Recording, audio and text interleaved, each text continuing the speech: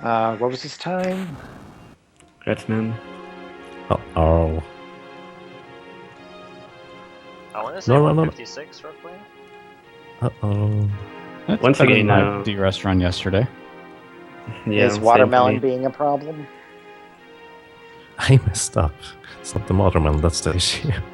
Alright, before I head out, shout outs again to El Magus. I'm not gonna be able to say more because I have stuff to do, but It's shout sliding outs to El around. Magus for doing this again, and also to all the runners, especially that actually learned a game for this marathon to be. It's really incredible. Even Yagamoth actually learned Seiken Densetsu, same as fellow Pigman, Voltus, DMCF. A lot of people learned a bunch of games. Neros earlier it was pretty crazy that he finished his run, even though it was quite difficult. Shoutouts to everybody, really. And thanks again for doing this. I hope you guys can do some others. I believe Duseler wanted to get back as well. I don't know what it's up for him about it, but yeah. Yeah, this definitely would not have happened without Almagus organizing it. Yeah, Because so many people learned games just for this. And if he hadn't been the one driving it, I don't think it would have happened. Yeah, I think it would have never happened. We tried to actually do something with what was it like?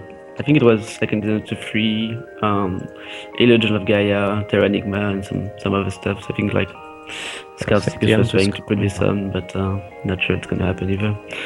We'll see. Alright, get ready, Voltus. Alright, I'm here. What is the moon phase? Go, one, let's go. And it's G-Boost, like I said. Oh fuck. I'm living on the G-Boost, nice. Right. Well, thank you guys. I'll drop by the end, I guess. I'll try to. Thanks again. Good luck. Thank you for running. Thank you very much. I guess I'll try maybe commentating the end with you. We'll see. Hooray for 3/4 moon. Coming up next is Stinger and his moon phase, which is, of course, the most important part of the run. Yeah, based on my Mono Beast RNG, I think it's going to be Crescent. You always say that. And how often am I right? Disturbingly often. Crescent Moon is the best moon anyway, so hi guys. Good evening. I am here for a commentary of SD3, but SD3, the start is kind of slow anyway, so I'll leave it mostly to the SoM runners now. But the story is awesome. Well, in the first 20 minutes nothing happens, kinda. Well, except for story. Yeah. And actually, in theory, you could even follow the story in SD3, as opposed to, well, this game here, where I just watched the intro cutscene twice, and apparently that is sufficient to do stuff. Yeah, that's true. Since you cannot really skip huge parts of the game in SD3, you can actually get a good look at the story, but it's Japanese version, so there you go. Yeah, you need to retell it properly, come on. Nah. So, hang on.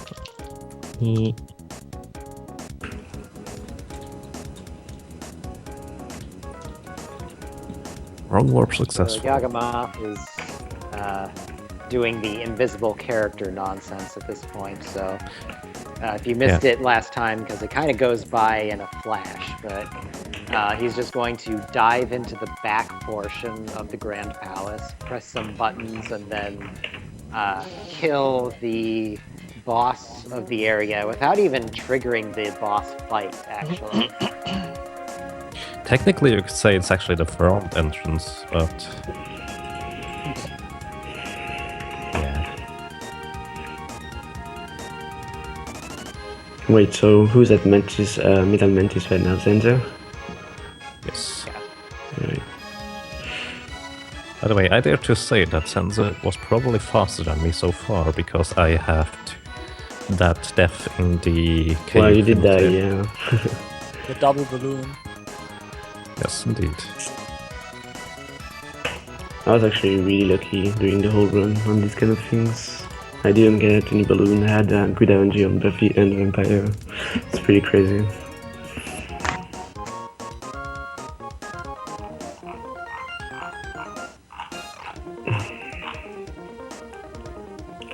Zanzer is got into kind of a dangerous position with the Metal Mantis, where he has pinned the characters onto the bottom area. Yeah, it's once pretty hard to Mantis get out of gets that. there, he basically almost won't died. leave under any circumstances. I died on more than one occasion to Mantis down there. One thing to notice as well is that it's actually important that your other characters don't die, especially the sprites, because the sprite is actually quite important that he gets level 1 sword right after Make Rider 2 actually. And it can be a problem if the sprite dies too much, because he's not going to get enough experience to get level 1 sword. It's not that big of an issue because you can work it around it, but it's much faster anyway. Pharaoh, are you just about ready to go? Yeah, I'm ready whenever. All right. It's coming up on the moon screen about 15 seconds. All right, sounds good. Everyone in the chat, get your bets in for moon number 2. I'm saying Jibus just so that Singer is annoyed. Always go for Crescent, please. Full moon this time, I'm sorry. It was actually quite funny on for Scrubathon 3, I believe. All of us had a different moon. I believe I had Jibus and maybe full Jaeger moon. had a full. See? All right. Oh. Farrell, get ready. One of us Go. needs to go Crescent. Cool. God, no one saves the resistance. What's going on with that? Oh, I'm yeah, you sorry, could do we that. lock our frames. Silly guys.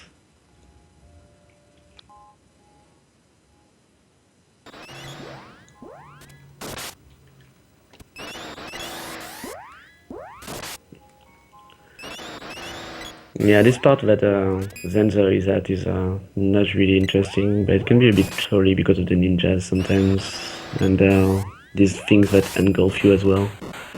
You can also have a bad RNG bear with the book, which you didn't get, which is good. Sometimes the book just runs on you, and it hits quite hard actually. And this guy can knock you out as well. So, by the way, is there a general introduction for SD3 that I could make?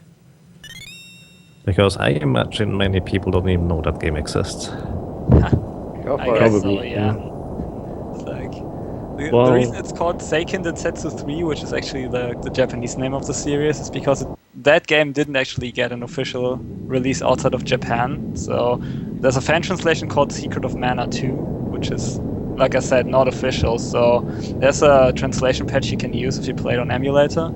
But a lot of the runners will also be playing on console, so you play the Japanese version because it's like the only legit version, pretty much.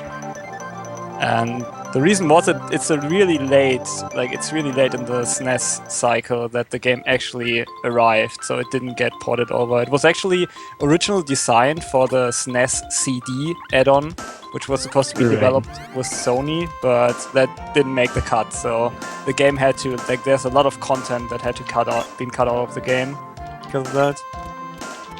That's true of Secret of Mana as well.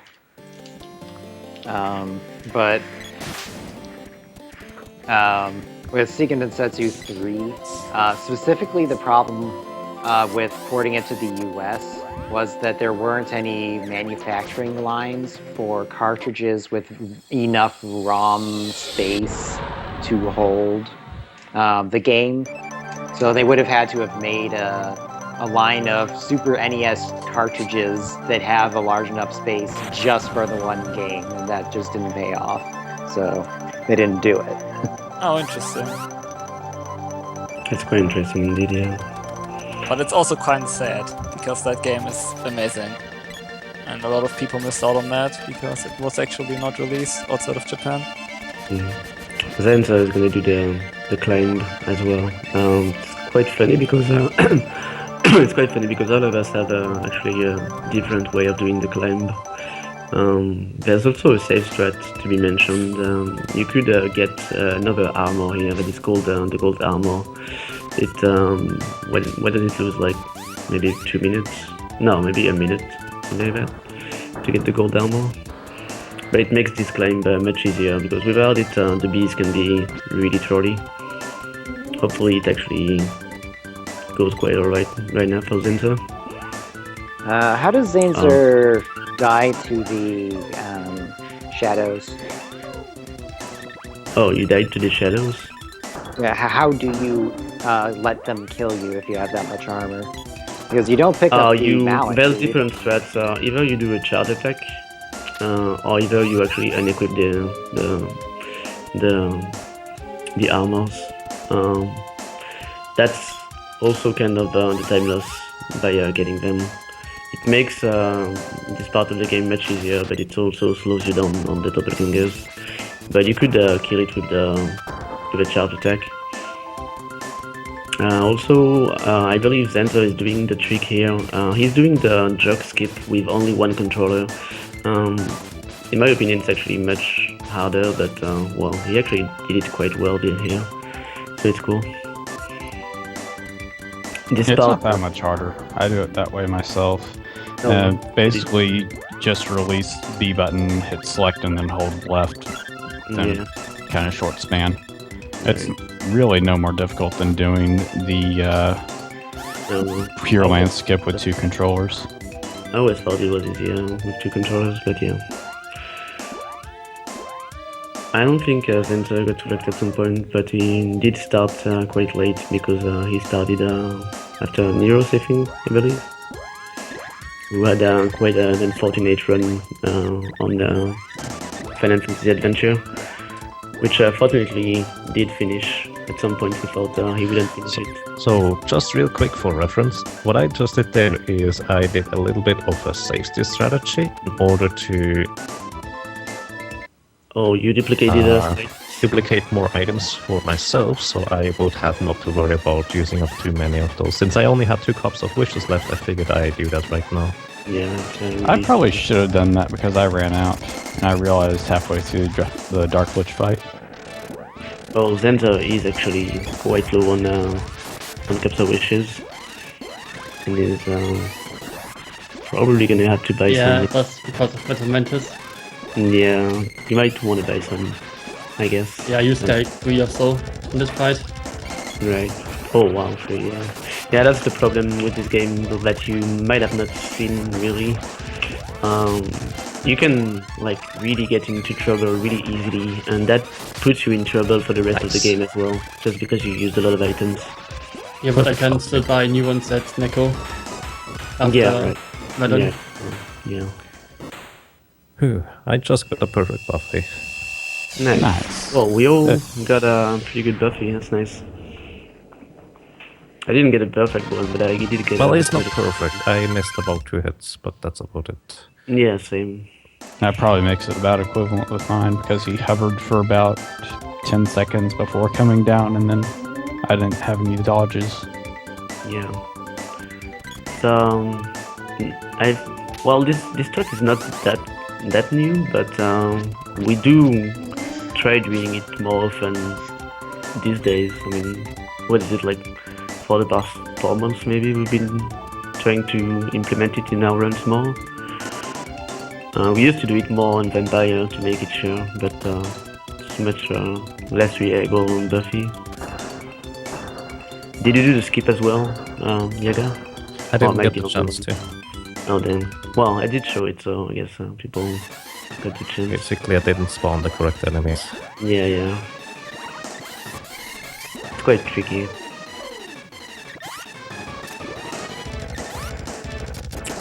The 3 mushrooms! Alright, maybe we can speak about Seiken Densetsu 3 as much as we finish talking about Secret of Mana, I guess. Yeah, feel free to chime in for SD3 now. Basically, Secret of Mana is, well, that was.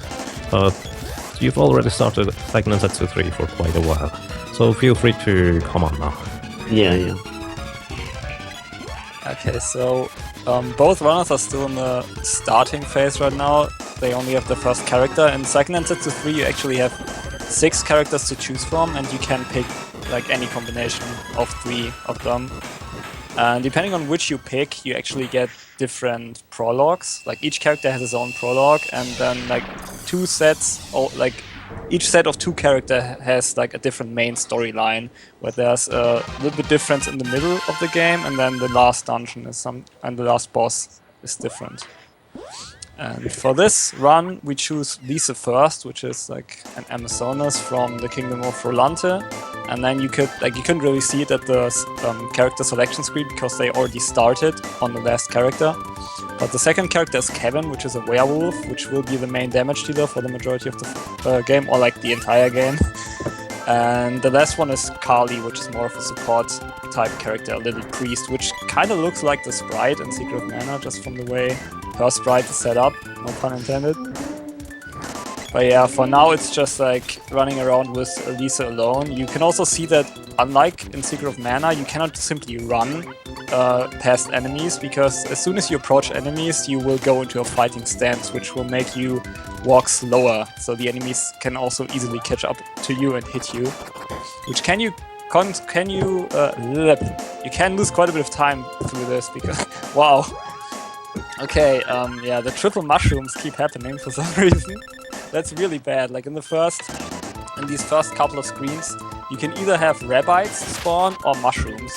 And since you approach mostly at night, the rabbits will just be fast asleep and you can walk past. You are still engaged in combat, quote unquote, with them, so you cannot simply run, but you can walk past them. Whereas the mushrooms will actually go towards you and hit you. And yeah, they can throw you off quite a bit. You can lose a couple of seconds there and even die if you get really bad RNG, but that shouldn't really happen all that often. That was just really scary on my end. There was a dark stalker really that was just spinning in place for a while for some reason. I've not exactly seen that before. Yeah, but the scary thing was the wolf that attacked me, but I just managed to sneak past him somehow. Those wolves came inches away from destroying me. Okay. SD3, continue, please. Maybe get the headbang, though.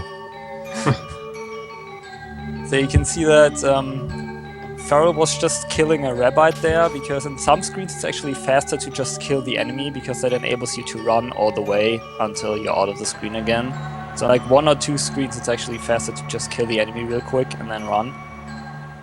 Other than that, you will be mainly just running past enemies, at least at this point of the game, until the first boss. You're not really fighting a whole lot.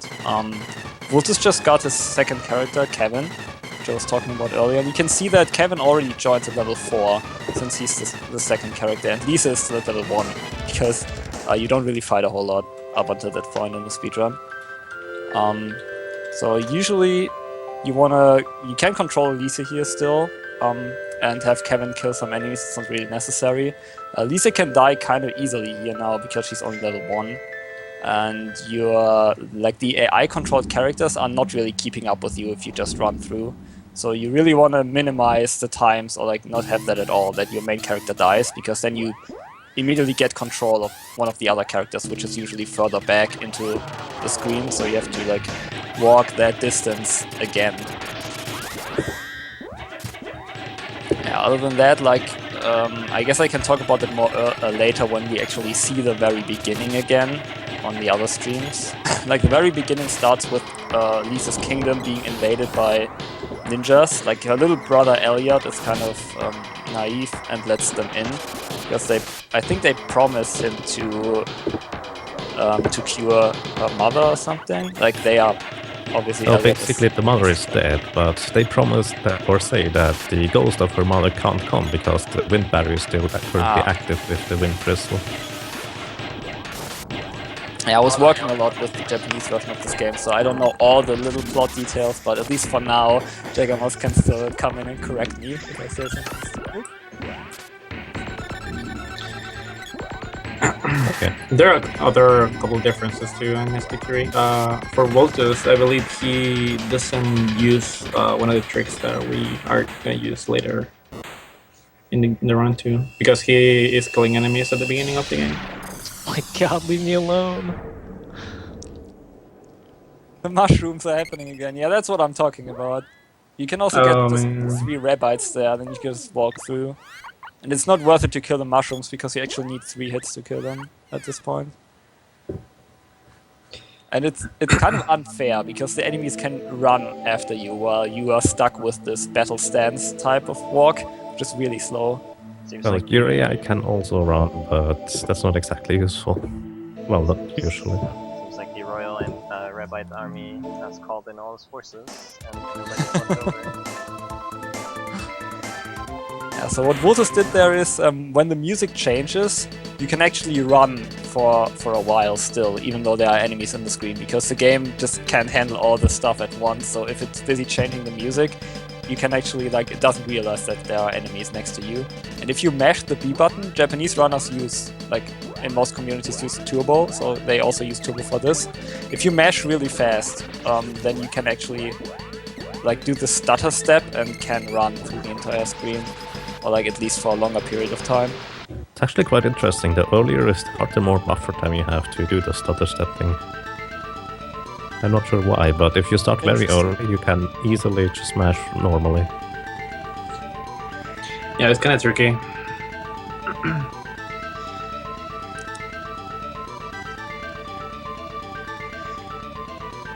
Okay, so Voltus just picked up a safety Cup of Wishes in the basement of the shop there. Yeah, like I said, for safety, it's just nice. The first boss is not that bad, but most bosses in this game can be really brutal, so having the safety, the cup for early is kind of nice. In a perfect scenario, you wouldn't need it, because it also kind of clutters up your inventory later if you don't use it, but it's always nice to have, just in case. Yeah, you have to do menuing. So there's like the ring menu, you have a Secret of Mana with candies and Cup of Wishes and chocolate. And you also have a backpack where you can store more items.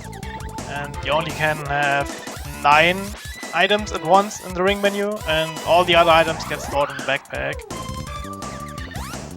Yeah, exactly. You can also, it's interesting to notice, you can also have more of 9 of a specific item, but the rest is in the backpack, so you can refill. So, like in Secret of Mana, you can pick up 4 candies. Okay, with glitches you can pick up more, but regularly it's just 4 candies. And in this game you can pick up 9 at once, and all the others you're gonna buy you put in the backpack. So you can put 9 into your inventory and 99 in the backpack. Yeah, pretty much. But you need a safe screen, so there can't be any enemies around for you to access the backpack. You can also not access the backpack in boss fights and such. And it's really it's really slow loading. The normal menu as well, like you have the ring menu, then you have like the menu where you do equipment stuff and can check your experience and such.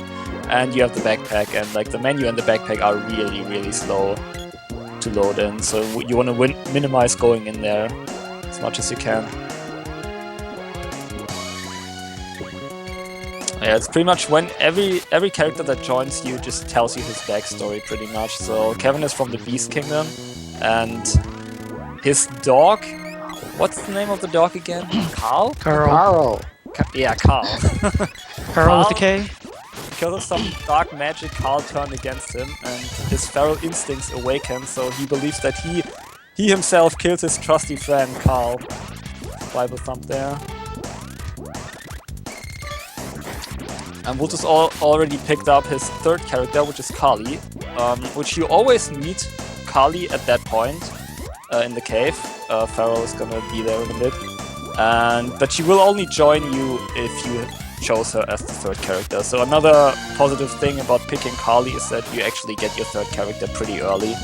Otherwise, the third character will join you later. I will point out where that is when they get there. Actually costs you time that you join early. The reason why it costs you time is because she creates lags during the first boss fight. Yeah, I guess, yeah. But it's nice for safety, to say the least. Yeah, I mean... So the thing is, so every character you meet or at least Kevin. So Kevin. So every character you meet that joins your party tells you the story, and Carly does it anyway. So even if she's not in your party, she does that. That's true. Oh yeah. Yeah, that's one of the main issues about the Angela route. It's that you get Lisa third, and you have to listen to her story, and that wasted like a minute in the boat after Middle Hacker. Yeah, Angela is another character which is like the cookie cutter mage pretty much. We already saw her, or like you could say her really quickly in one of the inns. She was sleeping there. I can point that out if I remember when the other two teams get there. You pretty much meet every other character you could play at least once during the round. Okay, my mana beast has been slain. 3, 2, 1. Almost 1. Okay, now. There we go. Just barely sub 2 hours in my splits. GG, Yaga. Congrats, Jagamoth. Nice job. Okay, thank you. That was a rather stony run through this, I would like to say. Oh well. Balloons could stop the sub too. But I have no trouble believing Ether will get this, no problem. We'll see, we'll see. First up, it's the moon again, then Aether can start. Oh yeah. I'm pretty sure this is going to be a 2/3 moon because that was not a nice run, and so it's not going to be a nice moon. Well, so far the best run got the worst moon, and the second best run got the second best moon, so therefore the worst run is going to get the best moon. Yeah, that's not mine. So I don't get any moon at all? Oh no! No, you're going to get Crescent. No, Zanzer is still there. I guess technically Zanzer's run is better than mine. He probably caught up a little bit on time. So mine is the worst run. Voltus is on the first boss, Michael Hager. Nice. Oh, he's gonna do the first little abuse there we got. Like, you cannot skip large portions of the game, but the fighting mechanics are kinda iffy. Like, the programming is not that flawless, so you can abuse the fighting mechanics to do a lot more damage. There's actually several ways you can do it. The stuff he's doing right now is pretty much... this game supports, you can switch characters normally with select, like in Secret of Mana, but you can see that the character portraits are in a triangle pattern. So the one you're controlling is always at the bottom and the other two are on the left or right side. And for example, if you control Carly and the picture of Kevin is on the left or right side, if you hold down the L or R button, you can actually control Kevin as if you would be Kevin while holding down the button. That makes for easy and fast switching, and you can also abuse it because this game, if you attack, you have a certain cooldown. You can also actually hold down the A button and your character will attack on its own, but you have a certain cooldown between punches or hits. You can kind of avoid that by, like, one of the things that Voltus just did is you hold down the A button and then you mash R or L from the character you want to attack and want to have attack fast, which is usually Kevin. And that makes it so the cooldown between the different attacks is actually not there. So you can see Kevin punch very, very fast, which you will normally not be able to do.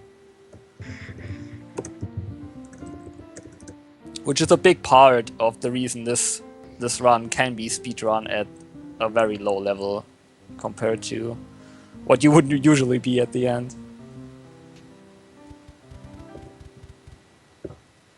Because enemies will do a lot of damage to you, but if you use the attack cancel glitches, you can at least also do a lot of damage to them and kill them before they kill you.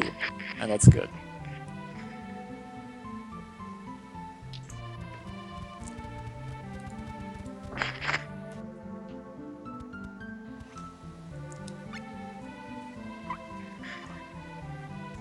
Alrighty, so you can see that Feral is going to sleep right now. Voltus already did that a bunch of times.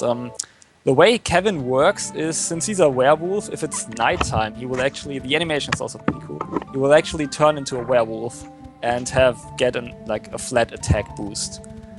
So usually, most of the times, there's a couple exceptions. You want to have nighttime if you fight bosses and stuff. Another thing Kevin has is if he gets targeted by anything while he's a werewolf, he gets kind of an enrage buff.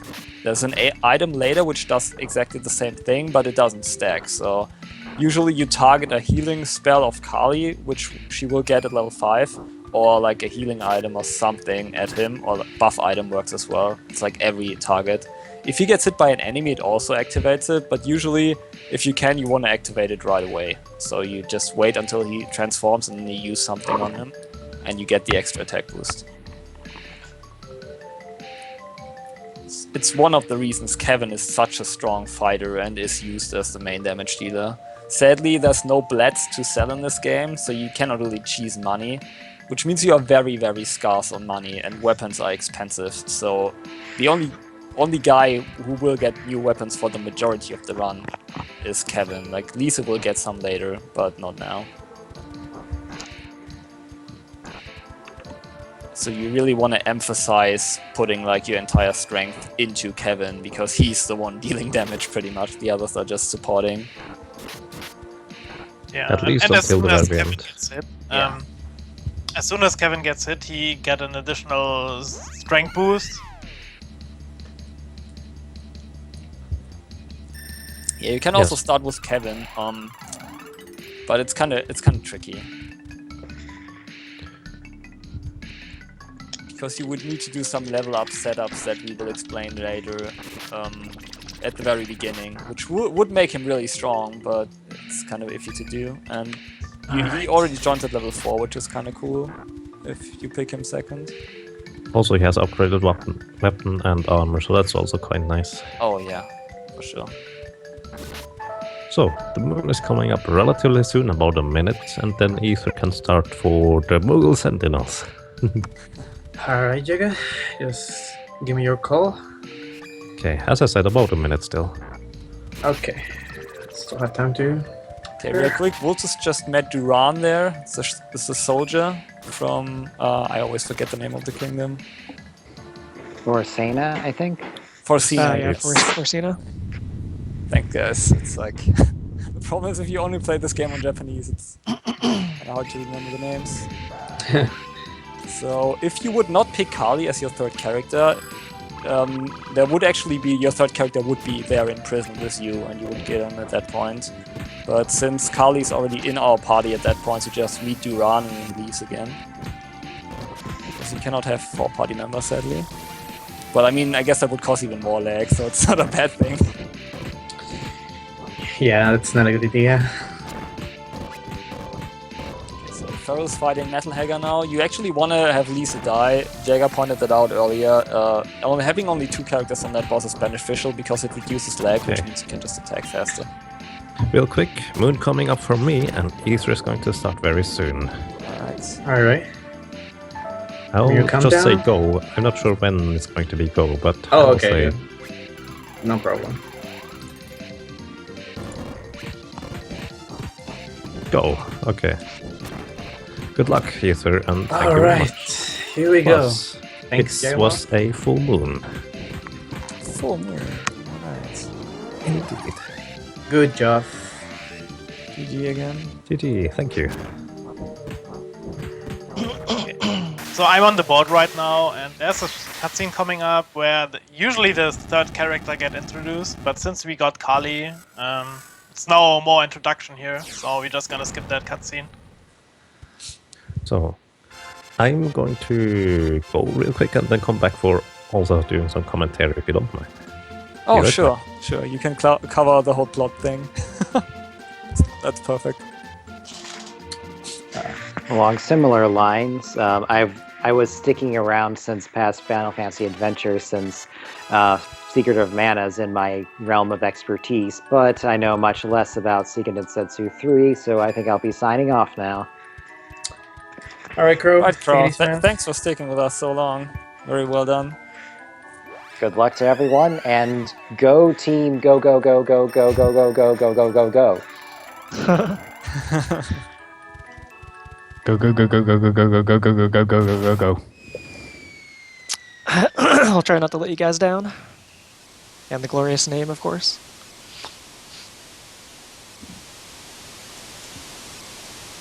Alright, so Aether just started the first fight against the bird. I guess since I gloriously missed that now, I'll cover it when our last runner will be there. So No, if I was doing a real time, that was probably reset. get used to that. That's gonna come up a lot. Yeah, that was probably reset. Because Aether has high standards, rightfully so, for his runs. So yeah, there's nothing much that can go wrong. Like it's very hard to die against that bird, but you can lose a little bit of time if the bird is trolly. Yeah, because the main thing was I missed twice. So yeah. So yeah, Vultus is on the Golden Road now, which is you will find that place familiar because we go there like 15 times. But that's the first part. If you are on the very precise XP route, it's the first part where you actually have your AI partners fight. And you do it by just attacking once, which means your AI partners will engage fighting, and then you can just keep on walking, because you cannot run when there's an enemy nearby, but yeah, you will just keep on walking and can save time like that. You can pretty much pick up experience on the way while you are actually walking towards the end of the screen. It's very nice, but it's also kind of random, because sometimes your characters, like Ken, will try to punch a bat or something and will just not reach it. Or if you walk too far away, if they are too far out of the screen, they will also not keep on fighting anymore. Okay, so most of the time it's cutscenes going around. Vultus is gonna approach the second boss, quote unquote, which is really dangerous. Good thing he picked up the Cup of Wishes. The thing with these golems is that they have an attack called, I don't know what it's called, they shoot a rocket. It's probably just called rocket. Rocket launcher. Rocket launcher, there we go. Okay. Yeah. Which is a skill, which means like skills and spells in this game, they stop the time. It's not like Secret of Mana where you can go into the menu and do stuff every single time and avoid like all damage because of that. If there's an ability, you will not be able to do anything until it's finished, so it will always hit. And it will do like around 100 damage, and you can see the life totals there. It's not very much above 100. So it's really a thing about trying to not be... you can also not be over 100 all the time, because sometimes they just get pot shots in on you while you're trying to punch them. So it's just like hoping not to get a rocket in the face at the very end or something when you're not at above 100 anymore. There's also damage ranges, so might not always kill you. Do you want to explain stat breaks, since I'm going to try to set up the first one here? Wait, what? You do one here? Yeah, it's one that I've been doing. Is it? Oh man, do what? The one with the three wolves. That's a new strat that I've been doing, yeah. Okay. So how stat breaking works, or at least how I think it works, is if you get a level up, but you cause a lot of lag, because the game, since it wasn't like it was meant for a stronger system, it's really laggy and the fights are pretty sluggish, like the fighting mechanics. You will notice that when you start playing the game. But it gets laggy really fast, and if you have enough experience for a level up, but it lags, it will actually delay your level up for a while. And if you leave the screen, you can, like later on they will kill even more enemies at the same time, but you can basically kill more enemies than you should be able to, because you already got a level up, right? But the level up is delayed. So how I understand it is, if you get a level up and then kill more enemies and run out the screen, there's a counter that will increase, and that makes the game think that you actually leveled up more than you did. You only got one level, but the game thinks you get a lot more. Because every time you level up in this game, you can allocate a point towards a stat. There's strength, dexterity, constitution, intelligence, and pi, which is piety, but pi is a lot better. And you want to have strength, obviously, because it increases your damage. You will be relatively low level in this game. I always say it, but it's true. It's not about the levels you have, but about what stat points you have your points in. So this run gets away with being a lot lower level, just because depending on your class, you can class change later, your strength value is capped at a point anyways. So the only thing you really need is as much strength as possible, and then you do your attack cancels, which means you attack really fast and you will do a lot of damage. So it doesn't really matter that you are not that high of a level. you will just do good damage anyways. And a huge part of that is due to these stat breaks you can set up, which is because in the game normally, of course, like if you get only strengths, you're ridiculously overpowered, so the game doesn't want you to be that overpowered. So if you only level up once, pick strength, and then level up again, you cannot actually pick strength again. Like there's a random factor to it, but the game basically prevents you from just shoving everything into just one point, like one stat. But by doing these stat breaks, like I said, so as far as I understand, the game actually thinks that you leveled up a lot more, which frees up this barrier, and you can level strengths a lot higher. And like the earlier you get your strengths capped on the first class Kevin is in, the more damage you will do, obviously, and the easier the bosses will become. Because the bosses do a lot of damage, but like I said earlier, the goal is just to kill them faster than they kill you if you're not that durable. Alrighty, so there you can see Golden Road all over again, because you actually have to go here again. Vultus is on the lookout for gunpowder right now, and you have to actually, that's one of the story triggers you have to hit. Like, it makes sense plot-wise, but if you play Japanese version, you can forget it really easily. You have to, like, talk to Voyage, I think he's called, which is the guy piloting the cannon travels. Yeah. And he doesn't have any gunpowder, so you talk to that old guy who tells you that the dwarves might have gunpowder, and now you can go back into the cave where the second boss was, and you got the mana spirit. I always forget the name, dang it. Wisp? I think Wisp, there we go. I don't have it with names today, but yeah, you have Wisp, and that makes you open up a path towards the dwarves, like deeper into the cave, but you can only do that if you talk to that guy. So yeah, many a run was lost not talking to the pod guy, like I call him. But our runners got it covered now. Yeah, I forgot that already in a run. And that screws up your day-night cycle, so you maybe noticed it's day and night time. Yeah, Right. like I said earlier, since Kevin turns into a werewolf only at night, like every werewolf should do, you wanna have you're on a clock pretty much, almost at all times. There's another thing, because there's a calendar in this game, meaning each day is the day of a different mana spirit. That will also come into play at some parts, because some bosses will use elemental attacks, which means you do not want to fight them at their respective day. And you will also use an item later, which does more damage on Dryad's day. So if you start out the game, it can be kind of tough to actually hit these timing windows for being on the right day and at the right time, so it's actually still night when you fight certain bosses. So, real quick, Sansa just finished up from what I've seen, so congratulations for Sansa to finish the game as well. GG, Zanzer. Yes, I'm just done. Not the best run, to be honest, but hey. Hey, I think die that's at pretty least. reasonable.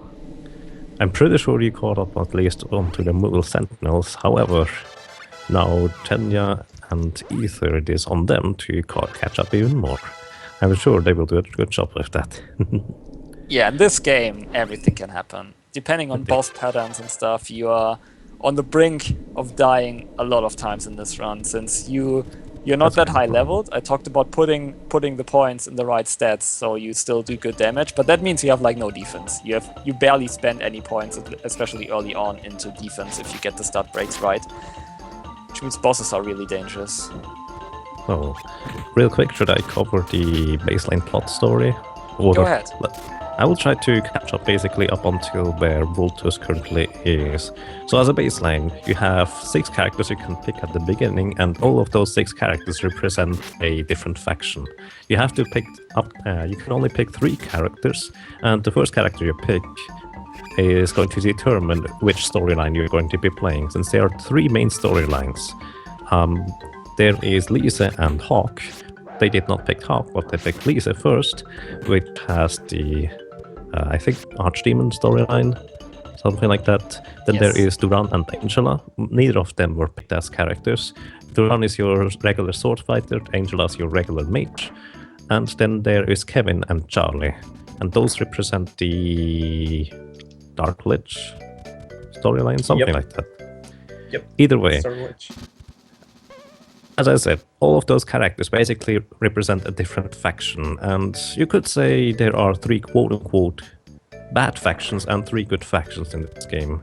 And each of the bad factions tries to invade one of the good factions. In this case, the intro to Lisa was basically the Thief Guild of Navarre, which Hawk, one of the other characters, is part of, invaded the kingdom of Rolante by doing some trickery. And, well, I don't think I need to go into detail, but they took over the entire kingdom of Rolante, and now Lisa just basically went out to gain some advice from the High Priest of Wendel. Wendel, it just happens that coincidentally all 6 characters meet in the city of Jad, and they all tried to go to the holy city of Wendel because from one source or another they heard that they could receive some sage advice where they, well, how they continue on from where they are for now. Because to each and every one of the characters, something really bad happened. Lisa's father, the king, got murdered, and her brother got kidnapped. Her entire kingdom is in ashes. For Hawk, his entire friends were corrupted, and basically many were killed. Stuff like that. It's actually kind of interesting story-wise. And then, well, they went to the kingdom of Wendel, or tried to anyways, but there was a barrier in the way. It just happened that the main character you pick, in this case Lisa, met a fairy along the way. That fairy didn't have much of a choice, and just picked Lisa as the chosen one, so to speak.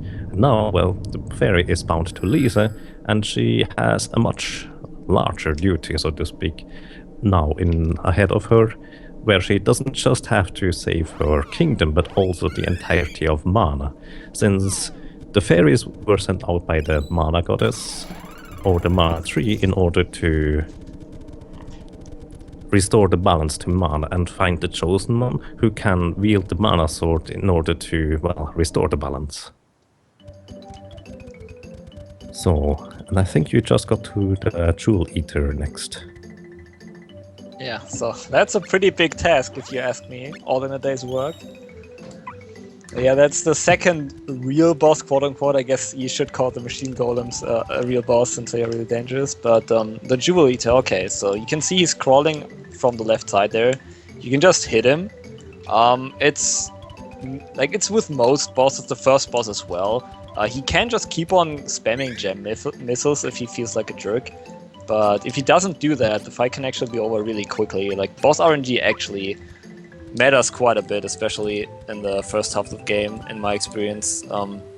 If bosses just do not cast spells at all, you can save a ton of time, just because the animations are kind of long, and like I said, everything stops pretty much if you have to watch the spell animation before you can do anything again. The dangerous part about this enemy is if he lives too long, he will actually do like a rock slide, which does a pretty big amount of damage, and also he will slide from left to right after a certain period of time. And if you chains that up with like 1 or 2 other spells, you can easily die there, which is a good thing that Vultus has a couple of wishes. I think you still have it, right? Yeah, I still have it. Okay, so yeah, then he's really safe, because at this point Kali's level 5. That means she can use a healing spell, which makes her a pretty nice support character, like 3rd character, because you don't have any money anyways to buy weapons, and the healing Kali provides helps a lot, especially on long drawn out walks later where enemies just keep hitting you. You cannot avoid everything. So, and if you use a cup of wishes on her, she actually gets full MP again, which makes that fight even safer, because you then have more heals on demand pretty much. So the boss just buffed its defense. A lot of bosses as well, buffed themselves with some kind of magic when they are low on HP. So that's a pretty nice way to tell if you are done with the fight or not. Real quick. If I may interrupt a second. Genya, you can start now. Alright. Good Oh, luck. sorry, I hope that wasn't delayed because of me. Just tell me to shut up if No, you don't need to worry. say something. That wasn't Don't late. worry. Alright, good luck, Jenya. Good luck, Shinya. And Good luck, Jenya. Ginger. And Thank LoM you. Sensor, thank you for running. yeah, thank you, Sensor. And with that, we have all SD3 runners going. So if you guys want to do a roll call, that would be fantastic. Other than that, I wish you all good luck. Alright, well, I'm in the upper left, representing team go go go go go go go go go go go go go go go go. Feral Pigman.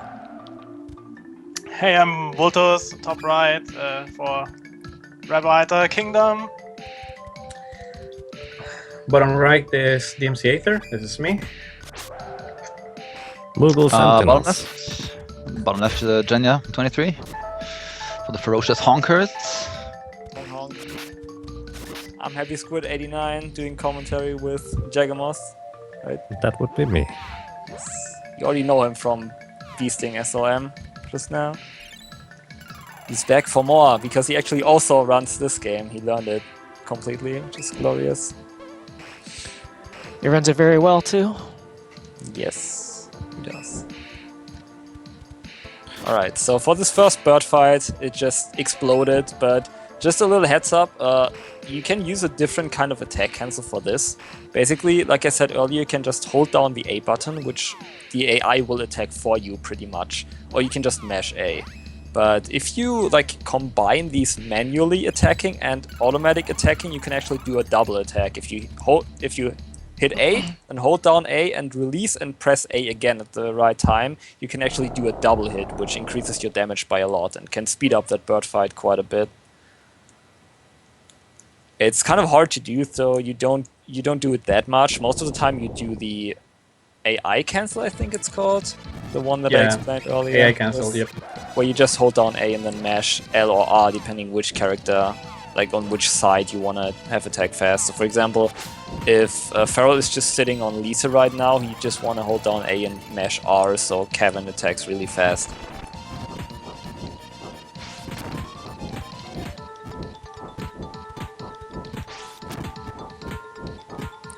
So you can see on Jenya's stream, you can see the prologue now where you see Lisa's kingdom get invaded by the big bad ninjas. So, speaking of plot, I think I will try to catch up fully to Voltos now. Basically, as I said, all 6 characters kind of meet in the city of Jad and then try to go to Wendell, and along the way to Wendell you will meet your second character, which in this case is Kevin. Kevin is a beastman from the Beast Kingdom, and his motivation to go and seek advice from the holy priest of Wendell is basically, as I think it was already explained, his best friend Carl out of nowhere attacked Kevin, and because Kevin is a beastman, his instincts kicked in and he, well, killed his best friend there. So he tries to desperately find a way to revive his best friend, and, well, that's his motivation. And then the little lady, Charlie, which is, by the way, in case you're wondering, she's the same age as Lisa. It's just that she's a half-elf, so she isn't exactly as tall, I guess, or something like that. Her motivation is basically, she is the granddaughter of the High Priest of Wendell. So basically she lives already in Wendell, which is also why you meet her earlier than any other character. And she has basically a guardian that is called Heath. And Heath got kidnapped by a Death Jester or a Joker, whatever you want to call that guy. And, well, now Charlie is trying to find Heath because she's really worried about him. And that is her motivation to go along on your journey, trying to find Heath, some hints onto him, and that's your entire party right now. So, once they get to Wendell, basically the High Priest realizes that, well, since Fairy has taken host inside Lisa, what do you call that? The entire situation is much more dire than he imagined, in a sense, because the entirety of mana has gotten out of control and the 8 mana beasts are threatening to get released. They originally were sealed in 8 mana stones, which, well, before they were rampaging over the earth and just causing heavy destruction everywhere. And that's basically what they try to prevent by gathering now the 8 mana spirits in order to go and get the mana sword and the mana holy land. They need the 8 mana spirits in order to open a portal, or at least they hope they can open a portal by gathering all of those, well, spirits that may or may not be able to assist them. So, and I think after they leave the holy city of Wendel, they were, by the way, I think Ether is currently just getting out of there. After they arrive in Wendel, they try to find the first mana spirit, and that happened to be Wisp in the cave near Wendel. They defeat the Metal Hugger who had Wisp imprisoned and captured, which is also why the Metal Hugger uses light magic to attack your party. Well, and afterwards, as soon as you defeat him, you get surprised by the Beastman and thrown into prison. That's where you normally meet your third character, unless you already met Charlie. You escape from prison and head over to the city of... I don't even know the name anymore. Either way, you escape from the city via ship, and then that's where you get to the Golden Road. First off, you go and try to go to Forsina, because the king there is basically the guy that fought in the old Mana War and should have a lot of information about the whereabouts of the Mana Stones and probably also where the Mana Spirits are residing. On the way there, you get surprised by a group of mages that attack you with the 3 golems. You defeat them, and then you need to find another way to get to Forsina. It happens that Moi Moya just invented a cannon that may be able to shoot you over to Forsina instead of taking the long way through the cave and the bridge. However, he needs gunpowder. You get the gunpowder in the cave, and luckily along the way, you don't only defeat the Jewel Eater as a boss, you also meet LoM. So you already have 2 mana spirits that you need. Then with the gunpowder you get from Watts, because, well, you just helped him defeat the Jewel Eater, so to speak. He gives it to you for free. After you get that, you can go over to Forsina, basically shot by a cannon, which just happened right now by 2 feral pigmen, and you find that Forsina was just now invaded by the Mage Guild, which is also why they attacked you on the bridge early. They did not want anyone to interfere, basically getting in their way. However, you just come in time before Corrin, the Crimson Wizard, kills the king. And he now tells you the story about the Mana Stones. And I think I caught up now to Voltus. Yeah, I think you should be up to Alright, date now. very good luck. No, like 1 triple zombie on the cave was pretty good. Yeah, Really zombies good are luck pretty encounters. much the mushrooms of that cave. They can be very annoying. They can also poison you, which it's good that it wears off after you screen transition, but depending on how long you still have to walk in that screen, can reduce your HP by quite a bit. So Aether's now on the Metal Hagger again. So what you want to do here is you have to kill both of his eyes, and he closes his eyes after a set amount of time. So depending on how much he trolls you with spells and how good your AI cancels are, you can actually kill one of his eyes before he closes them, which usually means that you get him killed in time, because after a certain amount of time he will jump into the air and then land again and do like a huge AoE attack, but you usually can just avoid that if you do the AI cancels right.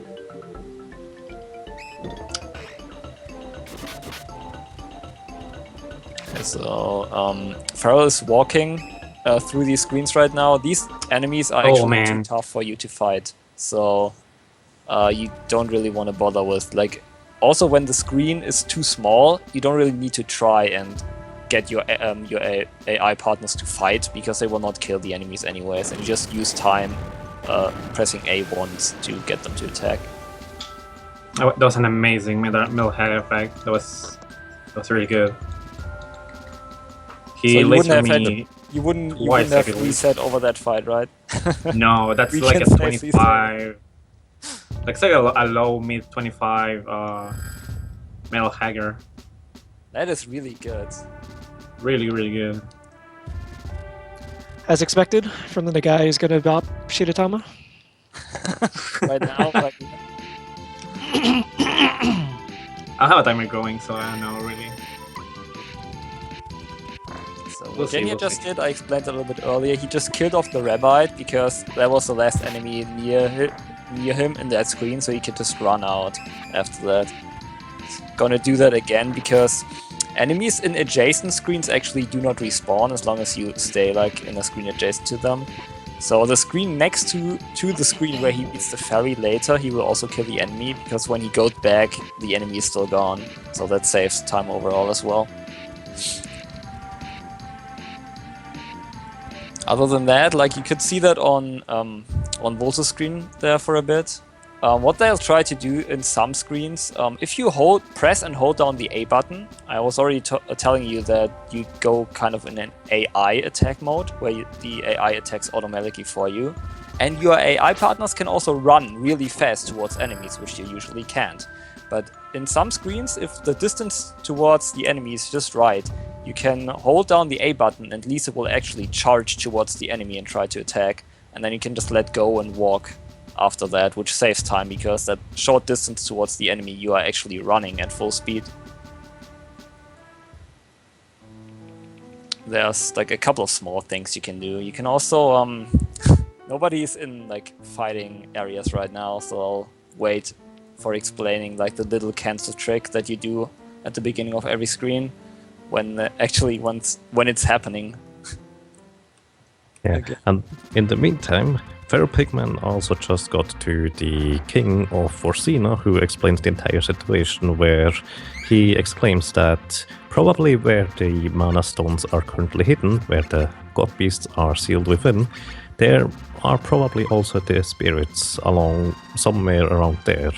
And that means he just tells you that, well, the closest spirit, or the one he knows where the mana stone is in the Wind Kingdom of Rolanti.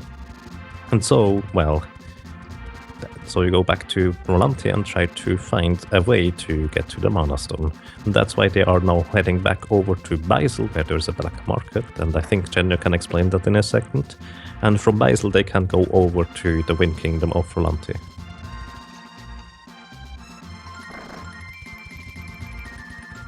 So the thing with the black market in this game is there's a couple of items that you can only buy there. The catch is it's only open at night. So since we are already keeping track of our day-night cycle, it's just got to be added to the route. There's buff items, there's also coins. Vultus already bought some.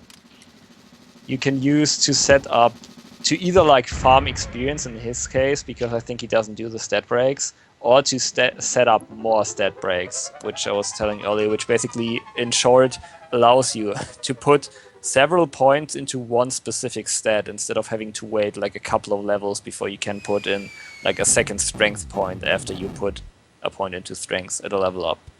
Usually the game prevents you from doing that a couple of times in a row, but with these stat breaks you can actually prevent the barrier for that and get a lot of strength really early, which means you will be doing a lot better, like having a lot faster boss fights in general. Yeah, I think that normally you cannot have, I think 10 strength you can have on Kevin at about level 15 if you don't do any stat breaks, as in on average. But if you do stat breaks, you can have it up already on level 8, which should be right after the ship cutscene stuff. I believe it's level 9 or 10. I think it's level 9. It's level 9? Okay. Yeah. Either way, it's way earlier than it should be. It's really awesome. And the second stat break really hits at a crucial time, because the boss after you do the big stat breaks in the first half of the game is really dangerous and really annoying. So it helps a lot having the extra strength there.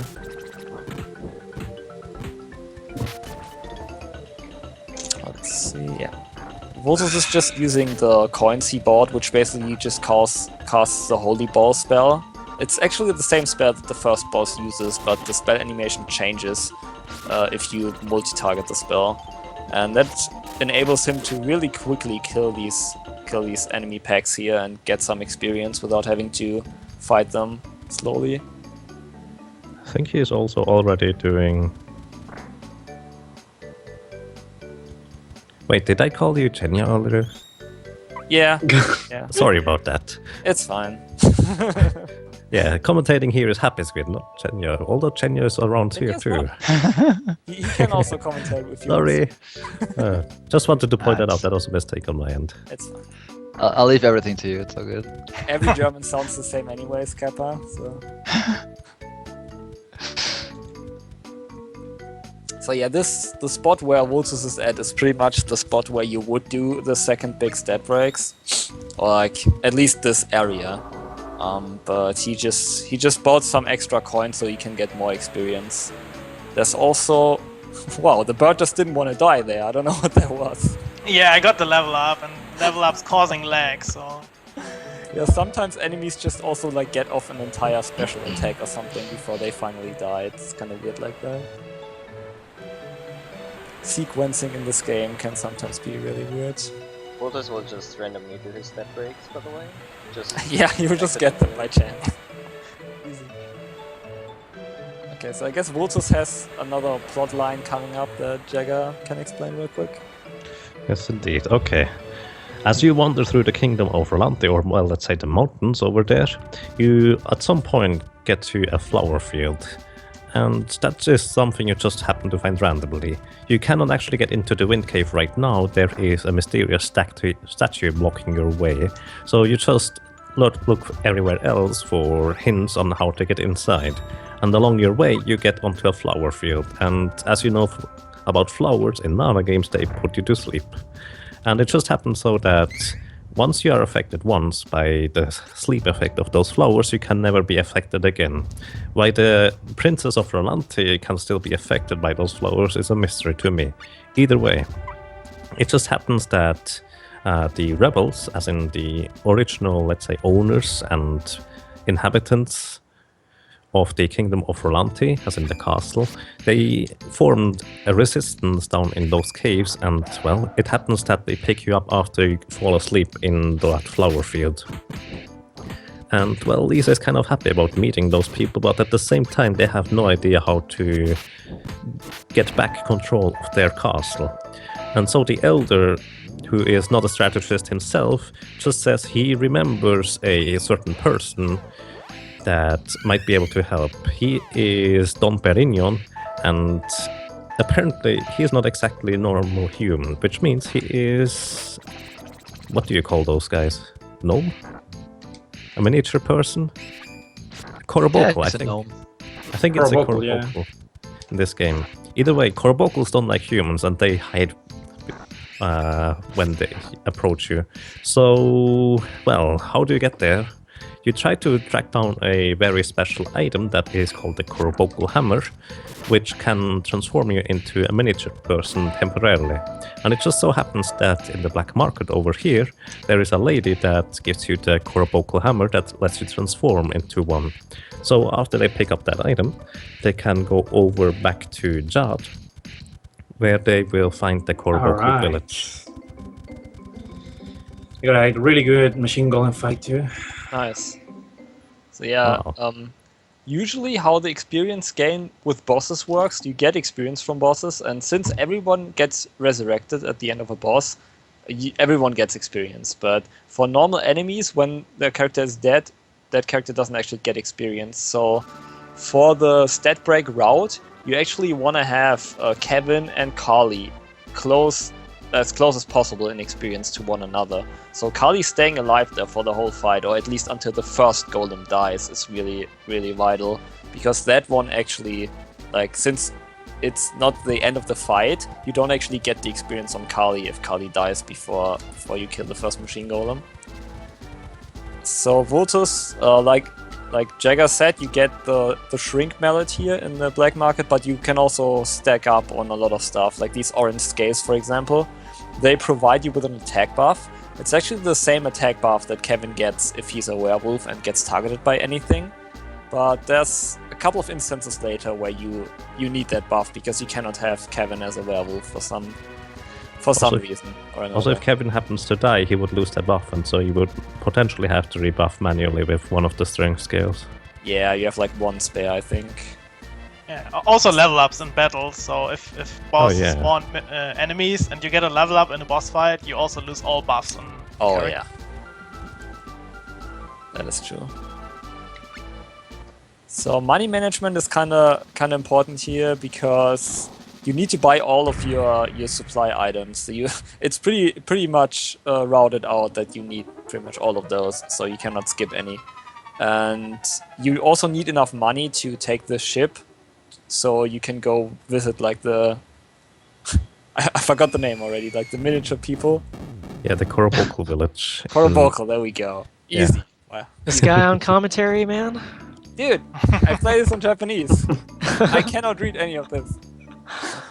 Okay, so you need to buy the boat ride to go there and then back again. So you need to make sure you have enough money. You can kill some Rabbites on the way, but especially if you do the stat break, you cannot get a level up in that area. So you really need to be careful that you get the money but not get a level up. Also, the Rabbite princes, the pink Rabbites, they will just kick your ass. So you need to be careful there. Yeah, they are really strong at this point. Plus, even the normal Rabbites in this area have now leveled up significantly and will do quite significant damage, as you still have your very basic armor at this point.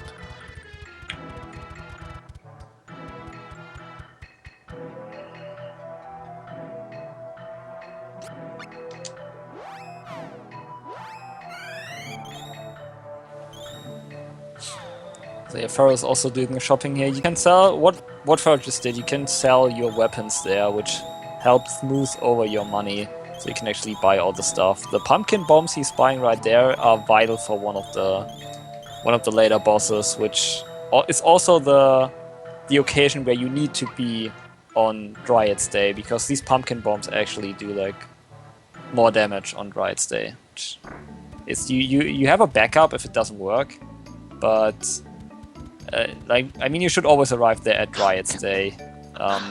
The damage of these pumpkin bongs also gets increased when you have more dexterity. So Lisa will be getting dexterity level ups whenever possible, so she gets enough. If she doesn't have enough, like I said, you have some backup stuff, but the fight is just really, really easy if you have enough dexterity, which is 8, I think. Yeah, I need 8. You can do it with 7, but you have to attack first, and it's super sketch because those guys deal a lot of damage. And that fight is not only right behind another really scary boss fight, but even if you want to be super safe, you cannot even go out and save. You just have to go and fight the next boss right away.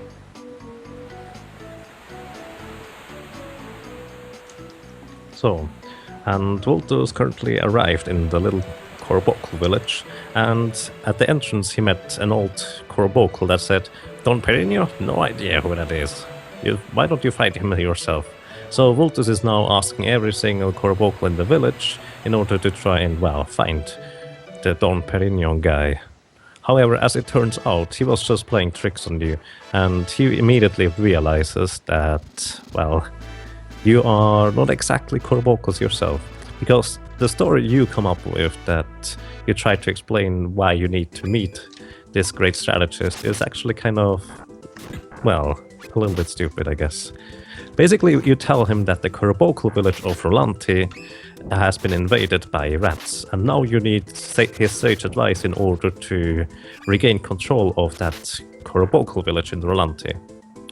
Well, Don Perigno immediately sees through your, weird disguise, I guess, and realizes that you're actually human. And the only reason why he helps you is because you have the fairy with you, and he senses the fairy that has,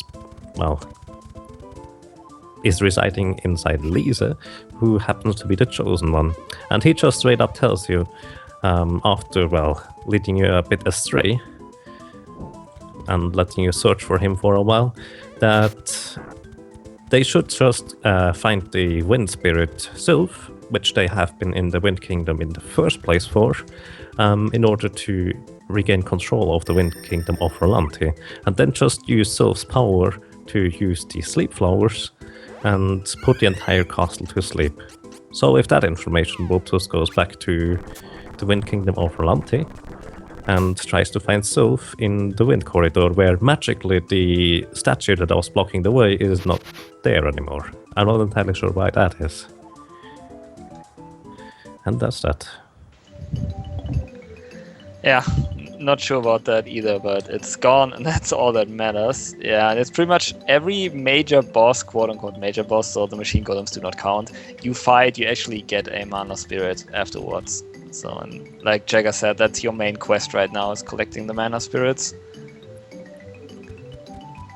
And you have to keep in mind that it seems like Feral is catching up, but Vultus is already also level 6 on everyone, since he bought a bunch of silver coins and killed a lot of enemies on his first visit up the mountain where Rolante is. So Feral will need to set up the stat break, which also means he will invest a couple of I don't want to say minutes, but he will invest some time there killing enemies. Ether, real quick, do you go for triple ice? I went for one. I got a medical earth. Oh, that's unfortunate. Always go for triple ice. Oh yeah. Some items have quite a large impact in this game, and there happened to be a random drop in the Dwarven Cave here, where currently Ether in the bottom right is, and the slimes can drop slime eyes. Slime eyes are items that you cannot normally buy, so you just randomly get a drop of one, and if you're lucky you get one, and you can then use that slime eye to cast a spell on an enemy that reduces his attack power. And one of the bosses later, if you just cast that on him, it completely trivializes him, which is also why triple eyes trivialize. And trivializing that boss fight is a huge help, because that fight is tough. Yes, indeed. It's good that there's a save point right in front of it. The sad thing is that you need to watch a little cutscene every time before you can fight the boss. And if you first start out learning this game, this boss will give you a lot of trouble. He still can give you trouble, even if you're like a very experienced runner. I agree. I think Ether, when he first started doing no save runs, that was probably the run ender for the first 3 or 4 runs or something like that. Yeah, when we did the races too, when we started learning the game. Yeah, it's not very fun experience. That enemy is really fast, it does a lot of damage, and when he changes phases, he can do an attack which pretty much one-shots your entire party, except Kevin if he's full HP. But he's not always full HP in that fight. So you can see that Wolves is killing some more enemies there. Getting some more experience. Normally this is the place where you would, for the stat breaks, also kill the enemies. But he already killed some more, just to make sure that, because he doesn't do the stat breaks, he needs more levels to get good strength. So he just ensures that by just killing off more enemies there. And Aether is just on the Jewel Eater right now. Lisa's already dead again, which is okay, because it reduces lag again. The reason you use Kali at first now as your secondary character, pretty much the character where you the character you control, is because since she joins later, she has more level, and also she joins with a better weapon. So even though she doesn't nearly do as much damage as Kevin, she's at this point at least a little more sturdier than Lisa, and she can heal, and she does a little more damage. But it's mostly Kevin. Let's be real, it's mostly Kevin. It's also very important you actually buy your first weapon upgrade for Kevin in the Dwarven Town to make sure that you equip it before the Jewel Eater. Otherwise this boss can actually be really tough. It's a lot of bosses in this game can be really annoying and really difficult if they decide to do it. That's why you need, like, if you start running this game, you can get past the boss without problems for like 5 times, and then he decides to really troll you. And you will be like, what? Wait, I beat that guy 5 times in a row without problems. No. If a boss decides to be a jerk, he will be a jerk. Someone's doing 0-1. I can hear it. Did we ever explain 0-1 Resurrection? Not yet. So you can actually, if characters die in this game, because the whole fighting is a little bit laggy, characters will actually flicker between 1 and 0 HP for a while until they are actually dead. So, for example, if you sit on Kali and Kevin and Kali dies, you can actually use Kevin's ring menu to use a healing item on Kali and can revive her like that. But you need to have good timing with your menu. You pretty much have to mash like crazy. Japanese runners also use turbo for that. And then you can survive pretty much by healing it up. It's not nearly as intuitive and responsive as in Secret of Mana, which like preventing damage and resurrecting characters with items. Yeah, Julie there just trolled me pretty hard. If he cast a lot of gem missiles there, which not only slows you down because the animation takes so long, you also take a lot more damage. I had to like manage my healing items really well because I was running out, and I don't have any more MP for Carly. Yeah, this is usually the spot where your healing items that you buy at the very beginning start to run out. Because you get a refill later, but at this point you don't need them that much, and you want to have the space when you buy in the black market. Pretty much. Because even if you wouldn't use items right away, every time you buy an item straight into the backpack, there will be a little text box popping up saying, wait, your normal inventory is full, do you want to put it in the backpack? And if you have to buy like 5 items like that, it racks up the time that you lose by that little text box appearing. Okay, so Voltus is at Zenka now, which is... okay, in my splits I call her Buffy 2.0. It's kind of like that. You have a claw for Kevin, which gives him elemental attack, which I think this one is earth elemental attack that you get.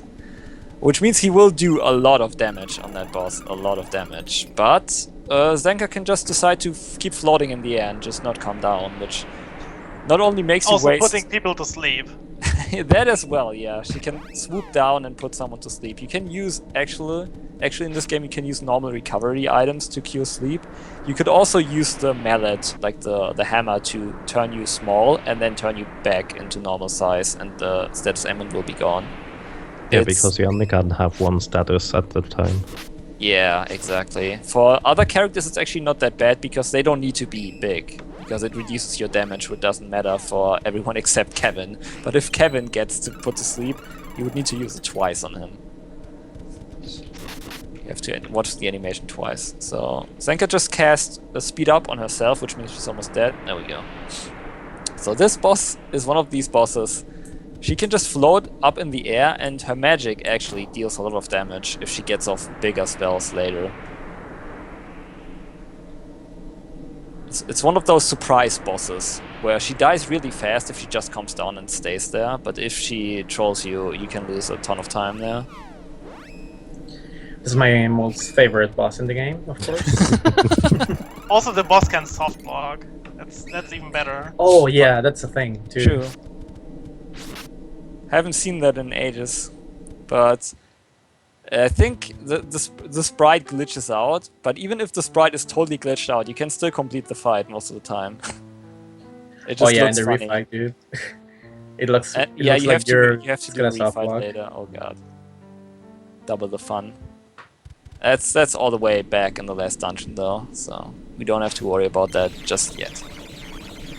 That's also where they used the magic rope they bought earlier in order to get out quicker. Magic ropes are depletable and consumable items in this game, so you need to buy new ones every time you use some. Yeah. So, by the way, just to catch up a little bit on the story, Fair Pigman just entered the Mana Stone. I think the Mana Stone of Wind happened to be over there, and they figure Sylph has to be close by. Charlie kind of notices there is someone to the right, and well, they go over there. What they find is some weird knight in a dark armor. It's called, I think, the Darkshine Knight, who currently is torturing and abusing Sylph's power in order to summon Senker. That is how Senker gets summoned. You defeat Senker, and well, Senker, Sylph is kind of grateful for you saving him, and joins your party. And next up, well, since you are supposed to get Sylph's power in order to spread the sleep flowers all over the castle, that's the next station Voltus is just arriving at. The castle is pretty interesting, full of ninjas, and, well, apparently not all of them got to sleep.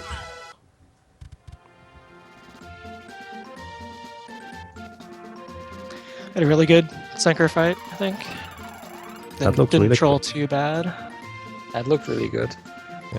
Senker, by the way, is really weird. I think in one of my runs in the refight, Senker decided to stay in the air, and normally your AI partner, as in if Kevin is AI controlled, he just runs up and tries to hit Senker even though he can't, right? That's really annoying sometimes. But for some reason, Kevin was able to hit Senker up there. Yeah, So the refight, really the refight you can hit her when she's in the air. That's Always? strange. Yeah, I'm pretty sure. Wow, I didn't I've know always that. been able to, I think. Yeah, It's just the regular fight you cannot. I was always keeping Kevin down. That at some point I wasn't paying enough attention. He ran up there and just hit Senker, and I was like, what? That was really strange. She's a weird boss, so Yeah, and has awesome music. yes. Oh yeah, that is true. Wow, Ninja Slice. I hope that's the only ninja that wrecks me like that.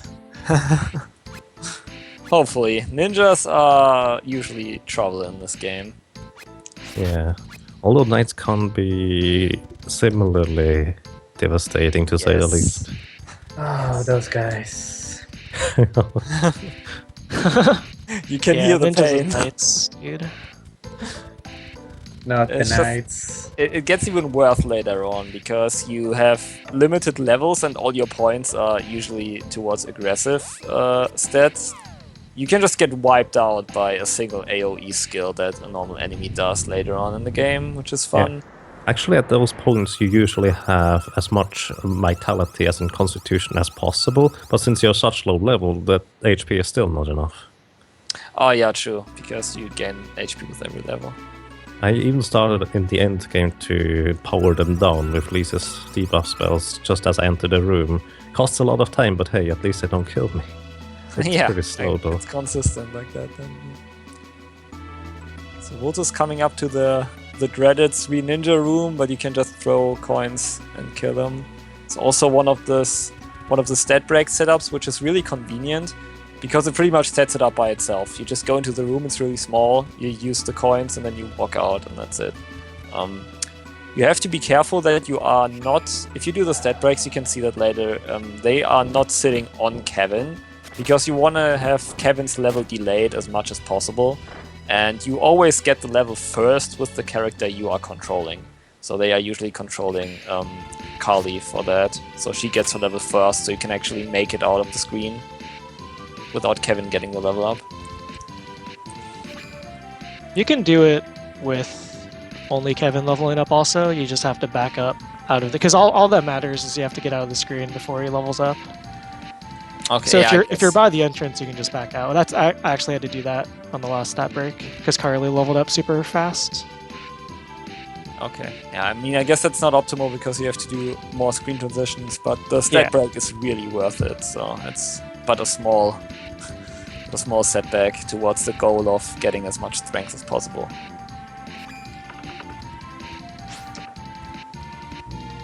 Alright, so Voltus got 7 strength. It's not too bad for the next boss. It's okay. It will still be a horrible next boss, I guess. The next hope you're boss is safe. really unpredictable in the fact that it's one of the bosses that spawns enemies. So after the enemies are spawned, there will be 6 entities on screen. The boss, his 2 henchmen, and your 3 party members. Which means this fight lags a lot. Also, the boss can use spells consecutively, and there's a specific spell queue in this game that the game will work through. So it might just happen that you sit there mashing the menu button for like 10 seconds and nothing happens because the game is just waiting for a spell to go off of the enemy. He's not joking when he says 10 seconds. It's literally 10 seconds sometimes. Yes, it is. And the thing is, you usually want to do AI cancels to deal damage, but if you just sit there mashing the menu button and nothing happens, it's even worse because you're also not doing damage. I think you didn't get the strength power up there, did you? I did not. I That's am still at unfortunate. 7. Are you at 7? Oh yeah, Genova at 7 is not fun. Yeah. I mean, Welcome it's to my okay, world. but it's not optimal. You really want 8 for Genova. The thing about Yeah. Genova is, I think the issue, you try to kill off the little ats as quick as possible. However, those guys are shapeshifters, and whenever they shift into a new shape, they regenerate all their HP. And the thing is, you can deal basically fatal damage to them, as in overkill them quite significantly. However, because the spell queue is still working through, they can still, then afterwards, after you technically killed them already, still queue in, hey, I want to shift into a new shape and regenerate all their HP. It's really irritating. And you often, well, you probably sometimes will see our runners here open and close the menu for seemingly no reason. That is to give the game a little bit more time to catch up on, hey, that enemy is dead, in order to, well, kill off the enemies. Basically, just opening and closing the menu sometimes lets the game catch up enough in order to kill them before they can shift shapes. It's pretty weird. Okay, so Voltus has to be careful here. He's kind of low on HP right now. Kali's dead. Sometimes it's good to keep Kali alive because one of the biggest, one of the best healing items, or if not the best healing item he bought in the black market is the Proto Oil, which is like the green pot there. And it actually heals more the more piety you have. And since Kali pretty much has the most piety at this point, she can. You have to compare that fight. So if you want to have all alive and more lag, or if you want to kill Kali off and have less lag and more control over the fight. Indeed. Nice, you got it. Oh, I cannot believe that worked in this fight. Oh my god. Kevin is at the brink of dying there. He should have died, but I reversed 0-1 somehow. 24, 33, okay. I'm really good on EXP now, so yeah. Nice. It's important to check your experience for the stat breaks that you level up at the right time. So Voltus is doing the Bill and Ben fight now, which he hopefully has enough dexterity. Yeah, I have. Good stuff. Okay, so the thing with this fight is if Bill and Ben take too much damage, they will actually split up in 2, which is pretty much phase 2 so of the bad. fight, which is a lot more dangerous. But if you just deal enough damage by just repeatedly going to the menu and throwing pumpkin balls in their face, the fight will just end before they even get the chance of splitting up. And if they split up, it's pretty much death for you at this level. And they split up if they take 200 damage, but Yeah, and they so have 800 in total. If you are one dexterity short, you can actually do like around 100 damage punching them with Kevin, and then throw the bombs, and you should still be fine. So that's the backup. Feral is getting trolled big time right now by Genova. He has to use his attack scale to get his buffs back up, because after Kevin is dead, his buffs are gone. 13, 14. Okay. Wow, my heart skipped a beat there. I just thought Kevin leveled up immediately after getting his buff back up. Dude, that would have been so sad. So yeah, it's with the lag in this game in general, you will only really understand it when you play the game. And with this fight, you will understand the pain in the speedrun when you fight the fight. Like, you need to experience the lag firsthand to really know what you have to go through there. I think he's dead.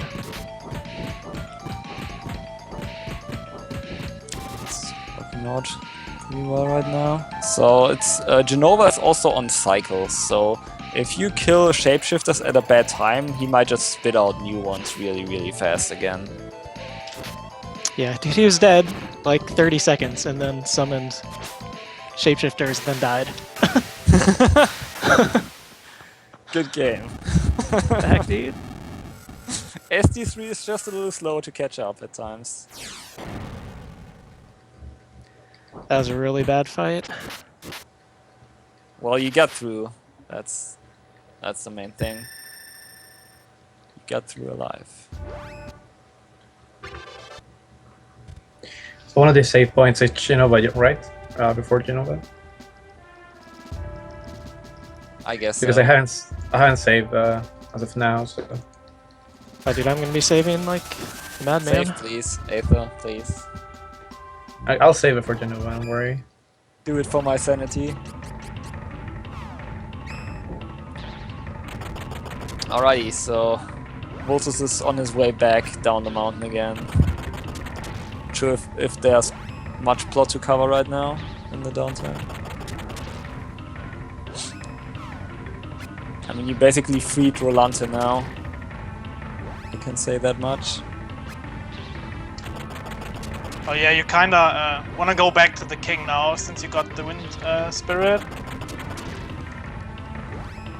Yeah, so you're connected with cannon travel now, which is really convenient.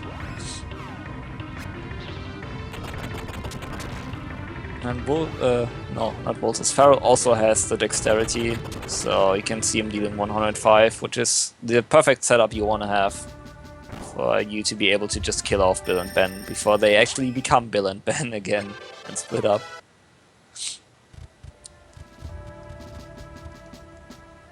You can actually fight some enemies here. You have a pretty strict timing on the next dungeon, so to speak, because you will take the ship, but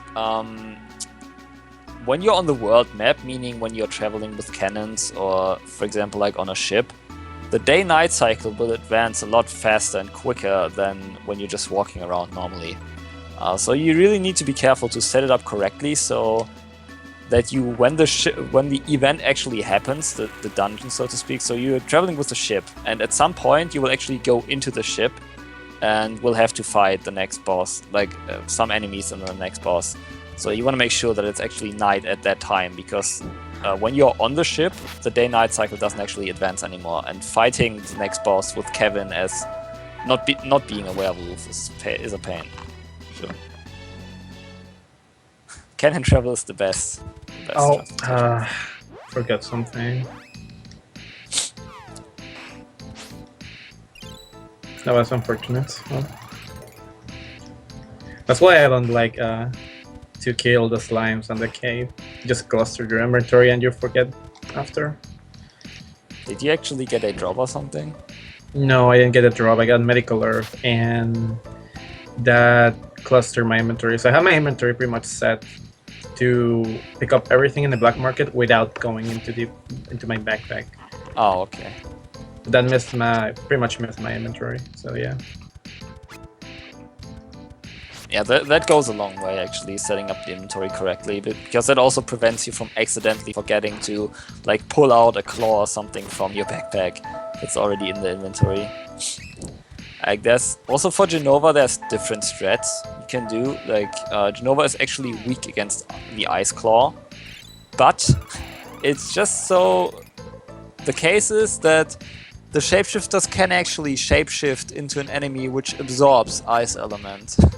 So normally you can kill off the shapeshifters, then use the Ice Claw if you decide to buy an Ice Claw and use it, and try to kill off Genova as fast as possible. But if you actually get screwed over by RNG and new shapeshifters spawn and they transform into the enemy that absorbs ice, you cannot really kill that guy anymore, because you do like no damage with all the other characters, and Kevin will be doing only ice damage. So if you do the stat breaks, Kevin's strength is high enough that you don't really need the Ice Claw, and it's more consistent. And it also it saves a little bit of money, and it also saves inventory management, because you just have like one less item in your inventory at that point.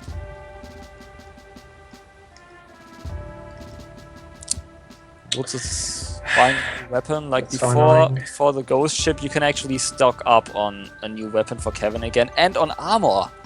There we go. We actually get to buy armor. What a novel concept.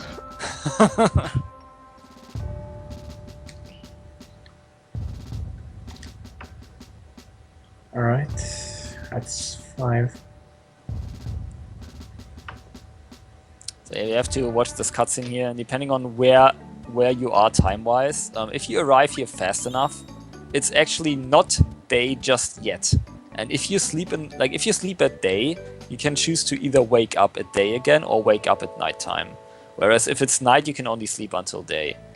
So, and to not screw up your calendar, like your day that you are on, you actually need to be careful that you arrive when it's still night, and then you can sleep until daytime, buy your stuff, go onto the ship, and it will always be set up in a way that it's night when you actually have to do the dungeon on the ship.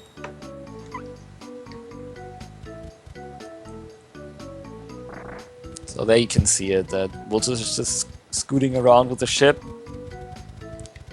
And you will be able to see it on the color of the water. That, I mean, he just slept until the beginning of the day, and it's going to turn nighttime before the event actually triggers, which gets to show you how fast the time actually advances if you're on the world map.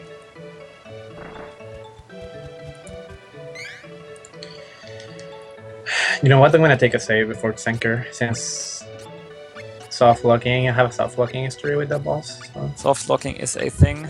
That's correct. Yeah, you don't want that. That soft lock.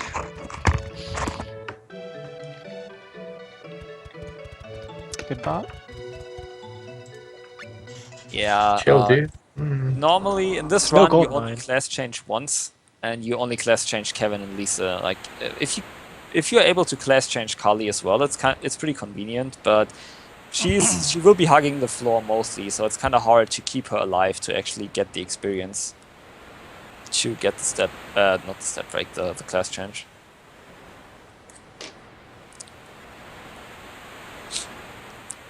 So yeah, it's ghost changing Carly. It's unnecessary, really.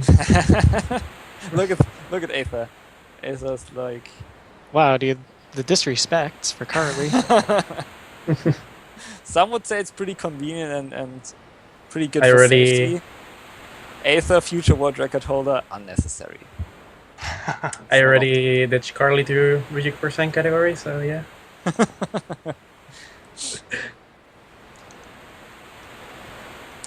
Oh yeah, another thing that I didn't really explain yet. There's two kinds of save stashes in this game. There are the normal gray or silver ones, which just let you save the game. And then there are also golden ones, which you can use to refill all of your HP back to full, which is kind of cool. The animation takes a little bit, but you can still do it. Like, that's the main reason people don't really save all that much if they do PB attempts or not at all. First reason is because they are ballsy. Second reason is because saving in this game takes forever, since every menu you load takes really long to actually appear, which means saving in this game takes like 10 seconds or something, at least. Yeah, I think I'm back. Pretty much. Welcome back. If you want to go for PB, I usually go saveless. I had a really good run going the other day, and I died at end game, and that was GG for me. That's what happens. SD3 live. Yeah. That's SD3 for you. So, real quick, for some reason my computer crashed, and well, now I'm back. What did I miss in the meantime? Real quick. I don't know when your PC actually crashed exactly, but Feral and Vultus are well on their way towards the ghost ship, or like through the ghost ship, I should say. They are already on it. So, since you're back now, you're just in time to explain some more plot from like saving Rolante up to the ghost ship, if there's any plot there. Okay. Well then. After you defeat both the weird chimney called Genova and the two... What do you call those guys? Bill and Ben? Yeah. The ninjas? Ninjas.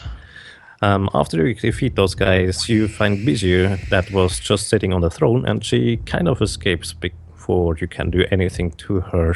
And, well, actually kind of thankful, since she is kind of powerful too. But as a baseline, she already fulfilled her goal and managed to free the energy of the Mana Stone of Wind. And, well, that's why she does not no longer need the Kingdom of Rolante and just disappears from there. That's when Lisa regains control alongside her entire, well, let's say, company of underlings.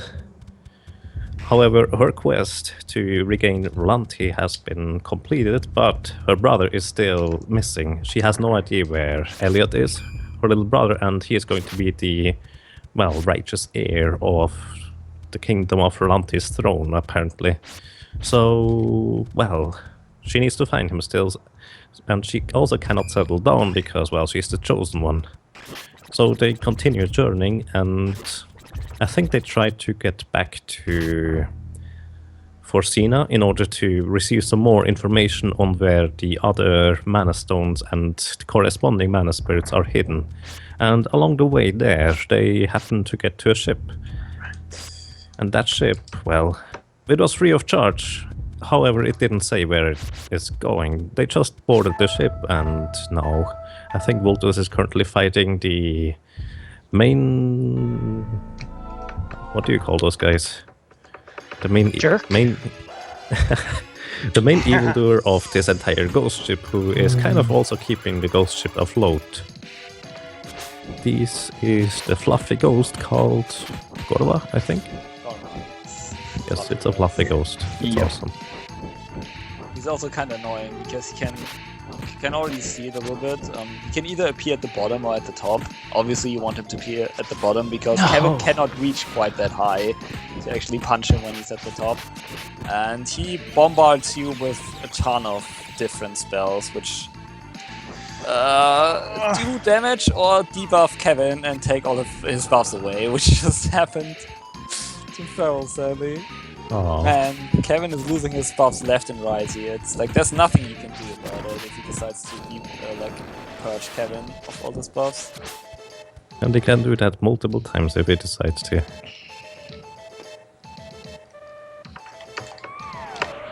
It's a fun time for everyone. Also, Evil Toot. No, I don't know how it's called. Ghost Road.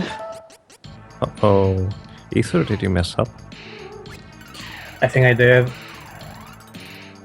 That's what happened? unfortunate.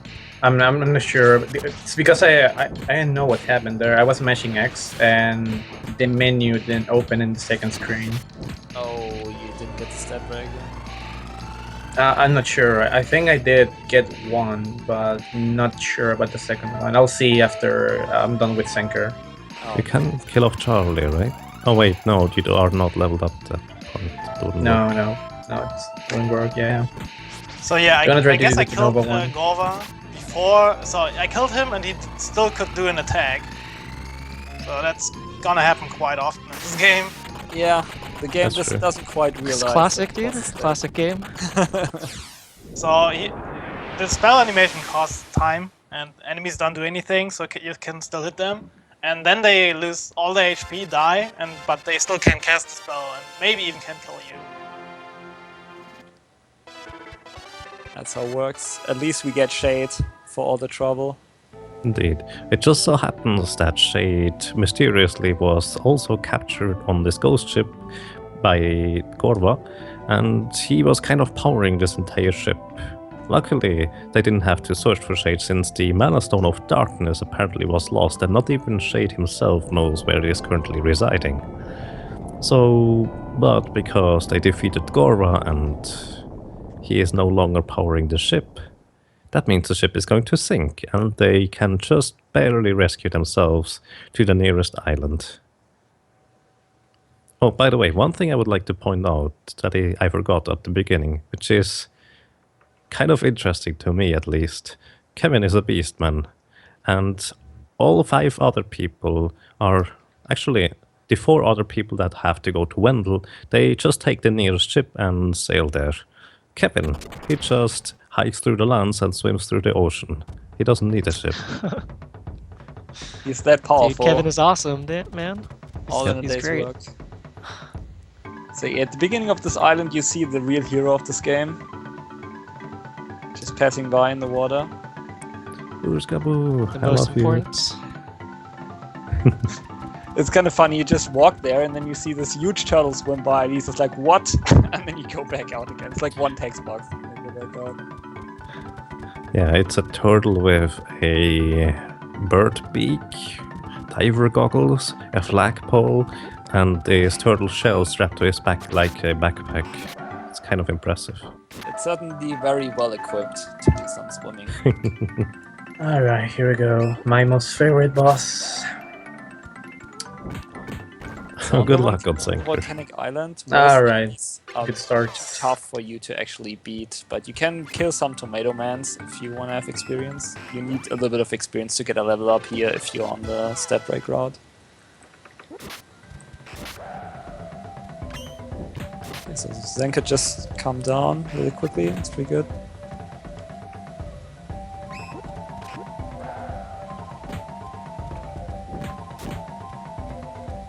Okay, she put Carly to sleep, which is not that bad. As long as it's not Kevin.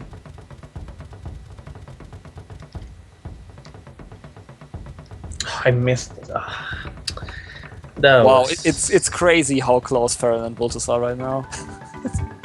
That was... Okay, watch this. She's gonna cast Air Blast and she's gonna die immediately.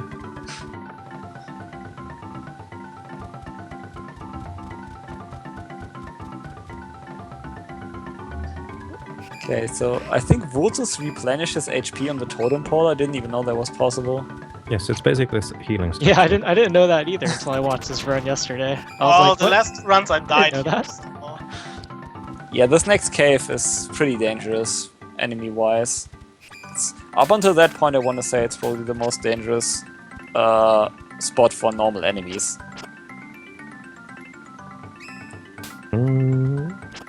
Almost. Yeah, I guess the Jewel it's... Eater Cave is also some really annoying enemies. Actually, I think the later no ice Earth country. Dungeon is worse. Yeah, I mean up until this point. Oh, yeah, okay. That's true. Yeah. This cave is definitely very dangerous. You also need to... You have 2 force fights here, which depending on the enemy formation you get can be also quite difficult. Indeed. By the way, apparently, just as a little spoiler, there is going to be no boss at the end of this cave, but apparently on the cutting room floor I've seen recently that there was probably supposed to be a boss there, but they cut it out. It's kind of interesting. Yeah, there was a squid boss at the end of the volcano here. Yeah, and you can get a sample run, and I just investigated that sample run. I did some out of bounds because it limits where you can go. So use some codes to go out of bounds, and I explore basically like the beta of the game, and there's a boss there. Yeah, it's pretty cool. Interesting. No love for squids. Getting cut out of Sorry. I probably took it out because they knew that it was too powerful. Of course. Yeah, let's go with that. Yeah, it feels kind of weird going through this cave and not having a boss there. Yeah, it definitely feels like there should be one. So, yep, Farrell's in the first room where you have to fight. At least it's not 3 of those pink thingies that turn into lizards.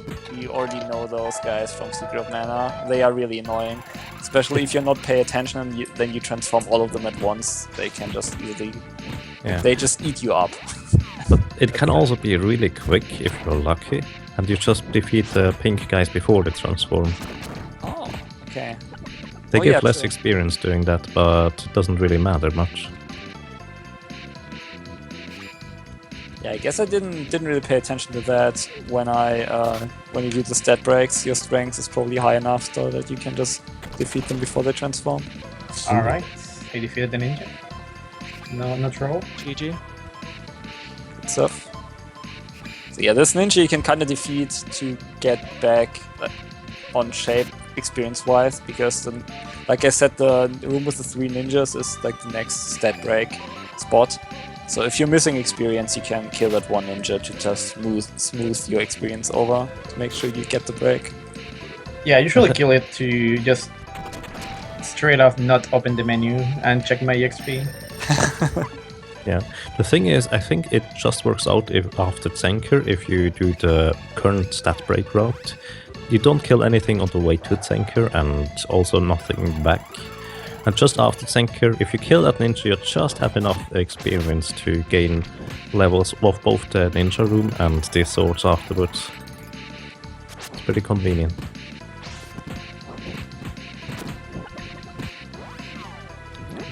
Oh, and they... So yeah, Feral is just fighting the second force fight there. Wolf is not too far afterwards. Still pretty close. Feral is already through the most dangerous rooms, and Wolf also as well. Good. Yeah, it's usually rooms where there's very small pathways and the enemies can just gang up on you, which are really dangerous. Yeah, it strongly depends on which enemies you get, and sometimes it's just a really bad composition, to say the least. Yeah. By the way, to catch you a little bit up on the plot, after they stranded on the island, they just wandered around on the beach a little bit. Alright? Got 8 strike? Step break. Oh, good. Nice. Very well done. Okay. Always count on Aether. After they wander around on the beach a little bit, they find this mysterious, gigantic turtle bird type thing. Either way, after you find Booskaboo, so to speak, or see him, then you can actually go into the inner island a little bit more. In there you find a Dark Priest village, and what they tell you is the volcano is going to erupt very, very soon, and you probably want to leave this island. The Dark Priests live there and they don't want to leave, so they kind of accepted their fate apparently. However, they tell you that you may be able to find Booskaboo, that is that gigantic turtle, and he may be able to assist you escaping from that island if you, well, I guess ask him nicely. And so they tell you at the top of the mountain there is a cave hidden, and in casual playthrough it probably takes you quite a while to find that thing. Either way, once they enter the cave and get all the way to the end, there is that mysterious figure that is called Jagan. And Jagan doesn't tell you much, he just tells you, well, you're going to die here in the erupting volcano anyways, I don't need to tell you anything. The volcano starts erupting, Jagan disappears, and just at the last moment, Booskaboo is saving you. Can we get a honk? Oh, not quite yet. Soon. Not yet. Not yet. It's not yet the time. This Right. first swim is autopilot, so you cannot actually do anything. Booskaboo. So yeah, the real hero of the game appears and saves your ass. Indeed. I think story-wise, probably he sends the little fairy, as in the chosen one inside Lise. And that's why he rescues you, but I just like to think Booskaboo is that awesome, he would do that anyways. It's just how he rolls. Uh-oh. Ether's getting trolled quite a bit there. I could see, like, when you play the game yourself, you notice that he was trying to get into the menu, and it didn't work. Oh god. Yeah. He didn't quite get the 0-1, so I guess that's a reset. Yeah, rip. That's what I was talking about. I could see it. He was just standing there. He was trying to get into the menu, but sometimes if the spell queue is already full with Genova trying to do stuff, you just cannot get into the menu. And Genova's a super, super laggy boss also. It's insane.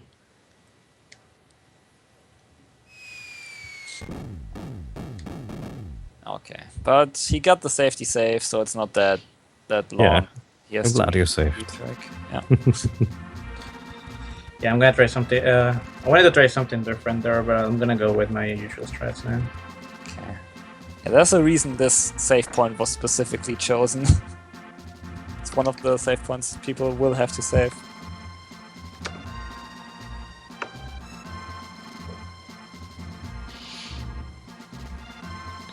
The interesting thing about, by the way, Genova, Ether is fighting again. The interesting thing about Genova is you could use an Ice Claw, but I think Ether doesn't, because, well, if you use an Ice Claw and then you get a shape-shifting enemy that shapeshifts into something that is immune to ice attacks, then you're in real trouble because you can't get rid of that thing anymore. Yeah, I think they actually absorb ice even, and nobody except Kevin does any damage. Yes, exactly. That can be a huge issue. I was talking about that earlier, but I think that was when your PC just probably went out. But yeah, it's since you have the stat break, it kind of gives you Kevin enough fighting power so you can just kill Genova off without having to use the claw. Just makes it more consistent. That was ridiculous. I missed the shapeshifter kill by 1 damage. Oh god. What? Yeah. 1 damage off.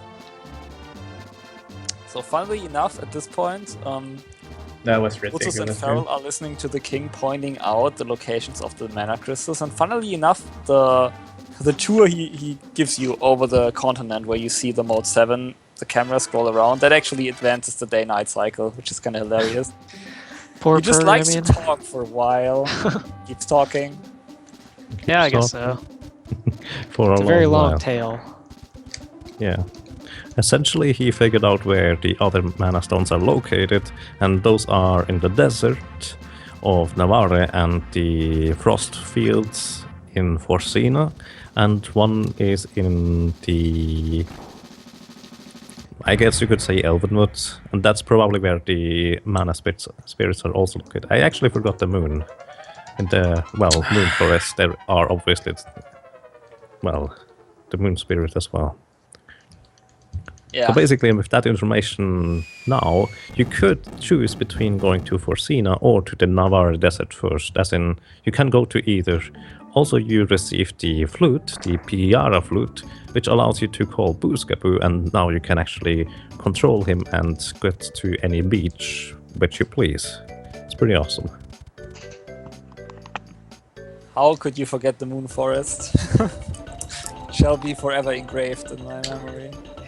The most annoying boss there is. Unbelievable. So yeah, when you get to the coast, you can call Booskaboo, and if you press A while scrolling around on Booskaboo, you have like the best feature in any game ever. I'm not sure which audio we are on right now. I think we're on mine. That is perfect. So give us all you got, Furrow. Hopefully we can get on Voltus later, so we can do turbo honking. Which is amazing.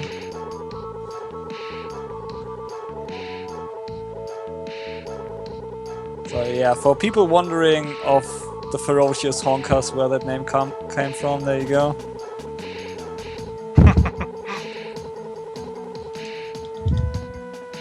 That's what I like to see. You can see the honks, that's impressive. In chat. Oh, there are a lot of honks. Highwinds with the Thanks, Highwinds. pasta as well. Based copy pasta.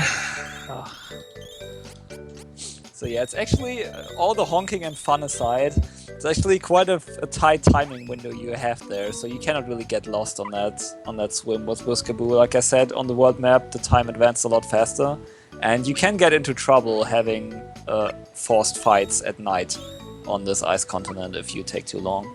Yeah, there are 2 forced fights towards the mana stone and 2 on the way back. And usually if you're a bit slow, on the way back you will encounter, well, the forced fights without having Kevin powered up. Which is still doable, but kind of annoying. Right, so My consolation prize for having an awful Genova was my 9 strength. Yeah. Okay, So- Ether already has 9 strength here. That's awesome. Nice. Yeah, that helps a ton. So Jenny, how did your stat break go? I didn't quite catch it. So far, so good.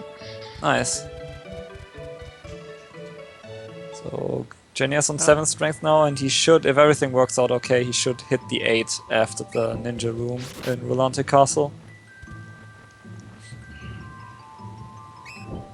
So Ice Country. You stock up on new equipment, which is very, very, very important, because the enemies in this just wipe the floor with you, even with updated armor. And the problem is there are also these mages there. In almost every single screen there are these mages, and this is where Kali really shines, because if you get trolled, these mages cast spells on you, and you cannot avoid that, you cannot dodge that, so you will take damage, and Kali just helps you keep up your HP so you don't accidentally die in one of the difficult and dangerous screens where you actually can get hit by enemies multiple times in a row. I think they might just have a 1 in 3 chance of casting a spell immediately as soon as they spawn. Oh, okay, that's interesting.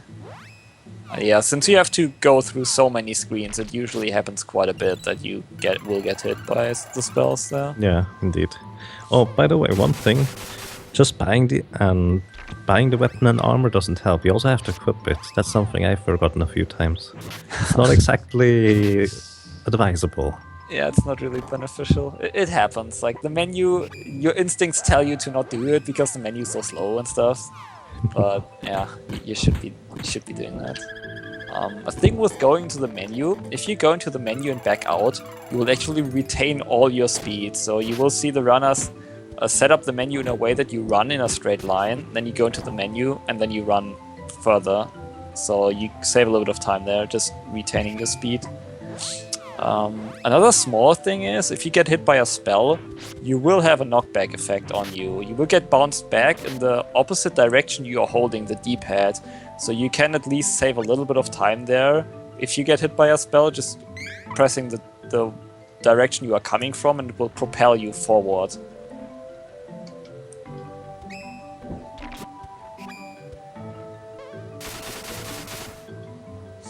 So yeah, this ice country is just, it's a mess. It's really long, and if you are not paying attention, it's really easy to die. Yes. And it all depends on how safe. It all depends on how safe you want to be. Sometimes you can just kind of say, yeah, sure, I can get through the screen with that much HP as well. But every single time you just get a bit into a risky situation in case a wizard casts a spell, you get flung into the enemies, they start hitting you. Good luck. Yeah. At least usually when you fight normal enemies, it's not that laggy, so you need to be on your toes at all times. But if you are, you can usually see, oh god, I'm gonna die, enter the menu and then heal and stuff. Yeah. But you really need to pay attention. Another thing, if you use Kali to heal, it's actually not that bad, because since you're not controlling Kali, she will just stand there and channel her spell while you are already walking. So you only have to wait for the little animation of the actual heal. Yeah, and she cannot die while she's casting, so that's another good thing. Yeah, she can basically attract enemies and they hit her repeatedly, but while she's casting, she cannot die. It's kind of convenient, especially in late game dungeons. Okay, so Genya just got past Zenka. Farrell is almost at the next boss, which is more machine golems. Awesome, right? Surprisingly, I didn't have much trouble with those at all, as in with the 3. Yeah, it's usually they are not that much trouble, but they can just chain 3 spells together and then you just die. Yes, good night. It's pretty incredible. But yeah, I want to say the percentage times that you die to those are not nearly as bad as the first machine golem fight. So what you have to do here is buff up Kevin's defense, and this is also one of the fights where you usually do the AT cancel with the A button, the one that you also do in the very first fight, because you expect Kali and Lisa to just die very fast in this fight. So you just sit on Kevin and do the attack cancel like that. Also because since there are 3 enemies on screen, it's really laggy. And whenever it's really laggy, the AI cancel is not that effective. Actually, none of the cancels are particularly effective if it's very laggy. I guess so, yes. Yeah. I mean, the thing about the... I'm not sure, did you explain the LR cancel? I think I did not. Okay, Good game. Good game. What happened? Oh no! Speaking of combos. Yeah, I think I got comboed by a punch and then into explosion. Oh. At least the save point is right there. And good night. But yeah, the game is doing a very good job showing off its potential to just kill off runners. Alright. I usually take my bathroom break here in this cutscene, so... What happened? What? Enjoy. Feral Pigment just died to the Machine Golems 3. 2. That's not a huge issue. You get the save point. Like, if you're safe. That's true. Oh man, but now Vultus and Feral are tied again. Jesus. Yeah, I had to fight some enemies because it would suck to level up Kevin in the machine golem battle. So I had to do some more fights here. It kind of works the same way as the first machine golems, since they are different entities. You can actually level up after killing one of those, which means a claw buff will be gone, your thunder claw, which you don't really want. And you also have another chance of getting actual strength, depending on how much strength you have.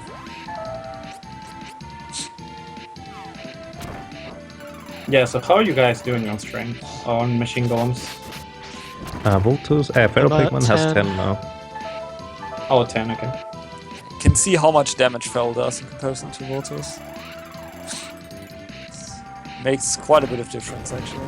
Feral got it to 10 just before machine golems, from what I've seen, which is basically when you want it to have. Yeah. I want to have it. Yeah. Not like Vultus said, most of the time you want to get a level during the Ice Country. Yeah, I also died. No! Wow. No. I guess the machine golems were actually dead, but the spell prevented. Oh, dude, the spell still went off? God. And guys, you have to understand, these runners, they all know what they are doing, but if these guys decide they want to kill you, they will kill you. That's just how it goes. Yeah. Alright, guys. Thanks for letting me and Genja catch up. Much appreciated. like you need the handicap? Yo, agreed. Oh yeah, another small thing there. There's a ghost in here. I guess Jagger can cover the details a little bit better. But the ghost ship? whoever talks to that ghost in the ghost ship will actually get possessed by the ghost at some point, or to some extent. What it means for the run is that the character will be practically useless and will leave your party until you beat Gorva. So you have to be careful that you actually do that with Kali, because Kali is the least important character at this point. Or Kali is the champion, come on. It's Earlier just that she save can... mini run. Yeah, it's just that she can be really useful even at low level in comparison to the others. Yeah, that's true. Yes. So, but to just touch on that little side story, basically that ghost in the ship there, that's a guy you can actually meet in Basel. That is the city where there is also a black market. He is standing at a pier or a quay. I have no idea what you call that thing on English. Basically, he is staring into the ocean and he says he heard about a ghost ship, and he is a paranormal investigator and he loves those stories and ideas about ghosts and such, and he would love to be on a ghost ship once in a while. And, well, coincidentally, you happen to meet him here, and he just basically tells you, guys, this is amazing, you have to try it. And with the character you talk to him, as soon as you meet him, well, he just transfers his ghostliness, or whatever you call that, over to that character, in this case Charlie. And, well, hey, you need to try this. Okay, now, have fun, and he's gone. I have no idea what the deal is about that guy other than that. It's kind of weird. Okay, Don't do nice. drugs, kids, please. Yeah, that's unhealthy. So yeah, now, fortunately, Vultus and Troll both got past the machine golems. This is actually where your timing is pretty tight, because you have to, like Jagger pointed out earlier, you have to do the 2 forced fights here on your way back as well. And if you're too slow, actually, the second fight, you might be daytime, which is kind of annoying because it just takes longer if Kevin is not a werewolf and does less damage. Indeed. I've died at least twice on the way back because I couldn't get everything done in time. Yeah, it's like I said earlier, if you learn this game, it can be really annoying trying to, or hard, I should say, trying to keep the day-night cycle. Because it's actually really, really precise in some parts. Indeed. By the way, a little bit of the story. There is not too much story in the Ice Country. Basically, you defeat the machine golems that have been guarding the Mana Stone, so to speak. And after you defeat them, you get the Mana Stone, and you realize that the energy of the Mana Stone has already been released. That is basically one of the first Mana Stones which energy has been released. So, well, there's not much you can do about that thing anymore. It's already, let's say, broken. However, you find Andini nearby, and she joins your party as well, and your efforts. And so you just head over to the desert, or, well, the other place where you haven't been yet. Let's put it that way. Okay, Gorba down. Right, yeah. My Gorba was pretty decent. Yeah, pretty decent Gorba. I didn't use Black Rain, so I just killed him before that, so it's pretty good. Oh, nice. Okay, Genya is fighting Genova right now. Looks like he's using the Ice Claw, which means he will do a ton of damage. Yeah, that was a pretty good fight, not gonna lie. Okay, nice. Oh, man.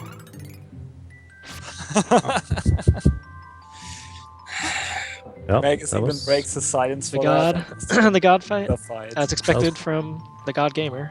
That was pretty crazy. Okay, so Risa has her 8 dexterity as well for Genya. It's pretty nice. So yeah, you get a level up with Kevin here, which is not strength, but you kill some Tomato Man, so I guess Dark Priest, I refuse to call him that, I call him Tomato Man. You kill one of those, or like 2, and then you usually get a level up there, which should be strength, I think. On the Volcano Island, that is. Actually, usually you don't even need to kill anything, you can just let Carly die, and that is an additional stat break if you just let Carly die instead. Oh god, this is so weird. But yeah. Yeah, that's true.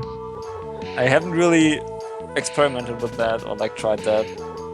Yeah, it's basically a backup stat break in case you missed half or 1 earlier. Oh, that's very interesting. It's like it just fits so well into that game that you can just randomly let Kali die and like get a stat break.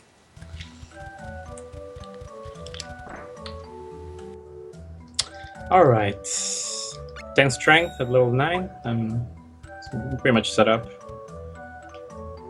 What a beast.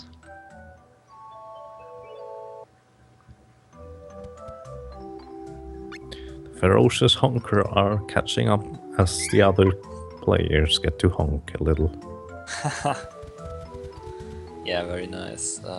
What is Kevin's strength cap again for his first class? It's 10. Yeah, 10. It's 10, okay, yeah, that's what I thought. I think the second one is 15 or 16 or something? 16. 16. But light form it's 15. But dark hand is... Yeah, don't do that. Interesting, Voltus. How would you know that?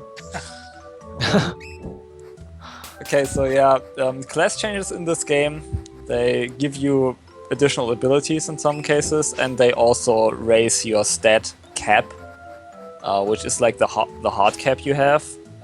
You can call that a soft cap, the way that you cannot like raise multiple stats one after another, and then you have like the hard cap where you cannot get more strength if you have too much, or like the maximum you can get for your current class. So you can actually class change twice in this game, but the second one just requires a ridiculously high amount of level, and I think also an item or something. Yeah, it's a secret item which is like really hard to get. You just have to grind for to get the very specific item. It's like really insane. Yeah, there's an item for if you're on light class change, for example. There's an item for light dark and light. So yeah, you have light and dark, and you combine these two however you want, and it results in different classes, which is really cool. Yes, it's a really awesome system. But yeah, we will only see one class change, and you can like class changing you can do at level 18, if I remember correctly. Mm-hmm. Yes. And at this point, Aether already has the maximum amount of strength possible for his class, so they can see how strong the class the stat breaks actually are. Yeah. By the way, fun fact: you could reach level 10 strength before you fight Gorva already. However, you will still deal the same amount of damage to him as if you were one level lower with 9 strength. I'm not sure why that is, but it's really strange. Yeah, Jagamov did that test, and I told him that he was doing 60 damage, and that's the same amount of damage to do at 9 strength, pretty much. Indeed. Oh, that's pretty interesting. It's so weird, though. Yeah, it is. Alright, so Feral up to the next boss. The desert is actually pretty straightforward walking through, but the problem is whenever you take a wrong turn, you will have to fight enemies. But as long as you remember your way, you're good to go. This is the Bill and Ben refight. The problem is you cannot cheese them out as easily as last time.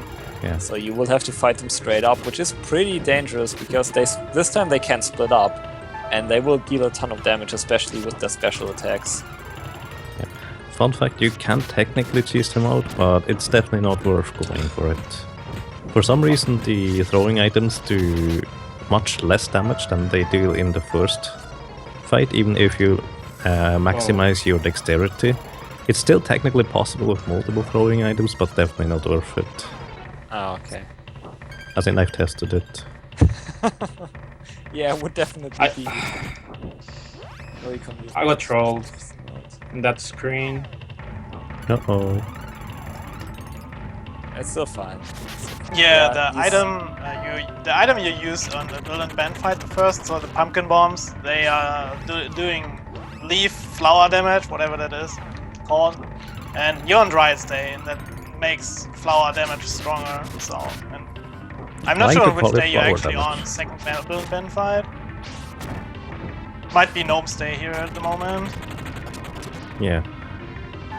Either way, even if you manage to make it dry stay, it doesn't really help you much. I would like to call it Happy Little Treat Day. Nice. Alright, so Farah managed to beat them. The problem is with these fights, you use the pink scales to buff your defense. For example, you already buff Kevin at the machine golem. But if Lisa dies here and loses her buff, she will just keep dying even easier, which can snowball out of control. And in comparison to the other fight, I mean, you had a save there right before, right?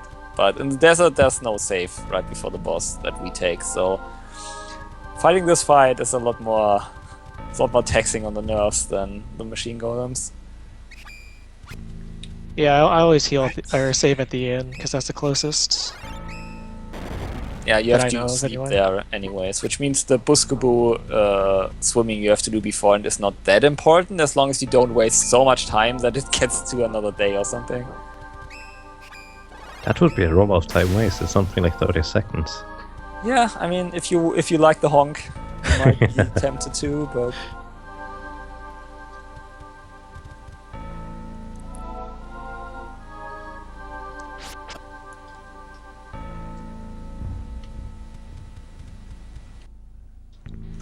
Yeah, what Rain pointed out there. Usually, the big damage attacks, like most of the time, the big damage attacks come from skills, which means enemies can really easily get pot shots in on you with normal attacks, and you don't really realize because you don't really look at your HP all the time. So you really have to be careful that you do not get whittled down by normal attacks because you're so focused of, oh god, I'm getting hit by a skill right now, I need to heal, and then you get just hit by 3 normal attacks and you don't even realize it.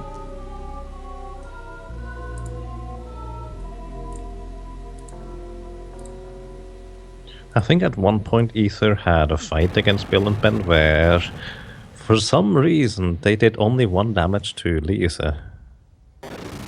Oh, I still have no clue why that is. Yeah, it was pretty weird. I think the max damage that I got was like 5. Yeah, it was basically nothing. And she was just tanking Bill or, well, the Ben. One of the ninjas on the side while Kevin finished off the other guy. Wow. It's just... That's the glory of SD3. It's like almost every boss fight has some strange thing that nobody can explain. Pretty much. It's a mystery, this game. Oh well. By the way, just a little backstory on Bill and Ben.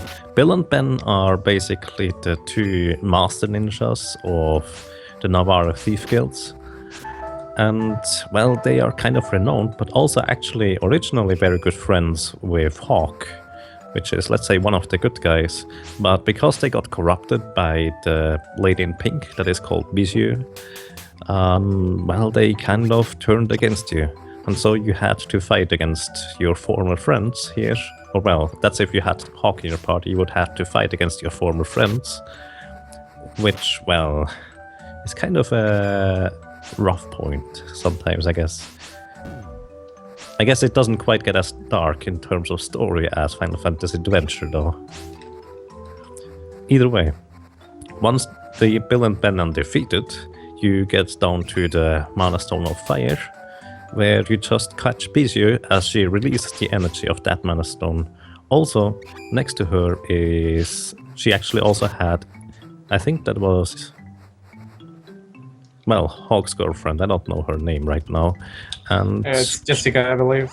Oh, right, that's right. She's called Jessica, and Bijou doesn't need her anymore as she basically achieved her goal, finding the Mana Stone of Fire, releasing its energy, and, well, she's out of there. Understandably, the fire spirit that was kind of protecting the stone and did a lousy job at it, Salamander, was not exactly happy that Bijou released your energy and joins your efforts as well now. Oh, by the way, there's a little glitch that you can do here on the Mana Stone of Fire. Instead of talking to Bijou, you can actually sneak past her and interact with the Mana Stone already, while she's still standing there. And then Salamander will join you. However, because let's say of how the game keeps track of its plot, you need to interact with the Mana Stone afterwards a second time. So it's actually slower doing that, but you basically get to have Salamander join you twice. And with really funky colors too. It's kind of weird. Definitely not the only weird thing in this game.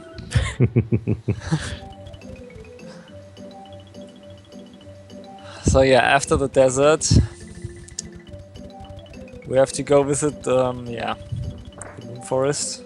Yes, and mysteriously, the statue that was blocking the entrance to the Moon Forest is now gone, I guess, or you can remove it. I'm not sure why that is. So many unexplained things. Yeah, just SD3 things. Take it as granted. Yeah, just don't question it. Oh, one thing I would like to point out, I'm not even sure all the runners know that here. If you manage to beat some of the werewolves in the Moon Forest and get a chest drop from them and get a moon coin, you can actually use a moon coin on the final boss, which reduces its HP down to 4/5, as in it reduces HP by 1/5 total, and that works on the final boss. So you save about, I don't know, 30 seconds or so to a minute. That's crazy. It's pretty awesome, but it's kind of random too. Okay, Feral showing off the beauty of the Moon Forest right there, getting comboed by werewolves. Yep. So in the Moon Forest, as soon as you enter, it gets set to midnight the time, and it's always midnight. So you would be thinking, wow, dude, that's awesome. Kevin is always a werewolf. Yeah, the problem is every second enemy in there is also a werewolf. they punch you really hard. Yes. It's really easy to die in there. Please don't do that. I did my best to die, but didn't work out. So you can kill some of the normal wolves in here, kind of okayish, if you need some money or like more experience. Like for example, Feral just got a level on Kevin there with Constitution, which is really helpful against Lugar, which is the next boss. No, please. So yeah, the next boss that's coming up is one of the main run killers of this game. Talked about it a little bit earlier. Chad, that's too big for Lex Luger.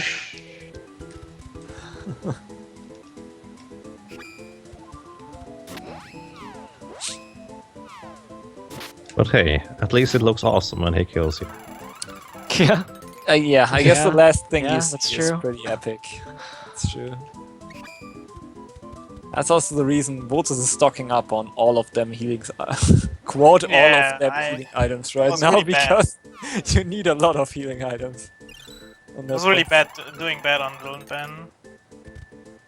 Yeah, it's like since healing items are relatively cheap compared to weapons and armor and stuff, you can stock up when you need to, because you really don't want to run out of healing items on hard bosses like Lugar, since Kali is just dead 90% of the time in boss fights.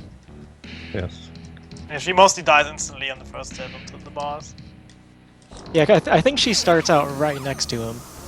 And the first thing he does is punch, so she just literally instantly dies. She can actually tank for a while if you just cast a heal with her, which is kind of neat. You can use the heal to set up like the Kevin Rage or something, and then she doesn't. I usually try, but it doesn't. I don't know. For me, I haven't had it work. You're too slow, then probably. Yeah, I'm too slow. Story of my life. Okay, so Feral's in the little cutscene you have to watch before you fight Luga, and you have to watch that over and over again, even like if you die. Because the save point is right there, but sadly, there's no way to skip this cutscene. So good luck on Luga. Yeah, good luck. Thank you. Please die only 3 times, so we can catch up a little. So what Agree.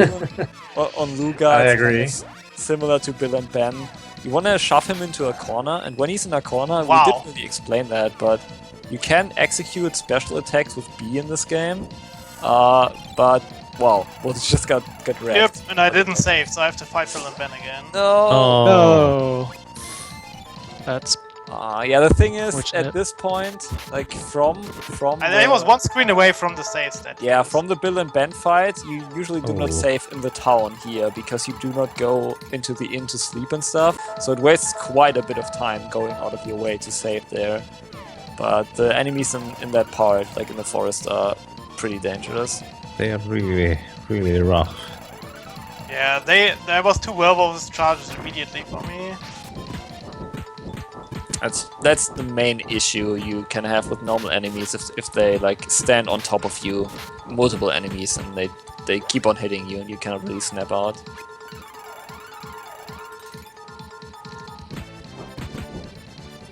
Okay, so yeah, Luga, he's bad as it is. He does some slam dunk shenanigans right now on Feral. Slam But dunk that's sounds not. good. But that's not the dangerous thing. Not really. No, it's the other. He, phase he has 2 phases, and he likes to introduce the second phase with with a bang. Pretty much, he does a special attack. It's kind of Oh, random baby. which one he does. It's a Saku?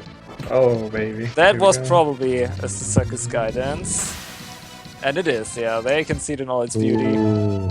It is What a- the special attack you don't want to see. It deals massive damage to your whole party, and Kevin can survive it with full HP, but he's rarely at full HP because you keep on taking pot shots. Oh, and Lisa actually survived, okay.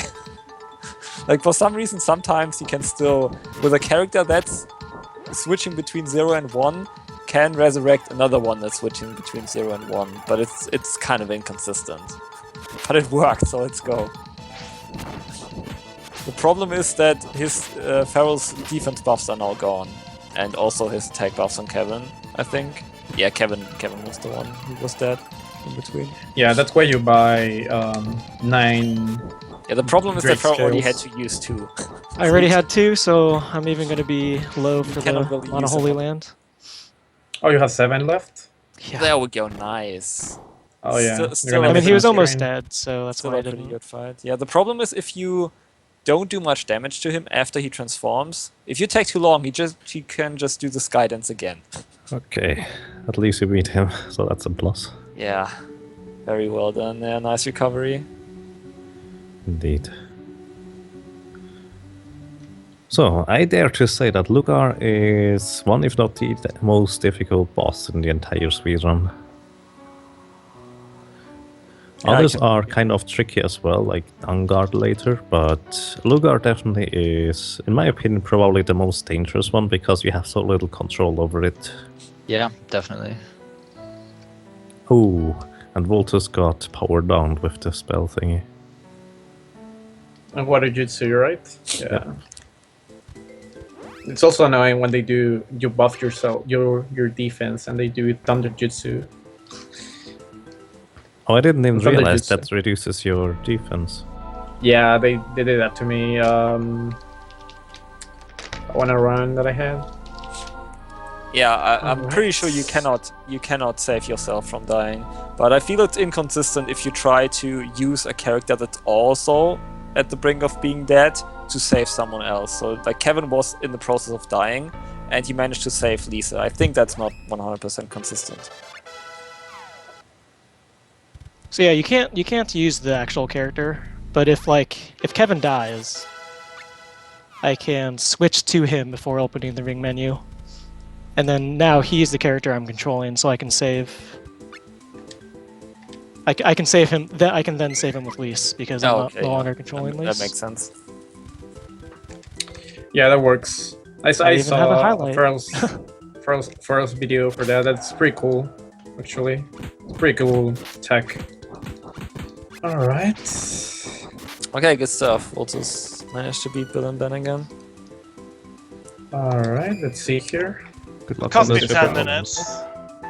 Oh. Yeah, that's how this game can go. Yeah, this game is ruthless. We'll see. Oh no. Aether dealing with the machine golems right now. I hope you saved. Yeah, I did. Oh. No way I'm going to save this against these guys. We're 1, 2, 3. Okay, I killed them. Ooh, nice, dude. Pretty nice. Look at my HP. 8. That's enough, right? As long as Yeah, it's no. not 0, it's enough. You can already see the level difference getting to show there. Kali's to level 9, Reese is level 10. It's with fights like these, where you have forced fights against normal enemies or like several enemies in the fight, where just like at least Kali is dead most of the time, so she falls behind in experience now. Yeah. It's really hard to keep her alive if you try, actually. Aether's actually... no, which level is your Kali at? 9. Okay. She usually ends up at 16 when they do the class change, so yeah. Yeah, you can see on Farrell's screen, for example, like Kevin has the highest level, then Lisa, and then Kali.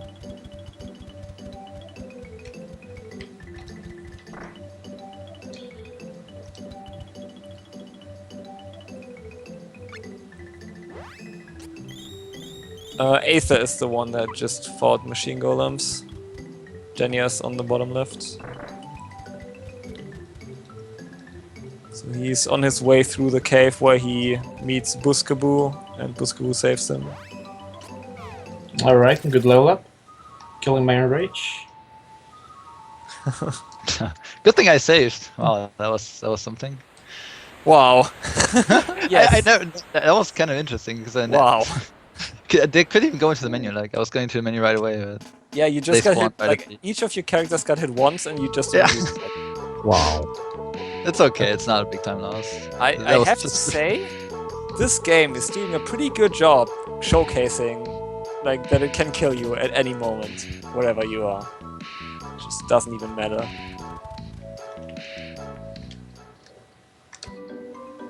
Just keep in mind that these speedrunners are all very experienced and know what they are doing, but sometimes it's just... I'm glad you saved there. Usually, Yeah. in most runs, you don't bother to save there. Yeah. It's very nice. What happened? I didn't get to catch it. He just walked into a room, the 3 enemies were standing there, each of his characters got hit once and he died because they were all at like 40 HP or something. Oh, that was so instantly, unfortunate. instantly died. Like all of them. I was mashing menu right away, but couldn't even get into the menu. Classic SD3. That's okay. That's like a minute lost. So at this point, That means the none of us money's- have deathless runs anymore. Yeah, the money is pretty tight, the point where Farrell Yeah. is at, but if you can avoid it, you don't really want to fight the enemies here because they endure quite a bit of your hits and they do a lot of damage to you. Plus, you don't want to fight bee ladies. Yes. Don't fight those. I mean, they take quite a bit of damage and die reasonably quickly, but if she decides to just use her area of effect spell that hits all your characters on the screen, you're dead. Especially at this level. She is actually quite dangerous. I think it's basically like a Susaku's guidance. Kevin can survive it at full HP, but she can even buff her strength up, and then you pretty much guaranteed will not survive it. Even in casual playthrough, that's pretty dangerous, where you have much higher levels and reasonable armor. Oh, by the way, to catch you up on the story a little bit, in the Moon Forest they encountered the Death Jester, who was currently feasting on 2 souls of a fallen mage soldier, so to speak, and they realized that for Charlie, that Death Jester was the guy that kidnapped Heath, her guardian, and for Kevin, the Death Jester is the dude that actually made Carl, his best friend, attack Kevin, and that's why, well, Carl died, basically. So he is one of the main enemies of the Charlie and Kevin storylines. However, they did not fight Death Jester, they fought Lugar. Lugar is the highest rank, or one of the high-ranking officers of the Beastmen, and was kind of guarding the Moon Tower, so no one could get in. They fought Lugar, and what happened afterwards is basically Lugar told his story to Kevin. He was always jealous of Kevin, who inherited the king's blood, because, well, Kevin is the son of the Beast King. He already has royal blood and very, very powerful genes, so to speak. And because Lugar was kind of just a lowly soldier who had no royalty in it, I think that's how you say that, he was always a bit jealous of Kevin, because Kevin was always slacking off and not doing anything, not even training, and so he wanted to show the world that he can do a much better job than Kevin. And in the end it appears that he still lost to Kevin. Kevin kind of pities him and asks Luna, who just happens to come by, the mana spirit of the moon, to save Lugar. Luna managed to save Lugar by simply turning him into a baby, and the baby just crawls into the forest and is gone. Carly and Lisa freak out a little bit about that, but Kevin just states, babies go into forest, that's normal for beastmen, and they go on. Well, I messed up. Hopefully that's okay. You messed up? What happened? Yeah. Oh, it's daytime. I totally forgot that I had to do B there. Hopefully it doesn't cross my cycle. I think I'm gonna be screwed. Well, if you're too quick, you will be on Sylph's Day, and afterwards is Gnome's Day, so you may want to advance it once more or so. Sure. I will probably still win Gnomes. Yeah. Wait a second. You will also miss Andini's Day for the water coins. I'm gonna do backup. I'm not sure that matters though, actually, with the damage. Yeah, I'm gonna do a backup, probably. Okay. Oh, Ferup is already past the moon stuff and already was in the Elven village, right? Yeah. And so in the Elven Elven village, village. enough money to buy his well. Wow. Yeah, that money is always extremely tight there. Oh, you can talk about the boss right now. Alright, so this plant boss, you kind of want to have your experience laid out with Kevin that he leveled up very close to this point, because Woods has pointed out way earlier, if you level up, you lose all your buffs. So, depending on how good you can position Kevin and how much damage you can get in on the boss, you might need to fight a lot of enemies in here, and you really don't want to have Kevin level up. Another main thing that's annoying about this boss is that he likes to spam sleeping powder over and over again, which can waste a lot of time. So this boss has 2 phases. In the first one he calls companions, he does this bio attack spell, and he puts you to sleep a lot. And in his second phase, you want to get him in his second phase as soon as possible, because then he doesn't spawn little enemies anymore that annoy you and give experience, which might lead to a level up and cause lag and stuff, which is all bad.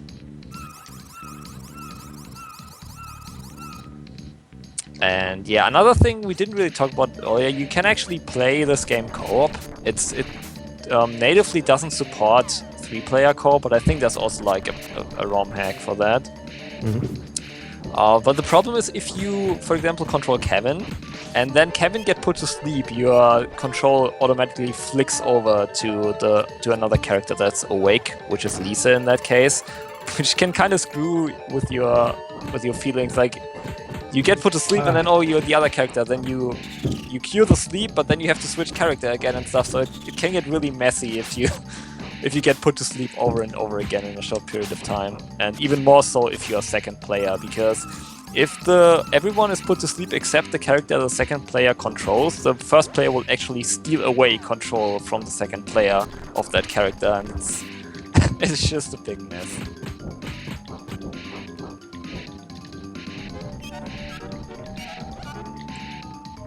Also, he has a second form, right? Yeah, exactly.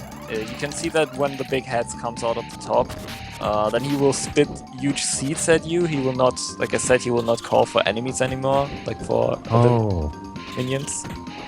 There we go. Okay. Alright, that was decent, but Blumbank killed Kevin once, so it's okay. It's fine. Ooh. And Lugar is currently smashing Voltus. It's annoying. Got him into a corner right now, but Lugar attacks really fast, so you can always like interrupt your attacks with his own and combo you if you're not careful. Yeah. So I think technically, if you just keep wailing on him with Kevin, he would keep him stunned up. But the issue is you miss too often for him to stay stunned up. Ah, the Skydance again. Okay. It was good that Voltus was chopped off and apparently got a good damage roll on Lisa, because actually both of his characters survived. Yeah. By the way, once again, on Ether screen, Lisa only took about 6 damage from Will and Ben per attack. Wow. I think I know what it was. I was at 9 Constitution with Lisa. Okay. Okay. Nice. That's very good, actually, yes. But I mean, wow, Lugar is on fire today. He's just busting out the Skydances left and right. And in the And meantime, Feral is still fighting the annoying plant boss. It's not as much of a dangerous boss fight, that plant, as it is really annoying. Yeah, and it can just cost you a lot of time. It's also kind of annoying to position Kevin to actually hit the plant. Oh yeah. Yeah, he's in phase 2 Yeah, usually recommend people to hit him from the left side. It's better. Yeah, it lines up really nicely, so most of the time you also hit the minions once they happen to walk by. Exactly. If you have bad luck, you just keep on getting interrupted by having to cure the sleep ailment. So he's casting a wall right now, which I pointed out earlier, that's usually a tell that he's close to being dead.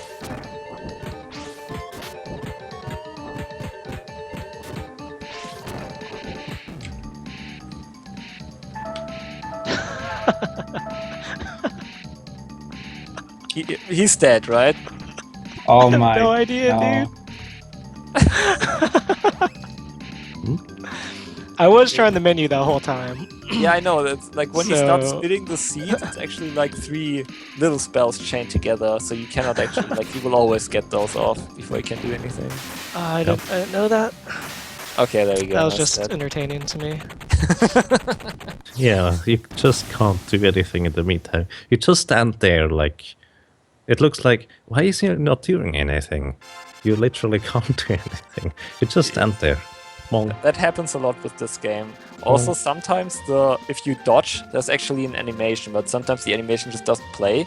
So if you walk past an enemy, he tries to hit you, and you dodge, and you just stand there doing nothing, and you look like an idiot, but you actually keep holding down the D-pad this entire time, but you just cannot move for that short amount of time.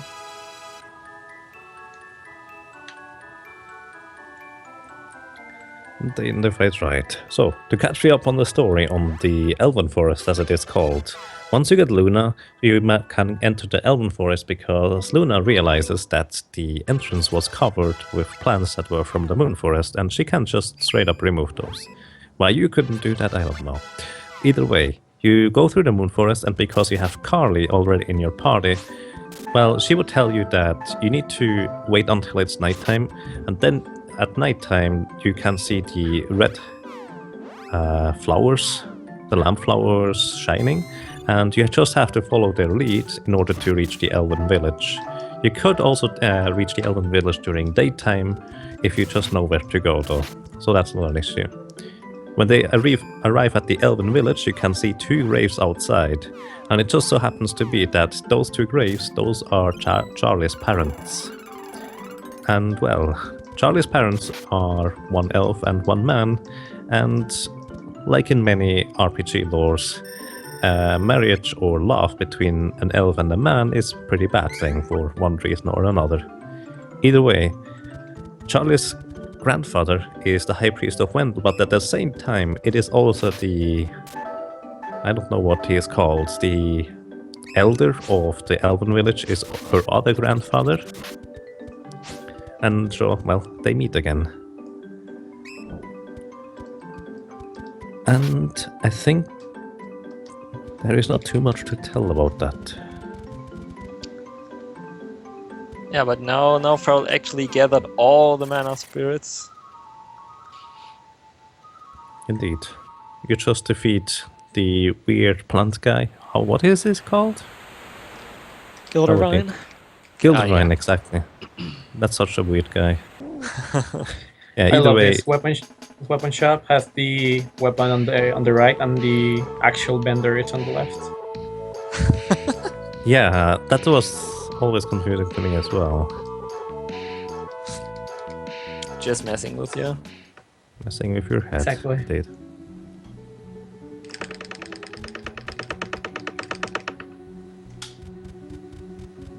Oh well. Either way, after you defeat the Gildervine, it reveals that, like quite a few other bosses, he was holding the spirit of the woods or flowers, whatever you want to call that, captive, and that was Dryad. And, well, after a little bit of convincing, since Dryad is kind of the, let's say, spirit that is not exactly self-secure about herself, you managed to make her join your efforts and party as well. And right now, Feral Pigman enters the little island, which has the entrance towards the Mana Holy Land, and the little fairy, with the help of all the 8 mana spirits, attempts to open the portal towards the Mana Holy Land. At first, she doesn't succeed, but then the heroes kind of try to encourage her again. Try it again, why not? It should work, right? And all of a sudden, the portal actually opens. But it was not actually the fairy that opened the portal with the help of the mana spirits. As it turns out, it's because the mana has gotten in such huge imbalance, the portal automatically opened and spread itself and rose up high into the sky. And basically, well, the bad guys, the 3 evil factions, the Beast Kingdom, the Mage Guild and the Thief Guild of Navarre, they take advantage of that and all invade the Mana Holy Land in order to gain control of the Mana Sword. And, well, you can't fly, so you can't get up there yourself. It hurts so much saving before Lugar, dude. You don't even... Oh man. I'm sorry. Yeah, that wasn't a very well thought out plan. Just the portal appears in the sky and we cannot get there. Everybody else in the freaking world can get there, but we cannot, which is just great. And Genya actually got past the machine golems without dying, even though they tried to combo him like 3 times. But That's true, they actually got a lot of spells out, which is like kind of unfortunate, because usually you can kill them without them casting a spell, but yeah, sometimes they just decide, yo, you know what, I'm just gonna cast a spell, and then like the other is, yo, I can cast a spell as well. That's how it works. Usually cast spells when they are really low on HP. Yeah, They were only like go 200 ham. health away from being dead. Yeah. Kind of unfortunate, but a boss fight in which you don't die is in a marathon setting a good fight, I want to say. Yeah, Exactly. definitely. More or less. Alright, so in this part of the game, Alright. it's like boss fight after boss fight. That means like it's pretty much all the time there's something going on at one of the streams. So Aether's fighting Luga now. So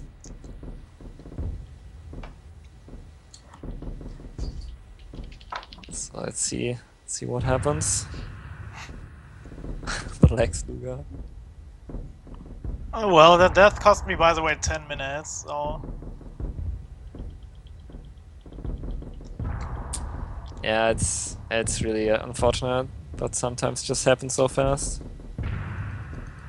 You're still good in time, so Oh yeah, that's fine.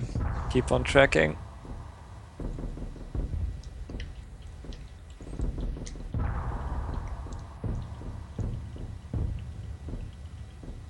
So yeah, what do you want to do? I said want to shove Luga into a corner, try to keep him hit there. It's another Suzuki Skydance. What? I think everyone got one at Skydance, least. right, so 3 far. out of 3.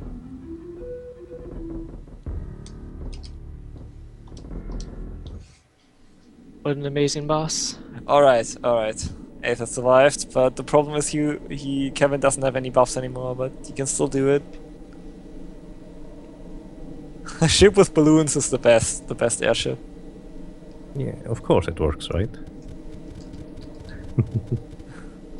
I mean, in a sense, physically speaking, it's not much better than those mini propellers on the other airship. Alright. I guess, yeah. But it looks a lot prettier. There you go. I'm a fan of the Beast King's way to get into the portal. Just hang on to some gigantic birds and then fly in. That's also pretty great. Alrighty, Luga beasted yet again, even though he's skydanced like every single time. Where 344. No dice. Expect Genja to get Skydance too. Yeah, get prepared to skydanced. Watch Genja get Moonsaber. Since he did that for everyone so far, the other thing Lugar can do is a Moonblade. That would be the best thing actually he could do. Because that just is a long animation where he doesn't do anything. Well, good guy Feral getting stuck there on a little rock, so people get to hear more honking. Exactly. That's my boy Feral. Do it for the fans. What a speed friend. What a guy. By the way, the reason why Feral... By the way, that was the last time you got the honk, so goodbye, Booskaboo for Feral. And the reason why he went to Rolanti again now is... Well, they are trying to find a method to get into the portal somehow. And Lisa remembers that there is the Father of the Winds, I think it's called. And that is that mythical legendary creature that you know from Secret of Mana as Flammy. And well, they found that mythical creature at top of the mountain, where they will also be able to convince that little guy, who, by the way, it's not much of a father, it's more like a child, legendary creature, something like that. But it's still strong enough to fly you into the portal in the Mana Holy Lands.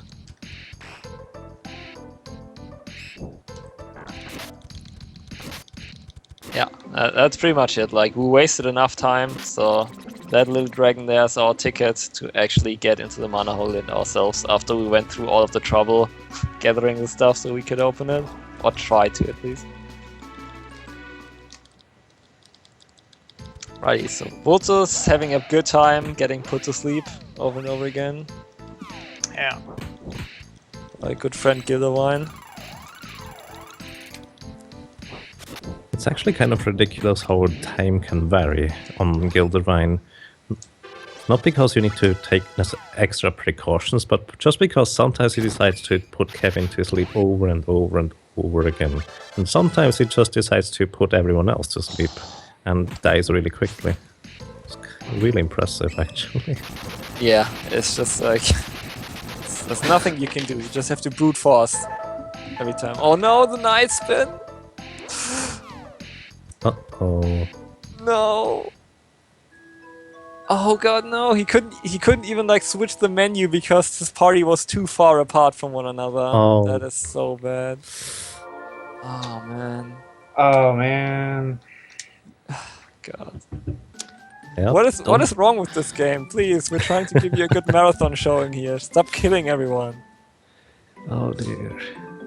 Where did you save last? Luckily, I randomly saved after Gilder Vines, Oh, so I just have to okay. watch that stupid cutscene again. Randomly saving at certain points seems like a good idea from what I've seen so far Yeah. in this remake. After Gilder Vine is definitely recommended. I mean, you're one to heal up your HP after those 2 screens of enemies anyways, because they hurt you usually quite a lot already. Okay. That's Alright. just brutal. Just saying, Ether is catching up more and more, and Jenny as well. So that could be really interesting very soon. Yeah. But that's the thing about those nights. Those nights, most of the time you can just finish them off really quickly with Kevin, but sometimes they decide to do their spin to win, and you're dead. Slip slower. Oh no. What I actually recently started doing was just keep one of my party members off screen, and I think they don't get hit. However, I haven't been able to confirm that yet. Because they are off screen. Maybe. My guys were, I guess, on screen enough to get hit, but not on screen enough to be able to menu with them. Yeah. So they were like half on. It was kind of a bad spot, yeah. Yeah, as I said, it's an idea, but I have not been able to confirm it. Thankfully, question mark. It's it sounds like it should work. Alright, does 20 frames saving me? Because I set know our that test? I've seen, I don't know if it was Ether or something, but I think Ether got hit by like a ninja special attack or something, and one character didn't actually get hit because he was too far off screen. Oh, I think I remember that too. Might be actually during the marathon. I think it was a marathon, yeah. Ooh, Jenya gets hit by the power down. They love to do that this marathon. That's awesome. Game's trolling. Awesome. Yeah.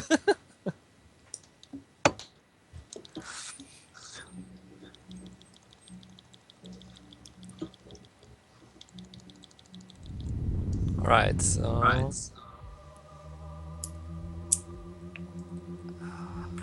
Yeah, the problem is if you get powered down, you have trouble finishing them off, and if they are close to being dead, they bust out their super special move, which does even more damage.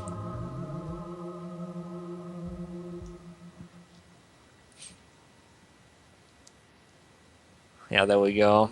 It's just... it does way too much damage, especially like in these fights. The problem is if your characters die once, you don't have the defense buff anymore, and then they can just keep dying if you get hit by more spells.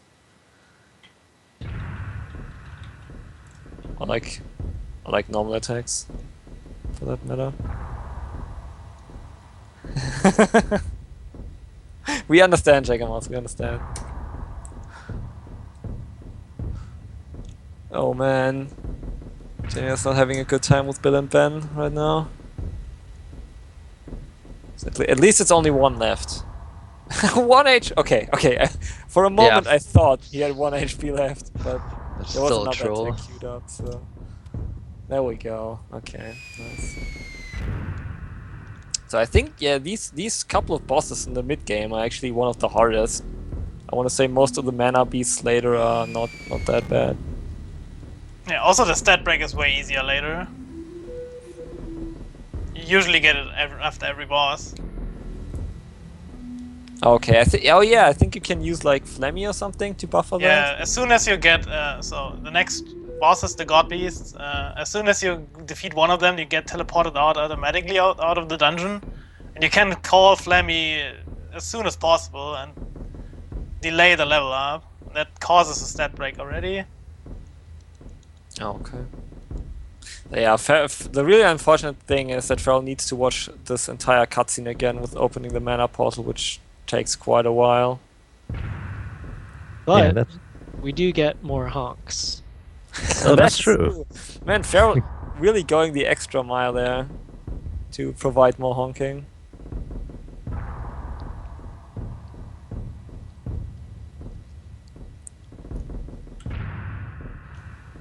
Yeah, this game is really showing the RNG factor it has, and it's doing its best to actually like make the race closer again. As you can see, Aether and Jenya catching up because of like trollage that is happening to Vultus and and Feral.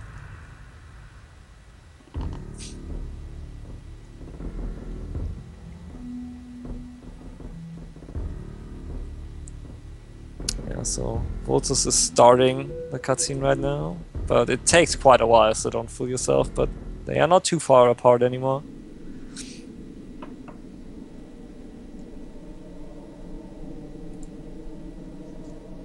Alright. Okay, so Aether having fun with Gilderwine. But his Kevin is so strong. He just two-shots the enemies that Gilderwine calls. It's just they are just more annoying than they are really dangerous because of the lag and the fact that they can hit you and like interrupt your attack chain.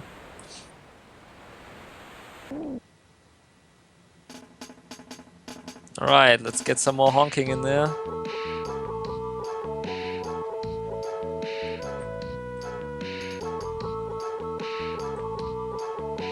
So yeah, Jania's backing out of the desert. Actually, like I said earlier, if you get lost in the desert, it's really bad because you have to fight the enemies in the room to get back on track. But most of the desert is just go down or up. Yeah, that's the general problem with this game. Every dungeon or every area is a big maze. Like every area. Yeah, it's not bad enough that you have to do like. You have to be on your toes everywhere and like keep healing so you don't die. You have to do like the cancels. You have to be careful that you do not get cornered by bosses. You also have to remember like the way where you have to go everywhere. So usually there are a couple of ways and like dead ends and stuff. It's not like only one way through.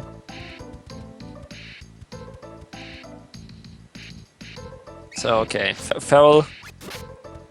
Going up the mountain, take 2.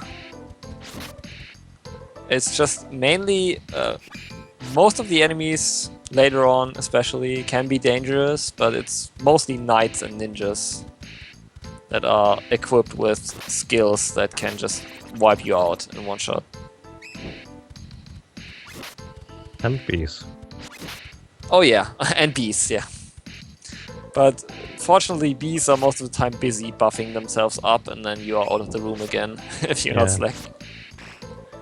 I don't think I've seen one of those attack immediately with that attack, unless you attacked it first. So that's kind of nice, I guess.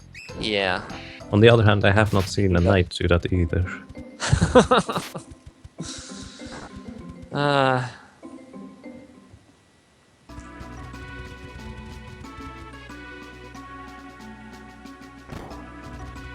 So at least Aether is already on phase 2 of the Gilderwine, which is way less annoying, while still kind of annoying. It was an amazing Gilderwine.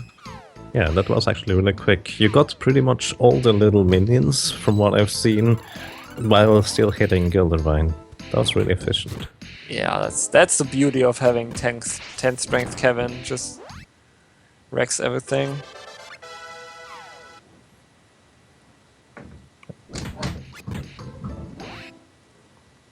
Yeah, so you can actually kill some enemies here. I think that's also like in the routes, I wanna say. I think it's usually in order to have enough money though, but I'm not entirely sure. Okay. Yeah, I think there's another black market shopping coming up soonish. I like how Feral this time skips the night. Don't mess with him. No, not this time, dude. That jerk. The thing is, if you find them close to an exit or an entrance, it is kind of okay, because most of the time there's a bit of a delay until you actually die and you can still switch screens. But I wouldn't want to try that though.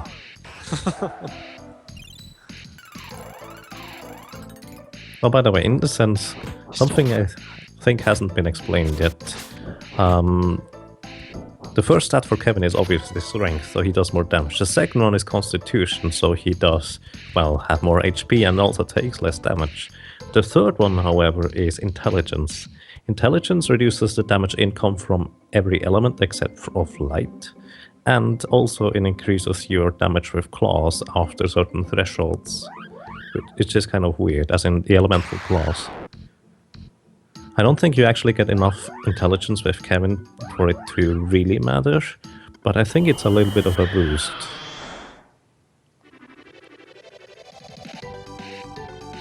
So Feral finally managed to get on top of the mountain, where he finds the father of the winds, or well, I mean, a kid of the winds. It's not exactly an adult or something like that. They even say that in the dialogue.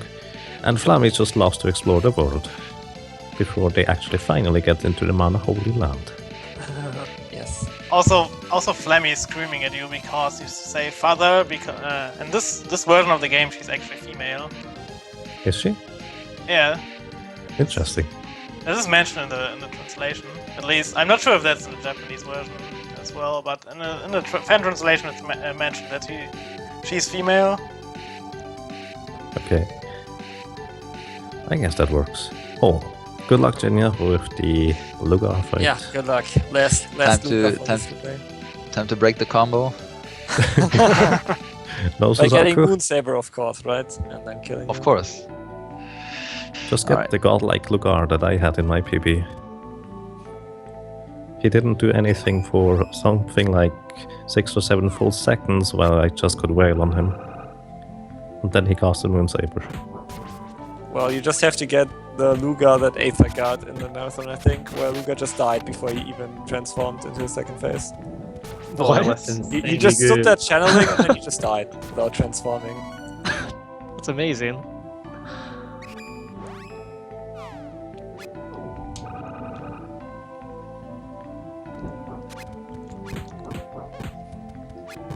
So yeah, in the Mana Holy Land, it's like the opposite of the Moon Forest. It's always day, which is kind of annoying because Kevin he's quite a wuss at daytime.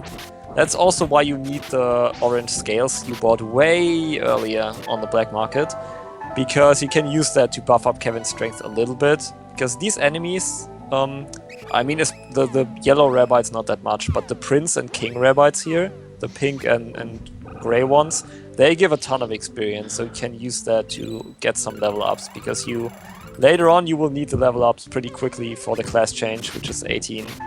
Yes. And it's not just the experience, it's also they give a good chunk of money more than the enemies you could choose to farm on later. I tried that once, but I didn't have enough money to buy the subsequent weapons and armors. 4 out of 4. Oh, Suzaku?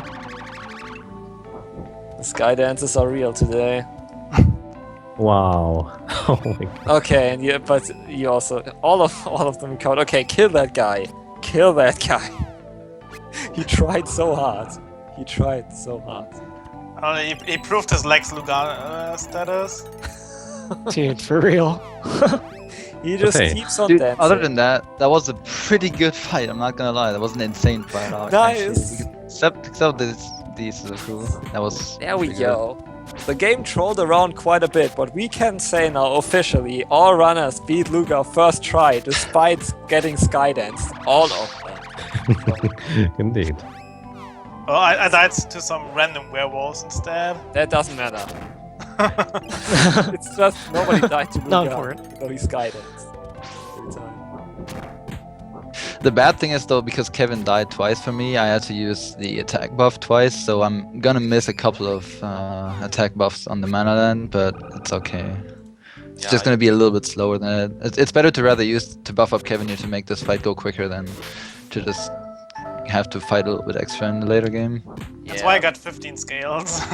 Like I said earlier, if you don't do enough damage quickly enough, Lugar can actually cast Skydance again after a while.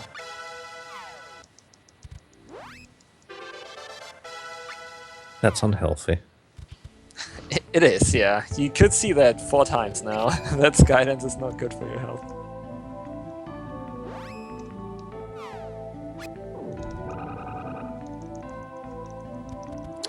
Feral is really leading right now in the top left. Woods is not too far behind now because Feral got trolled. Ether caught up a bunch, to say the least. That's true as well, yeah. Genya as well. You're making good time. With this game, everything can happen.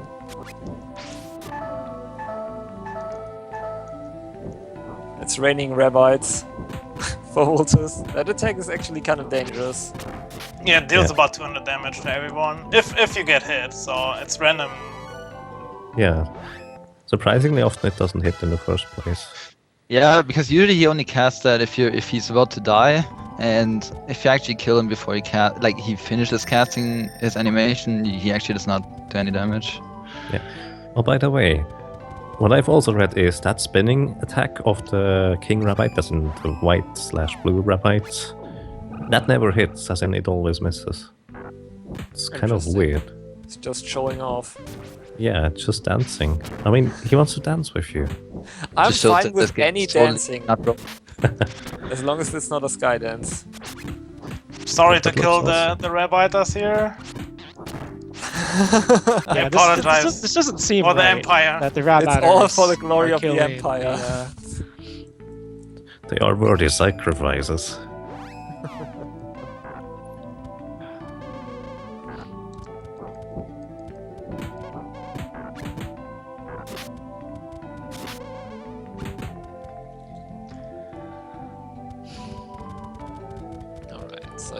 Same with these enemies here. You don't really want to have Kevin level up in between. Like, you fight them, because then he will do almost no damage anymore, since the attack buff will be gone.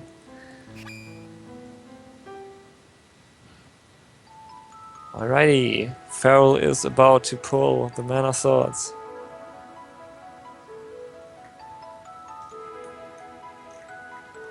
But first, cutscene.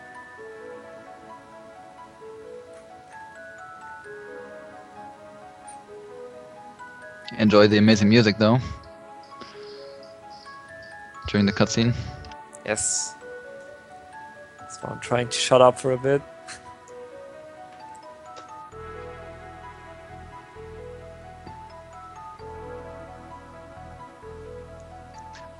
I might get a Kali class change. Oh baby. Wow, yeah, what? Kali's level 15. Voltus is the hero that we need. Yeah, everyone is level 15 for me. Yeah, she actually is still caught up. That's awesome. After announcing that, you better get the class change, though. Yeah.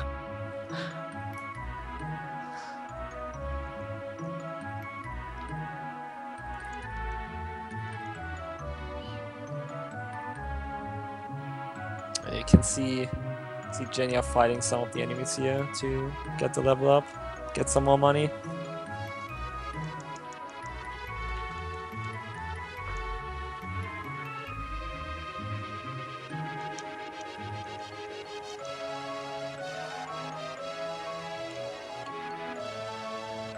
This is probably also one of the most epic times to hit a split in speedrunning ever. Spoilers, I don't have a split for that. It's not when you're plus 10 on the split. It's less epic. Yeah, when she raises the sword up in the sky for the second time, that's great. Genya, you get rejected now because you don't split there. Wow. Just want to inform you.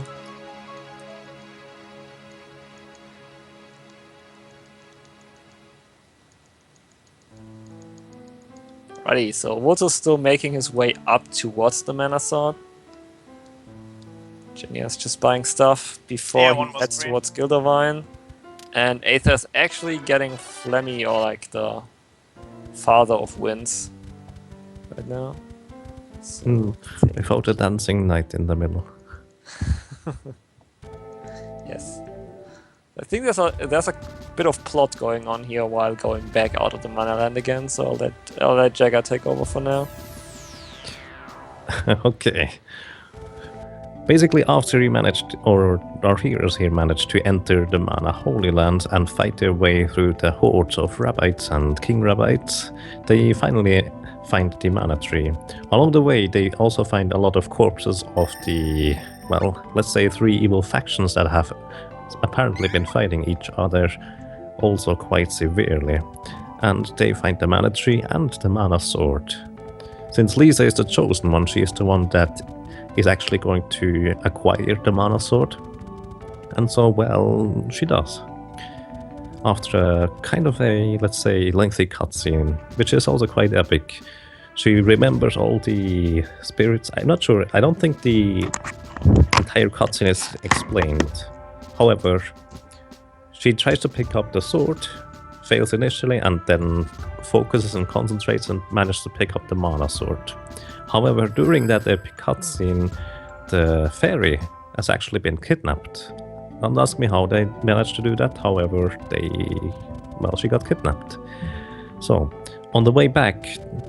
Oh yeah, by the way, they also acquired the Flammy Drum just after picking up the Mana Sword. On the way back out of the Mana Holy Land, they encounter various figures such as the Darkshine Knight sitting or standing right next to the corpse of Corrin, that was the Crimson Wizard. It appears that he has been slain and fallen to the strength of one of the other factions. And so, well, that faction is no more. The faction of the Mages of Forsena has fallen, so to speak. The next one you meet is the Death Jester. Death Jester is representing the faction of the Beast Kingdom, and well, he is just a messenger. Basically, he tells you that the fairy has been kidnapped by Jagan, who is that vampire-type guy, and Bizio, who's that lady in pink. And he basically tells you they are waiting at the entrance. Afterwards, the Death Jester just tries to get away, but it is kind of implied that he, well, gets killed off as well. You don't actually know that, though. At the entrance, then you meet both Jagan and Bizio, and they propose to you, if you want to have your little fairy back here, come over to the Thief Guild's castle in the Navarre Desert in order to exchange the Mana Sword for, well, the life of the little fairy. And that's where Pharaoh Pigman is currently heading to. Yeah, and that is also one of the things that is different depending on which main storyline you get. Like, depending on which storyline you get, the other factions get killed off, I think. Indeed. And you also have to visit different places. Like, I think they are now in the Thief Kingdom. Yes, Thief Guild of Navarre is for Kevin, for Lise and Hawk. Storyline, it would be in Forsena if you have the Duran or Angela storyline, and it would be in the Beast King's castle for the Charlie and Kevin storyline. Ah, gotcha. Okay. So yeah, this is like the prologue is different, and this part is different, and the last dungeon is different for the main storylines. Indeed, also the final few bosses as well. You have some refights of bosses, spoiler, and you don't always fight all of the bosses again, only certain few of them. Some of them are shared between each storyline, some of them are not. For example, in this storyline we will not refight the Jewel Eater, instead it will be Zenker and a few others. Either way, they arrive in the main hall, or the king's seat, so to speak, of the Navarre Thieves Guild, and they hand over the Mana Sword. Initially, they just assume, well, the Mana Sword is a good, or let's say a property of, I don't know what you call that. It is of good alignment or something like that. Either way, they just assume Jagan cannot actually wield the Mana Sword when they hand it over to him. But Jagan, after initially getting knocked unconscious, Bizio casts a spell on him, and slowly but surely the Mana Sword actually changes alignment, and they explain basically to our heroes then that the Mana Sword doesn't have an alignment by itself. It is just aligning with its wielder on what it is going to be doing. So they get their fairy back, but they lose the Mana Sword, and as it appears, the worst is about to happen as the Mana Beasts, or the God Beasts, actually manage to break free out of their prison, and now there are 8 God Beasts roaming the world again, which, well, our heroes have to stop. Yeah, which is I want to say it's pretty unsatisfying after going through all the trouble to getting the Mana Sword, and then the next thing you have to do is just trade it in for your stupid fairy there. Yeah, it's a bit weird. Although, as I said, they just assume Jagan could not wield the Mana Sword. Yeah, apparently I guess. He can. Oh, one more thing though. Earlier in some cutscene it was mentioned that Basically, Jaga and Bishu are the underlings of the one that is called the Dark Prince. And they just casually mention, how is the Dark Prince doing? And then the other person mentions, he died trying to pick up the mana sword or something like that. I'm not sure what it was. And, well, then they also mention, okay, everything is going according to plan. Apparently they used the mana sword to revive the Dark Prince, and he is now stronger than ever before as well.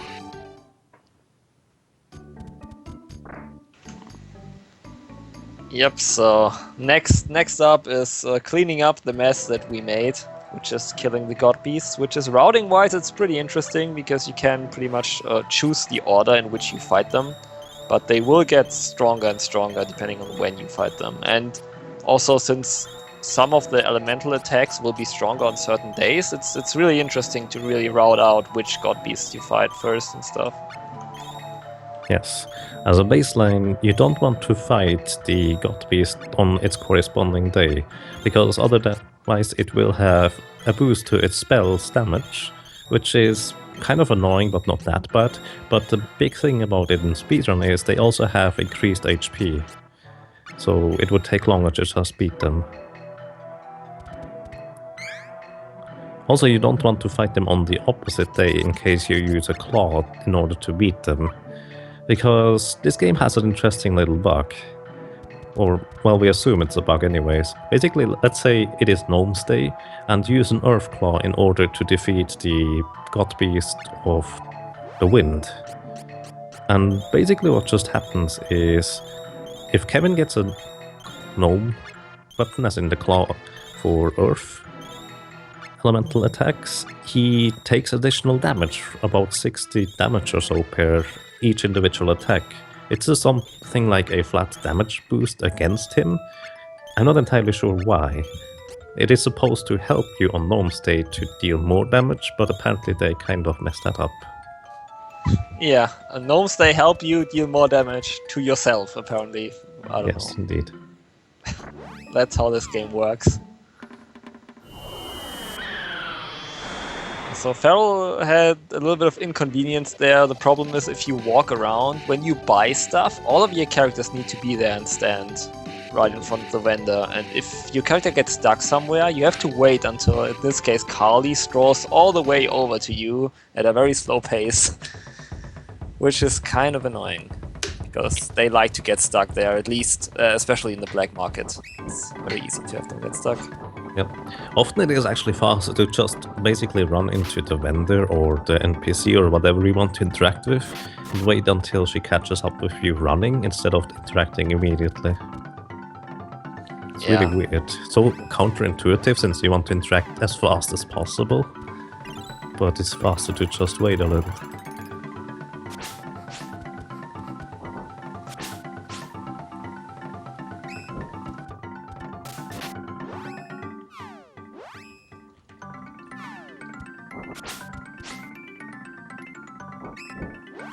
Alright, so Feral is well on his way towards the first God Beast, which has a fairly interesting strategy, if I might say so.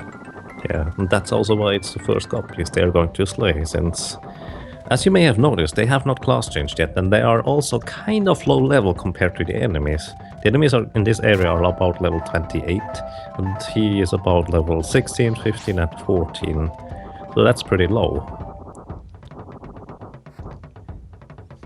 So, as a baseline, you can relatively easily beat all the God Beasts at the current level, but that's relatively. It just takes quite some time for certain God Beasts, so to speak, if you don't go on class change.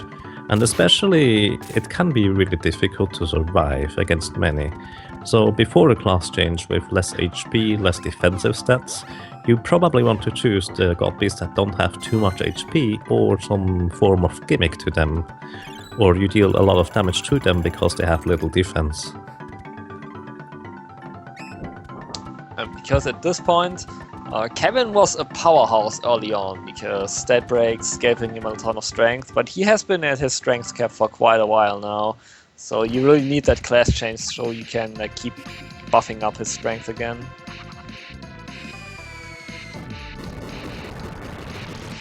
Alright, so this forest can be a little dangerous because of the fact how the boss works. So this boss usually casts a couple of spells, and then every once in a while one of its vines will actually start to chase one of your characters that is alive. So you usually don't want to heal too much, except Lisa, because if only you want the vine to follow Lisa pretty much, and if everyone except Lisa is dead, you have a 100% chance of that actually happening if you sends out the vine, which is what you want to have happen. Ooh, Feral was pretty unlucky here. Both of the spells targeted Lisa there. Okay, but yeah, he got the vine on Lisa there, so it's fine. Okay, basically, Miss Palm, he's called, works in a really interesting way. You can explain the vine mechanic, but he will always open up with 2 spells and then his vine chasing someone. What does the vine chasing do? You can see that the vine chasing, on one hand, it makes the boss kind of sad for some reason when you look at his face. And other than that, it will actually prevent him from doing anything. So the vine is trying to latch on to Lisa right now, but as long as the vine is chasing her, the boss will actually not do anything else. So he can just walk around in circles as Lisa and have Kevin just hit on the boss, and the boss will not actually do anything anymore.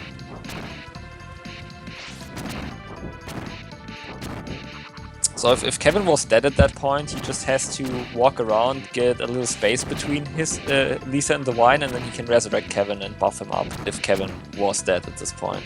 Yeah, but he got pretty lucky, so this is a quicker setup actually.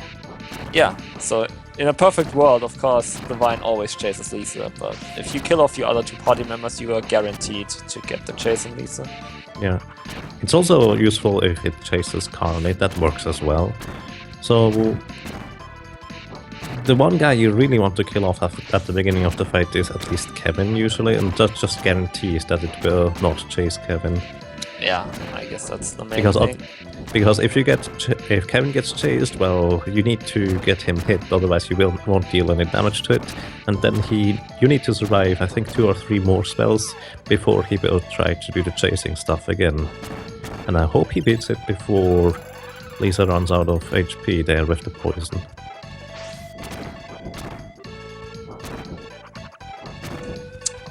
He actually did a backup heal. So oh, that works. Since Kali is still alive, that's actually kind of convenient. There you go. Poor Miss Palm. Best boss design. Looking so sad. All the way through. And good night. And that was one of those menacing, brutal god beasts that were wreaking havoc in the old world. Well, they just beat it really easily, apparently. People in the old world apparently didn't have the right strats then. Sounds about right.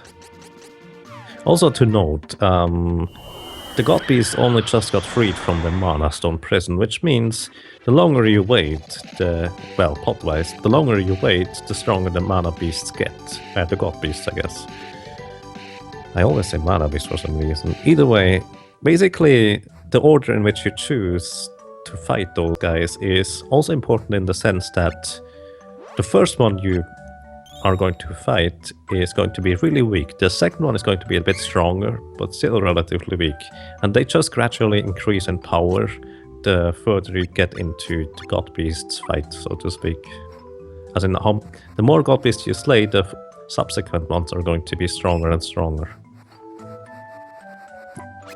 Alright, we'll just got the setup also really quickly. Just has to make sure that he doesn't accidentally get hit by the vine, and he should be good to go. Yeah, it's always scary if Lisa has to use the items to heal or buff Kevin up in this case.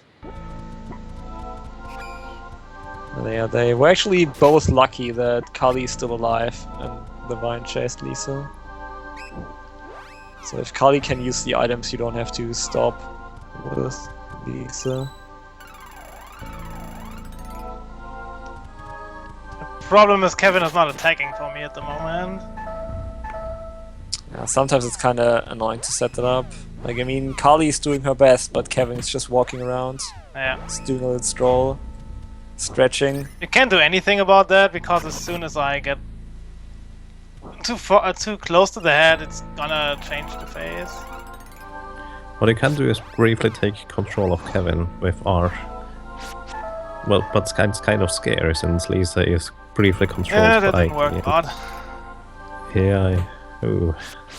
Ah, man. Also, I have Yeah. the blue scales in my backpack, which is really bad.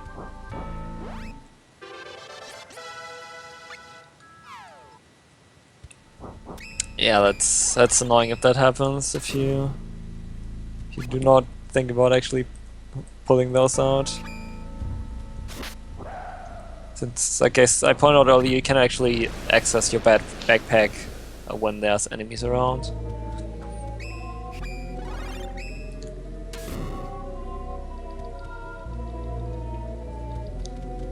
Alrighty. Ooh. And Genya already going to the Mana Holy Land himself. That means no more honking for us. Bye bye, Booster Rip Boost. honking. Goodbye, goodbye. But we still have the Ferocious Honkers going. Just...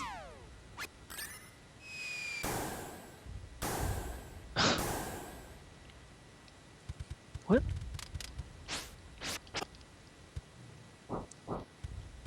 Oh, the daggers. Wait. I've never seen them survive that. I guess I just don't have enough intelligence. Are you on the right day? 10, probably not. I don't know. I don't know what day we're supposed to be on, so I couldn't tell you.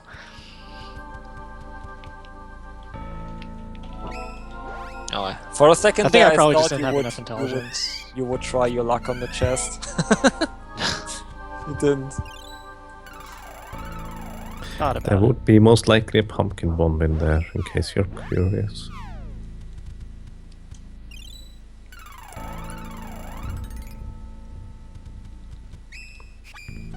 Alrighty. So Aether is already on its way towards Miss Palm as well. So You can catch up here. can get really close towards the end there, yes. And then we still have one full game to go. Legend of Mana. I heard that is kind of an RNG fest too. I actually don't really know much about it. Sadly, I have to say, yeah, to be honest, I don't know much about that run myself. But if it's an RNG fest, it's probably a very worthy successor towards SD3 and a fun game. Yes, you could say that.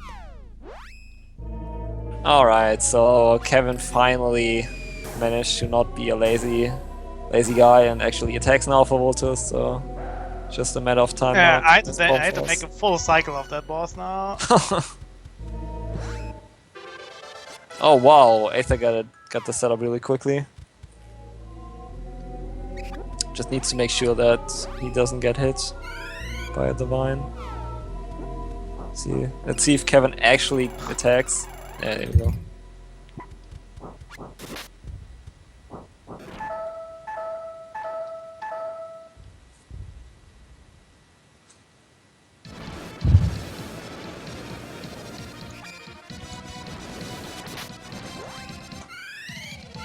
Okay, whereas Pharaoh is already fighting the next god beast, which is Xandir, I think. It's pretty much a floating bird head surrounded by flames. And I think that's one of the duller bosses. You just like buff yourself up and then hit it, and it's not really much going on aside from healing up when he casts spells at you. Yeah, the interesting portion about Zombie is you would expect that you would need the Ice Claw against him, which works, but you could also simply use an Earth Claw against him, which works just as well. It's quite neat. Also, one thing to note about Zombie, you definitely want to have Charlie die in this battle, since it is going to be quite a lengthy battle with a lot of lag involved. And if Charlie just dies, sure, it's nice to have her alive to heal, if that is an option, but it is a lot quicker to just have her dead and use items instead. Of course, Voltus will have. Oh wait, no, she gets experience either way. Don't mind me. So Kali's level. Let's see if Kali hits 16 now for Voltus, I believe. Nah, not quite. I think But she maybe needs 6. she does in the... She needs about 500 additional experience after 16 to level up from zombie, I think. More or less. Come on, Moses. You promised us class change, Kali. Charlie the champion.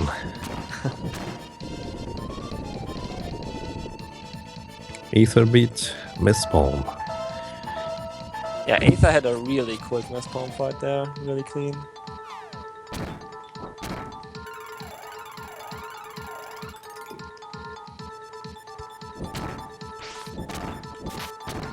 And in case you're wondering, story-wise there is not too much going on. It's just the mana beasts are roaming free and our heroes are taking them off one by one. And Yeah. Maybe there's to mention there are only 7 mana beasts to fight at the moment.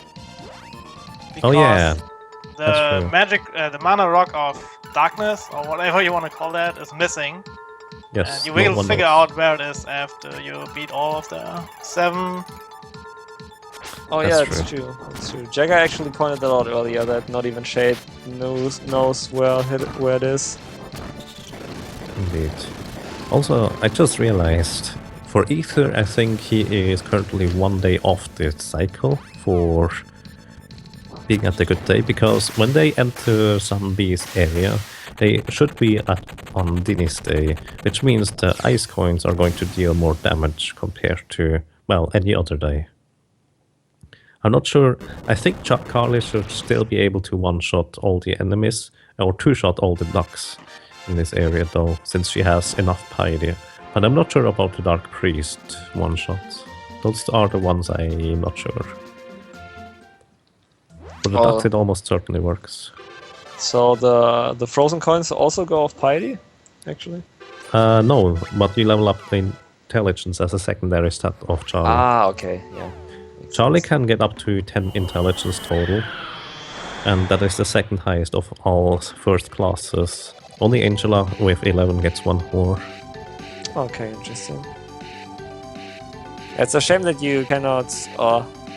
Angela is still being worked on, I should say.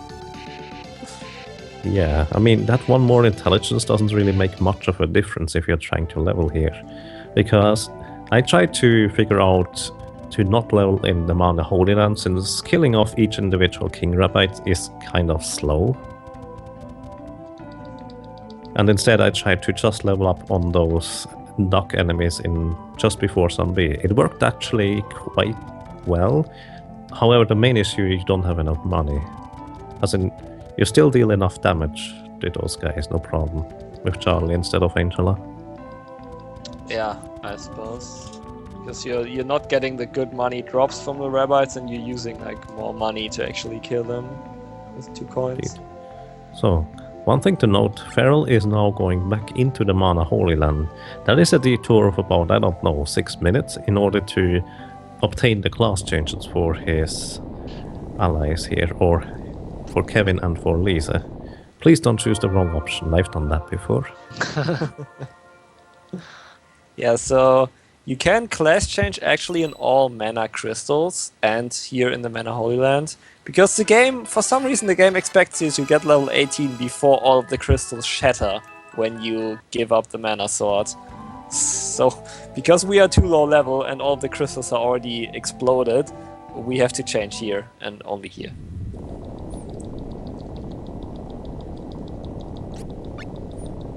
So yeah, the Lisa Dark class change is pretty important because she will learn debuffs now, which are very, very strong against the bosses. And the Kevin Dark, I think it only has like 1 more strength cap. Yeah. That one. It's not that, for Kevin, it's not that significant. It's still kind of significant, as in you lose about, I would dare to say, 5 to 10 minutes. However, if you change the wrong class for Lisa, well, I'm not sure you can even finish. I've not tried it, actually. I mean, the good thing is if you change Kevin to light form, he can heal at least, so that's something. Nice. And he has an ability, it's called Pressure Point, that allows him basically to trigger the wolf form. The wolf form at daytime. Oh, Kinda. Vultus, you're very well informed about this. Why is that? But yeah, I mean, can always happen. It's not. The problem is you cannot simply hold down the D-pad and mash A or something. You have to specifically select the bottom option. Yeah, that's on the second text box. And unfortunately, you need to know it's no Kali class change for me. Yeah, No. that's unfortunate. She's level 17. Well, yeah, I guess you gotta grind until she's 18. Agreed. There was a promise made. Actually, the risky thing about trying to get Carly to class change is if Kevin levels up one more level after that, as in to 19 already, then you will miss out on some stat points and strength. That's less than ideal, to say the least, because once you class change, your stat points get set. It doesn't matter that if you class change for some reason at level, let's say 25 or so instead of 18, those 7 stat points you gained are basically lost at that point. Oh, by the way, you can also see that the mana land doesn't look nearly as healthy anymore as it looked before. All of the God Beast shenanigans. I think basically in the Mana Holy Land it's now always dawn. Initially it's always daytime, but when you come back it's always dawn because, well, it's kind of in a dire shape.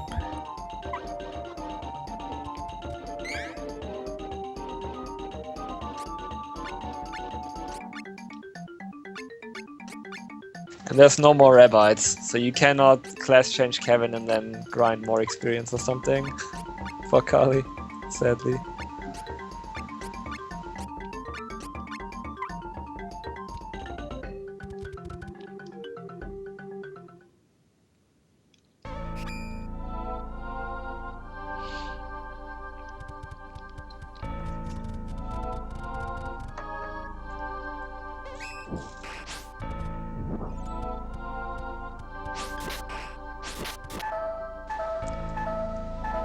Okay, so Aether fighting Zandy right now.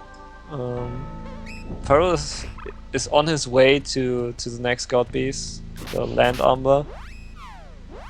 Which can be a little bit trolly, but I think mainly these enemies here on the way to the boss are the huge trolls in this area. Yeah, actually I died twice already on the way my way to Land Umber when I started running this. Those enemies, it is so deceptive, so to speak. In my practice, as in when I started practicing this, I ran through this area 2 times and no problem, I did barely get hit.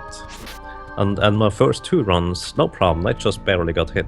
But on the 3rd run and the 4th and all subsequent ones, the enemies suddenly decided to start hitting me and they do a fair bit of damage. So it's kind of scary, you can die really easily in that area. You can see now that like the stat, the level difference between the enemies and your own parties just keeps racking up. They are over level 30 now.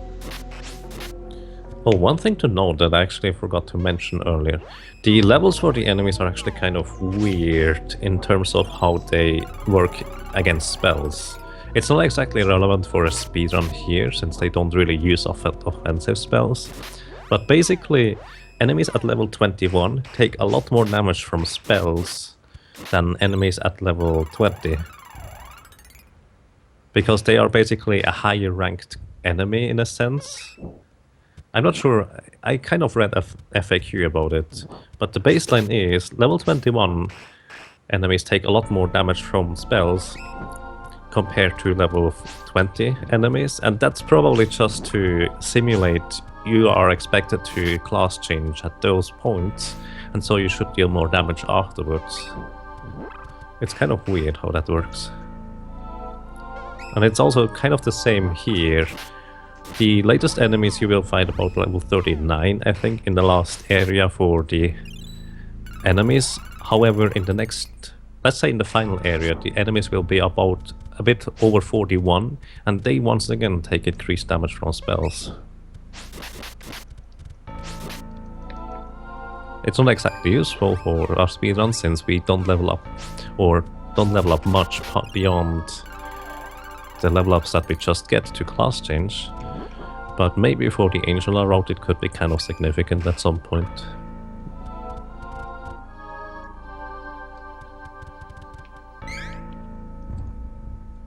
Probably will come in handy there. It's kind of weird if there's higher level enemies that take more damage from spells, but you can put that statement pretty much under everything you say about this game. It's kind of weird how that works out. Indeed. Also, one thing that I forgot to mention. Did I forget? No, I just didn't mention it. What Voldus just did there in the menus is he went to the left, and in that menu he can set his partners or, well, people to only use specific tech abilities. As soon as you class change, you gain an additional, let's say, level of techniques, which ramp up the more you hit the enemies, and those are basically level 2 techs. However, for damage purposes and speed, just using level 1 techs is a lot faster, so you never want them to use level 2 techs. So you just kind of disable all the techs except for level 1 techs. Yeah, these also, techs... Go ahead. You can, if you hit bosses with level 2 techs, they might do a special attack on you. Oh yeah, that's true. That's true. A lot of bosses actually have counter attacks against spells and special techniques. It depends on the type of the technique, but usually most bosses in the late game just straight up counter your spells. So while spells are already kind of weak in comparison to Secret of Mana, they are even worse because the bosses just straight up counter them, as in they counter them with techniques on their own. For example, the Land Umber, from what I know, his counter is taking one of your players and forming it into a pole and throwing it around the screen. It looks funny, but it takes a long time and you lose half of your HP. That's actually I think the special skill also varies depending on which class you choose, right? Yeah. And Yes, it's kind of also these skills that the enemies use on you. For example, like the spin to win stuff that the knight does, you can actually get that on Duran, I think. Yes, the Yeah, swordsman. and Kevin as well. Light Kevin does that. It's actually kind of weird. Sometimes your level 2 technique with certain class changes are area of effect attacks, and sometimes they are not, as in with the exact same class. I'm not entirely sure how that works. Okay. But I mean, it's consistent with the line that spells also can be single or multi-target. Different I guess animations. that makes sense, yes. But I'm not sure how you're supposed to aim, quote-unquote, the special skills. Let the AI do it.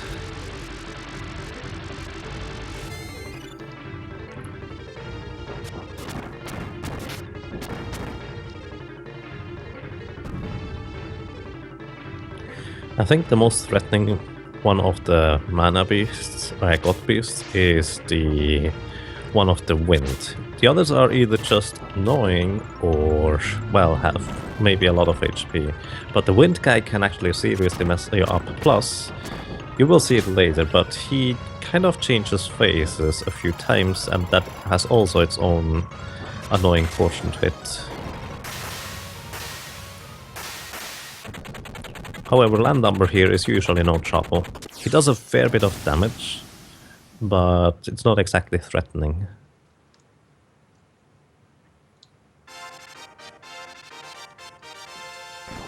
With these fights, as long as you pay attention, you got your healing on point, you just buff Kevin and wail on the boss.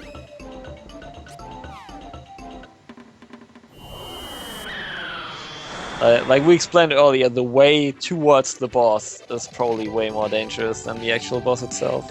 Yes, absolutely. Although I dare to say, with the exception of Dungard. Personally, I would say before Dungard, but that's just me. I'm not sure where... I'm not sure where the runners decided to... as in, set their save points.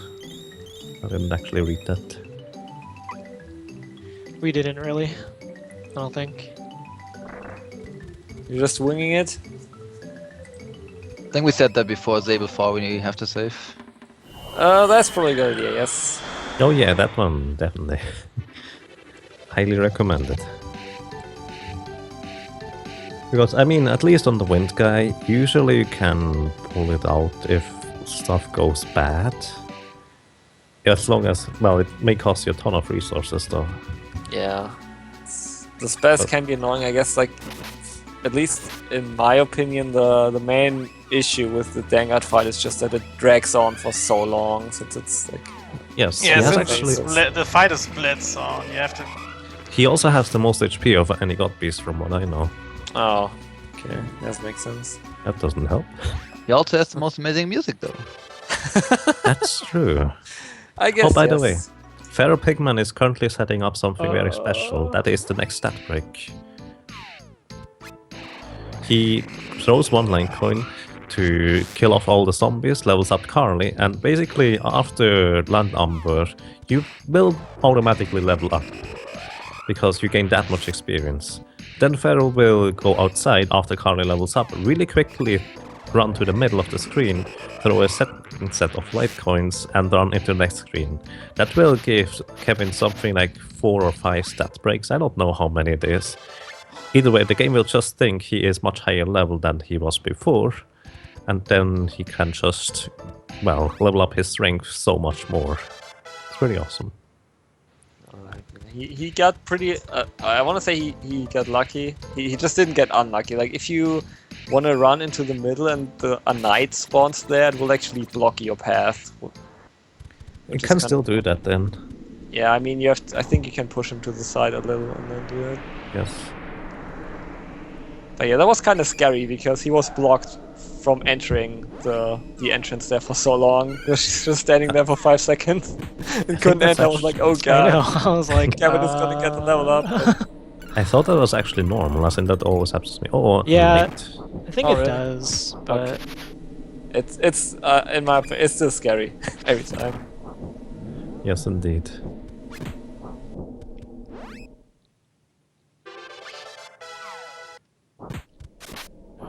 Oh, and Jenya also got the setup for Miss Paul. That's awesome. Very nice. Kevin is still not going down to business though.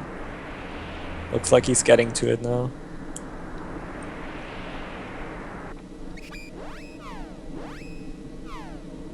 And now you have to go to reach said Dangard, the boss with the long fight and the good music. You have to go through the wind cave yet again.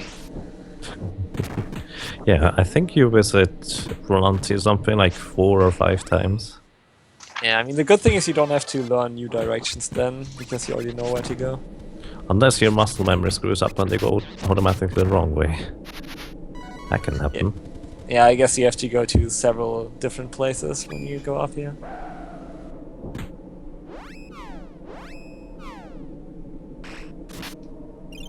Kevin, please.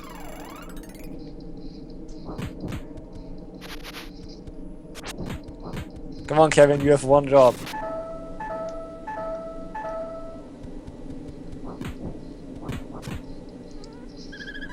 It's always scary to me to fight the knights on the long guard. I don't know what's going on. Yeah, fighting knights is always scary. Yeah, Kevin is just screwing around. Vultus had the same problem earlier. Just Kali is just standing there hitting for 1. That doesn't really help. There we go. It's really weird. And sometimes Kevin can get even locked into a special state where he always uses his special tech move.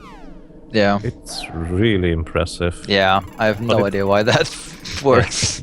I don't think that's even necessarily faster though, since half the time he misses one of his special attacks, and that's kind of slow. Yeah. Yeah, but sometimes he also just like attacks, like he would do the IT cancel. Yeah, it's really weird. I don't know. It's some weird stuff going on here. Oh, okay. I was requested to heal or save. Special attacks back to back. Oh yeah, after they get the stat break after Land Umber, they also kill a lot of enemies to level up Kevin once more. That gives him 2 more strength to fight Dangard. And you definitely want to make the Dangard fight as short as possible. Since Stangard, the God Beast of Wind, packs quite the punch with his spells. Oh. By the way, Ether, did you check the day?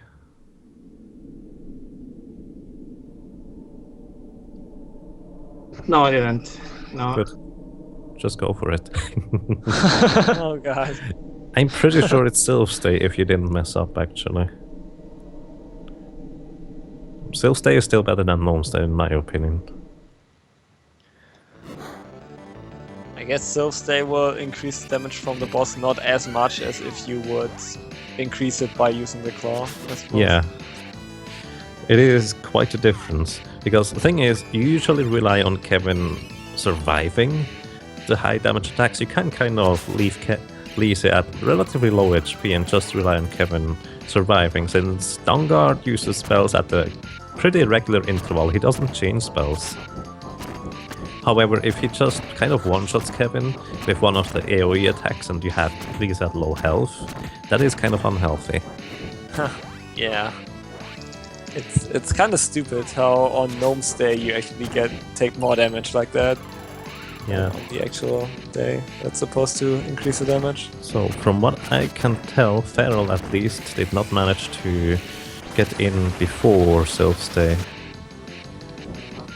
Since he is doing only 188 damage. 210 is when you get in just before Sylph's Day, I believe. So I think that should be Sylph's Day for Feral.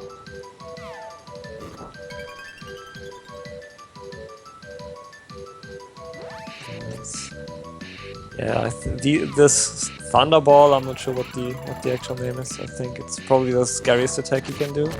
Yes, that does so much damage. Okay, there we go. First phase transition. Yeah. Sometimes I even opt to keep Charlie alive, even though that adds a fair bit of lag to it. It's just really nice to have her to heal up everyone. Although, as I said, it is kind of slow to keep her alive. It's a good safety measurement, though. Yeah, especially for a marathon, I guess. Marathon relay race. Yeah, the problem is the screen transition also wipes all your buffs away, I think. Yes, and that is probably the most annoying point. At this point, Lise learned, I think, defense down and agility down. Agility down doesn't do anything, but defense down would be kind of nice. However, the issue is, on every phase transition where Stangard switches from one, let's say, camera view to the other, he resets buffs and debuffs on everyone. So you need to use a total of 4 Earth Claws on Kevin on this entire fight, and just defense down on Stangard doesn't really help you much, since your damage increases by something like 30 points, and that is almost always slower to cast defense down instead of just killing him. So you can see that Kali cannot really withstand his spells for too long. It's kind of cool that Lise gets a pretty decent piety stat though after the class change, so she can also use Potter Oil kind of well.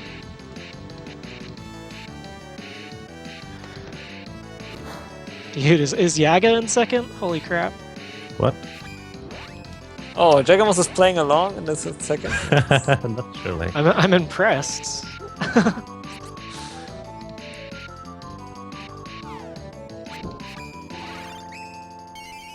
So yeah, Aether is on the first phase though. It switches between top and side view, like you get both twice. And Aether is on his first top view phase, Feral is on the second already. So he's still ahead by a bit. Yeah. By the way, I think the damage distribution on Stangard is, on certain spells at least, it is distributed between all allies. So if not everyone is alive, that means the 2 that are alive are taking more damage. But I'm not entirely certain about that.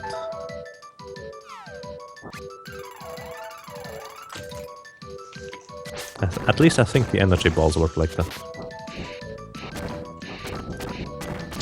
Would definitely make sense. There's another spell later on which one boss uses that also splits damage. Oh, that's the... yeah. The Sable for Yes, opening. that's the one I was actually thinking of. But it would make sense on Vanguard as well. I guess I got that kind of mistake or messed up in my head, but it isn't too far off the beaten path that it could be like that. Yeah. Alright, so can see how long this fight is. Like, we have 3 runners now in the Dangal fight. It's last phase for Feral now.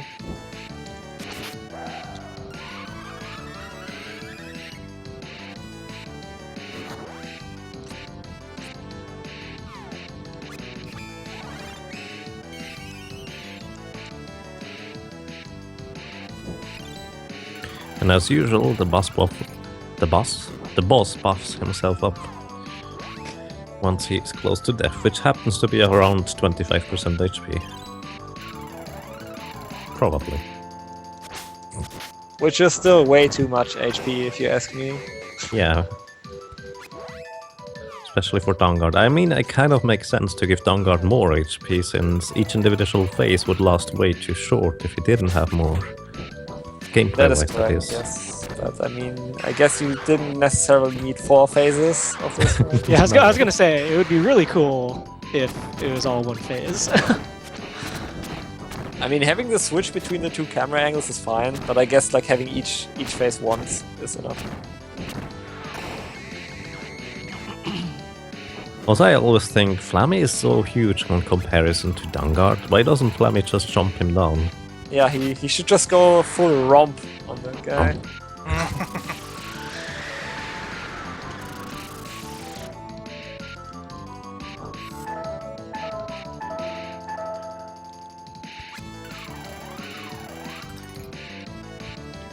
Now you can see, even though the fight takes quite a bit, the runners are still pretty close to each other, and Genya is still making time, so he's making good time. He's at Zen B right now. Indeed. Only one god beast behind.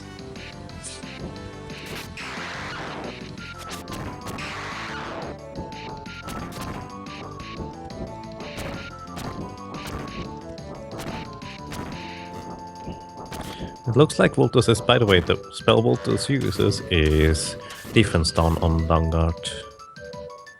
I guess, let's put it this way, purely speed-wise, it's probably not worth it because of all the spell animation of menus.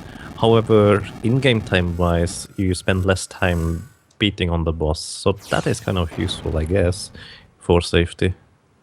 We can actually compare the damage numbers now, I guess. See how much it actually does. Because they should have pretty similar strength at this point. Right? I have 12 strength at the moment. Yes. It should be the same. I'm pretty sure that Voltus is now currently doing as much damage, or slightly more damage, than he would do if he were on Riot's Day. I'm not sure why Riot's Day is so good for that guy, but it's really tough to get to Vanguard just in time for Riot's Day, before it swaps over to, well, the next one. Which one is that? LoM. It's actually Sylph yeah. Right? After Sylph is LoM, I guess. Yeah, that's true. Still better than LoM. Yes, definitely. And Feral is already entering the Frost Cave, and look at Charlie die. Ah, it's for the greater good though. Yeah. Basically, for some reason, if Charlie dies without him killing an enemy, the level up process gets triggered, and Carly just kind of counts as an additional stat growth or stat break for some reason. Don't ask me why. But basically, she grants Kevin additional strength a level earlier, so I guess her sacrifice is kind of worth it.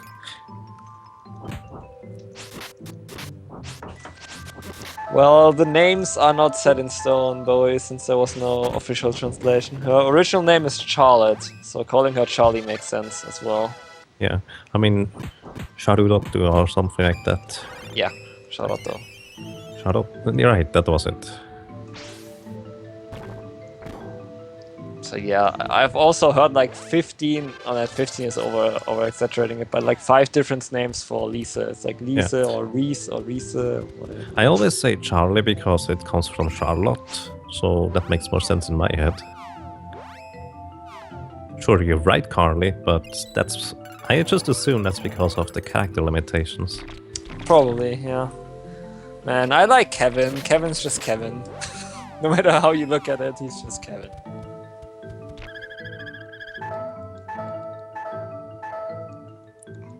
Hashtag just Kevin things.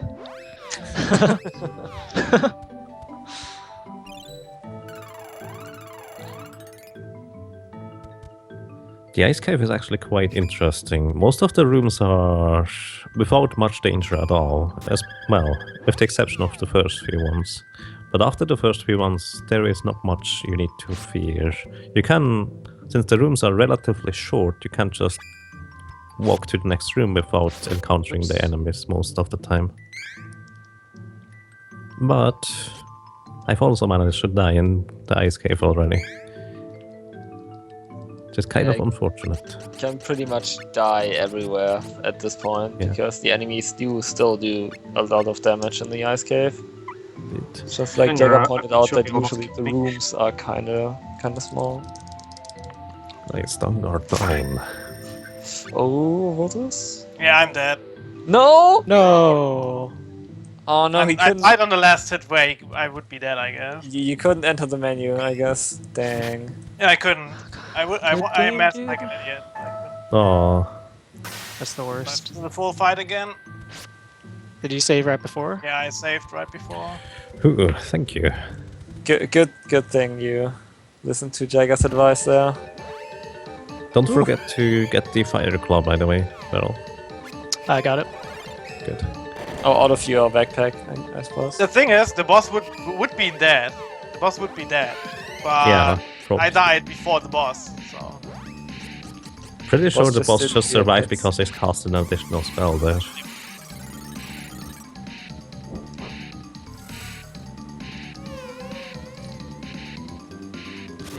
It was kind of double KO, but that's not existing in this game. That's not how this game works, yes.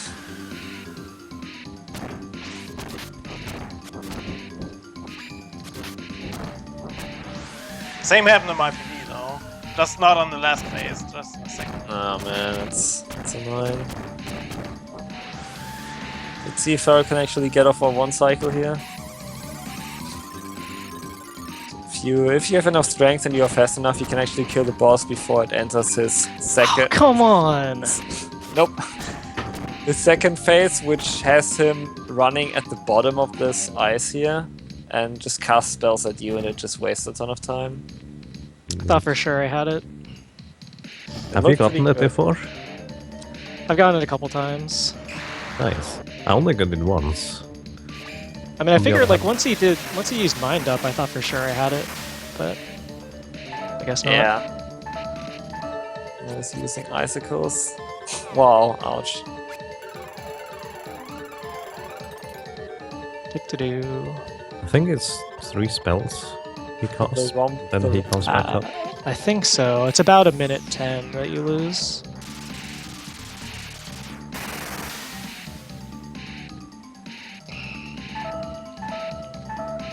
Come on, Voltus, for the Empire! Already first phase down.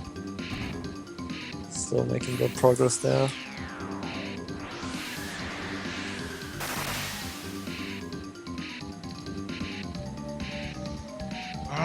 Yeah, that's the problem why with you buffing the speed thing. Speed buff. One hit. Literally one hit away, dude. I'm pretty sure Lise killed him with a 1 damage attack too. Really? I thought that was Kevin's for sure, even though you didn't Amazing. see it. No, it was Wow. Kevin's. It's 300, but still. It like, was Kevin's. I didn't see the damage pop up, but Like I one guess that's better.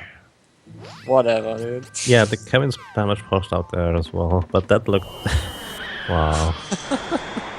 That's pretty unfortunate. Yeah, you can if you are lucky enough and you hit your damage cancels, you can kill the boss before he transitions phases even once, but it's pretty hard to hit.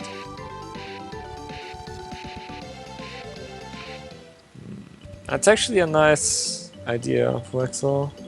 I think it does. We just don't have the coins handy. Yeah, I guess it's. I mean, I guess if you can get it without the coins, it's not worth it to go out of your way to buy them and then have to put them in the backpack or get them out and stuff. I mean, since you go into the backpack anyways, you might as well get some fire coins. It's true. It's not the worst idea, actually. I like it. Yeah, it's pretty good. Could make the one cycle more consistent. Well, it wouldn't be 1 cycle, it would be 1.5. I guess. If you want to put it like that, I guess.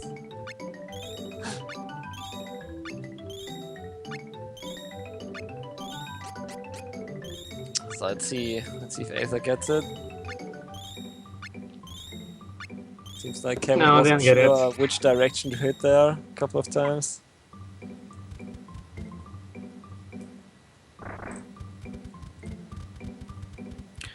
Yeah, there were quite a few misses in there, unfortunately. There's nothing you can do.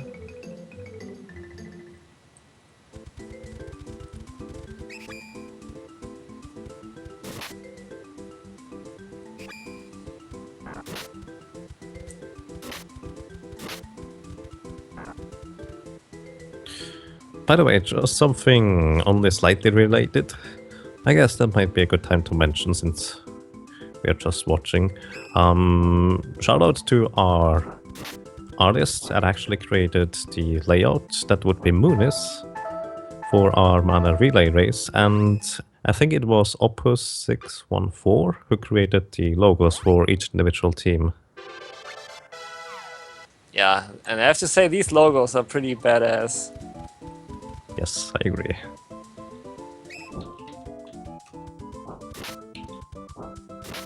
Yes, Opus614 on Twitch. On a random note, he also holds the Zelda 2 record. Oh, nice. Zelda 2 is not an easy game. No. Ah, that was so close, dude. Right. If they got it done as well. Come on, Voltos, last phase. Yeah, again. Again. Speed up.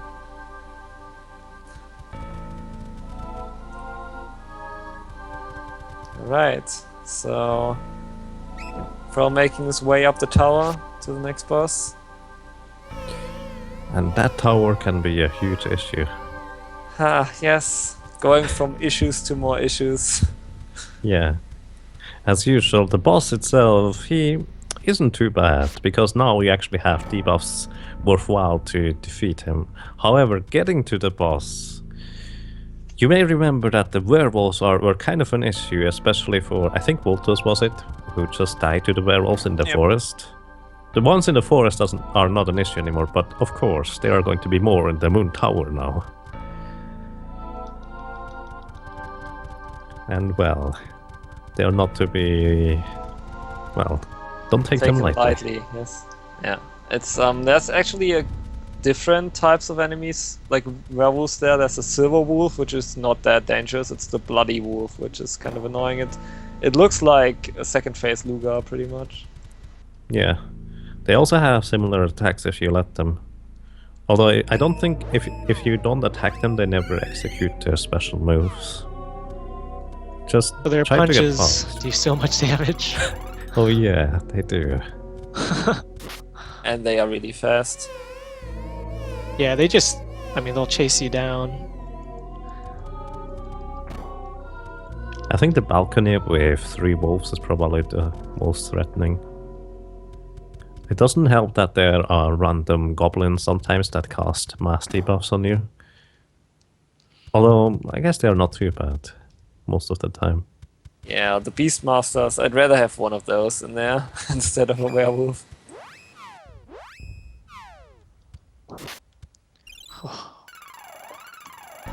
The extra safe here.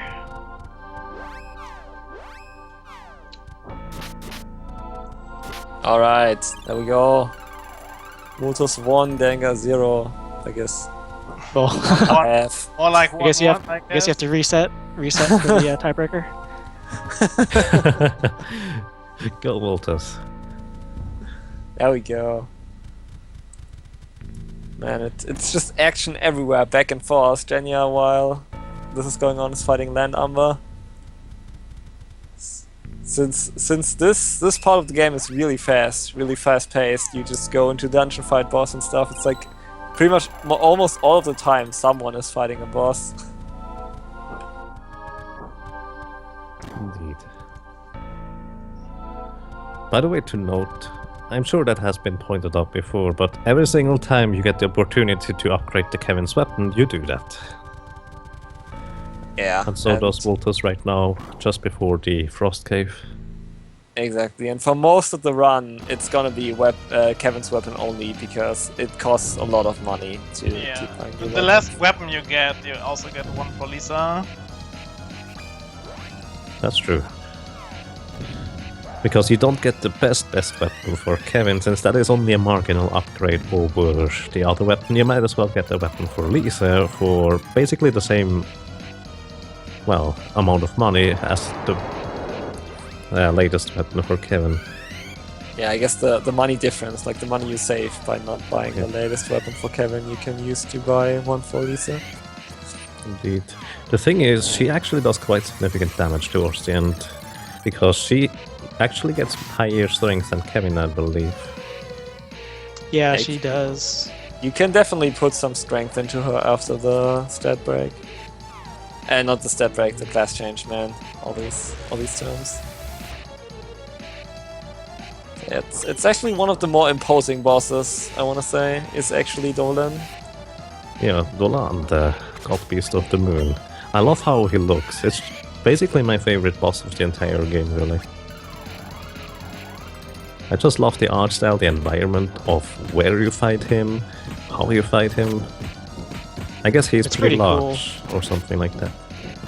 Also his moves that he does when he attacks you, also Kamehameha. Yes, that's also.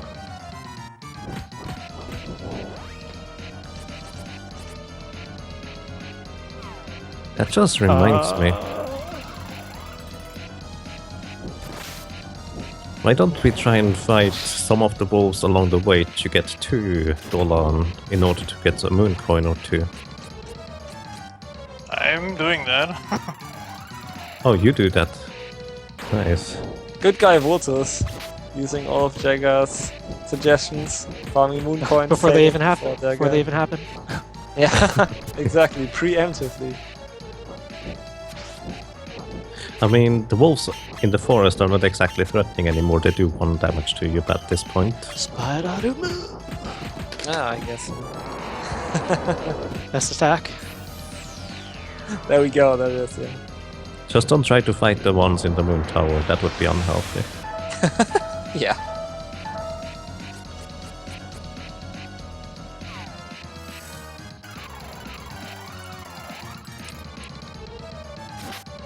So to note, that moon Kamehameha attack reduces your maximum HP, which is actually kind of threatening. It doesn't do a whole lot of damage, but reduced HP adds basically to the damage. Oh, what a guy! He.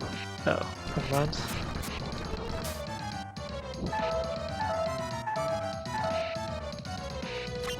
I actually forgot to buy blue scales at all, so I have to go back later. Oh, okay. Blue I didn't need them scales? so far, apparently. Wait, blue scale? Oh. Or the green You don't ones. really need those. Or green, whatever the color is. Anti-magic, I guess. Yeah. Yeah, it raises Yeah, your they are magic actually- resistance. It's not just magic resistance, it's also power increase for your claws. Oh, really? I didn't know that. Oh, Because they increase your because it intelligence. boosts int, probably, right? Yeah. You were talking about that earlier, how that also boosts attack power with claws. Cool. That's why you fall further behind. You don't have the intelligence.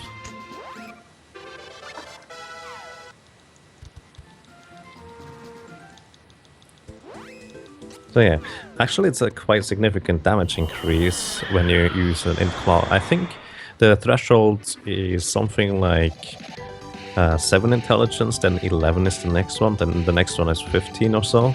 And you just reach 11 intelligence with an intelligence claw scale. At the scale. Oh, that's pretty cool.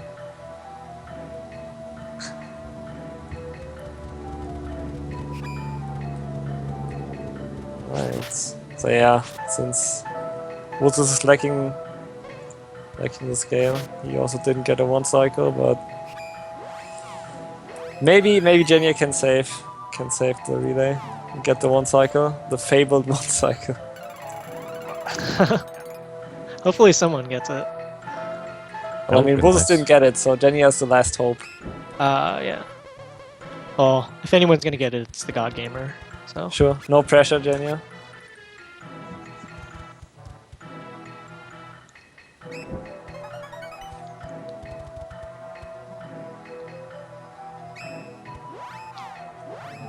Right, so Dolan fight for Aether. Actually not too far behind. Oh, that sucks. Like, Dolan makes people into the miniature thing, pretty much the same your hammer does. And it doesn't even matter if anyone gets hit except Kevin. But if Kevin gets hit, you actually have to cure it, which is kind of annoying. he used it on Lise twice for me. Does it actually reverse as well if he uses it twice? You'd think, but no, it just reapplies it.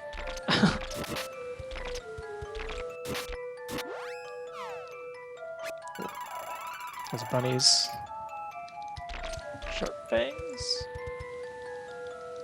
Right. They're getting some levels, not bothering with Knight. No, if you basically he almost always does his whirlwind attack if you damage him too much. So luckily I got just barely enough there.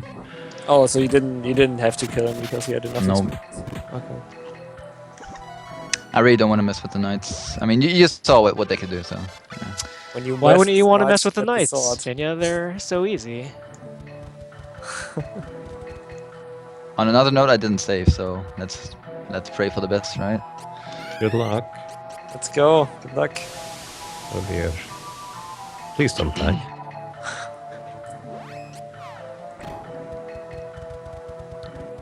You know what it is for you? I don't think anyone managed to get in before self-stay this so far. Huh.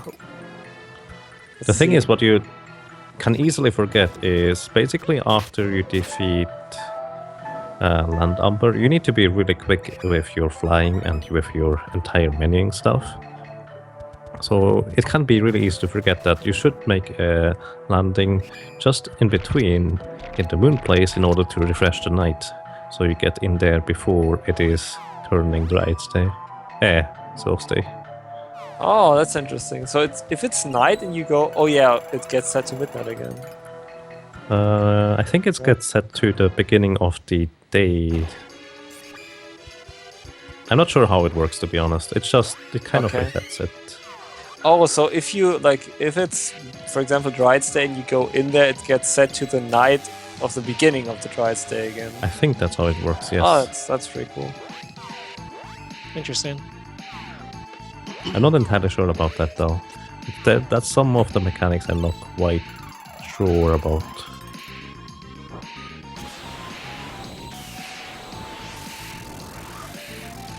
By the way, the area Pharaoh Pigman already beasted through, and Ether is just starting to run through, is, in my opinion, also one of the more threatening ones, specifically because of 2 screens. On one screen there are 3 of those Podos enemies, and they have a really quick attack animation and have a pretty high chance of hitting you, so they are kind of scary. And then the other screen there are 2 weird squid type enemies. I don't think those are squids. Either way, so weird, such weird. Like jellyfish. Jellyfish? Jellyfish, I think that's about it, yes. And those weird jellyfish guys, for some reason, they can sometimes dish out a ridiculous amount of damage. I'm not entirely sure how they do that, but they almost killed me once. It's kind of scary.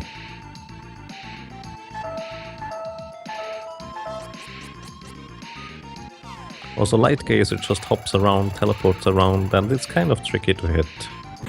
Yeah. It's all in all, a really annoying boss. To me, it actually Bounces. isn't too that bad anymore. I'm not sure why. You just His kind of hitbox predict is where he's super landing. weird too. Yeah, you basically have to stand behind him in order to hit him properly. Yeah. It's weird. I want to be a Genya when I grow up. That's a very good goal. If only we could all be Genyas when we grow up.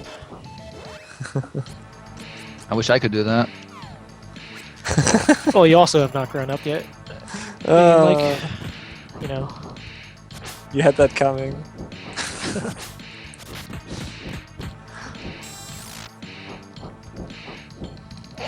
Good boss. Alright. So Genya's progressing through the Vanguard fights very quickly. It's already the second to last phase, I think.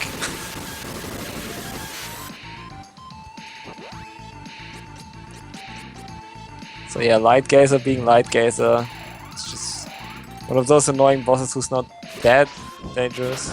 He said it's just tedious. He's got a fun spell, Prisoner. Turns you into Moogles. Moogles! Moogle Sentinels? Or regular Moogles? That's the question. It's I actually hope, kind of hope fun. regular Moogles. I don't want to be a Moogle Sentinel. Aww. It's actually kind of fun if you get transformed into Moogles and you don't have your Mitch Mallet to reverse the effect of Moogleish. Oh god. It probably wears off after some time. No, I it guess. doesn't. It doesn't? Nope, it doesn't. Oh, It never just wears hammer. off. It never wears off. Until you So- die, I assume. Well, Yeah, yeah. I guess you can. That's what I do did. Doppelganger strats and have some people die and then resurrect again. I killed off Kevin, so that was my strategy. Yeah, I guess it works. Although, in hindsight, I think I could have revived Carly as well. No, the issue is Carly was also Moogled. There we go, that was the way. Oh yeah, because Kali She wasn't actually has dead a yet. spell that cures ailments, right? Yeah, exactly. But she can't cast spells as a Moogle because, well, Oh no!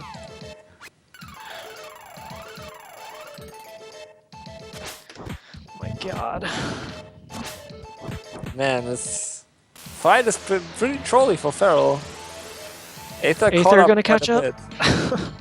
bit. He's already in the fight, but it's hard to tell. Like I didn't really keep track of the experience. the Genius, XP. Feral is almost done with the fight, so... Oh yeah, he just exploded. Oh yeah. I'm a bit further behind because I don't dare to open Hitbox or the streams directly anymore, let's put it that way. Oh, because Wait, your PC crashed? Yeah, that's exactly what happened when I tried to open the stream directly. Okay. I have no idea why. I really don't know, weird. Hitbox is weird. But, yeah. This guy's trolling me. That's what he does. Welcome to my life. No, well, really trolling me. He's doing a lightsaber on Kevin. What? Oh, okay. Wait, Oh, man. that he can do that? That is pretty annoying. You can see on top. He's What can he do boss against now. that? I think you can Moogle and Can you unmoogle. override it with a different claw? You don't really have claws to spare though, right? You have Earth actually. claws. You can use Earth Claws, really. Yeah. Earth Claws and Water Claws you have spare. Oh no, the Moogle! Moogle think- Sentinel! I think Ether was just being a bit slow here on purpose in order to Have Kevin die. show off the Moogles. Oh yeah, sure. Now Kevin's picture's all messed up somehow. with the colors of his Oh, looks normal to me. Oh, No, yeah. it doesn't. His skin color is kind of off.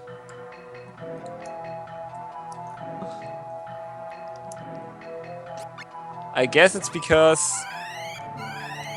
for some reason he has his normal icon even though he's in werewolf form, so he has his normal head Yeah. with werewolf palette.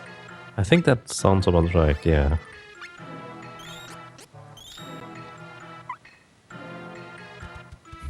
I like how Lisa is still Moogle. Moogle is supporting you. Come on.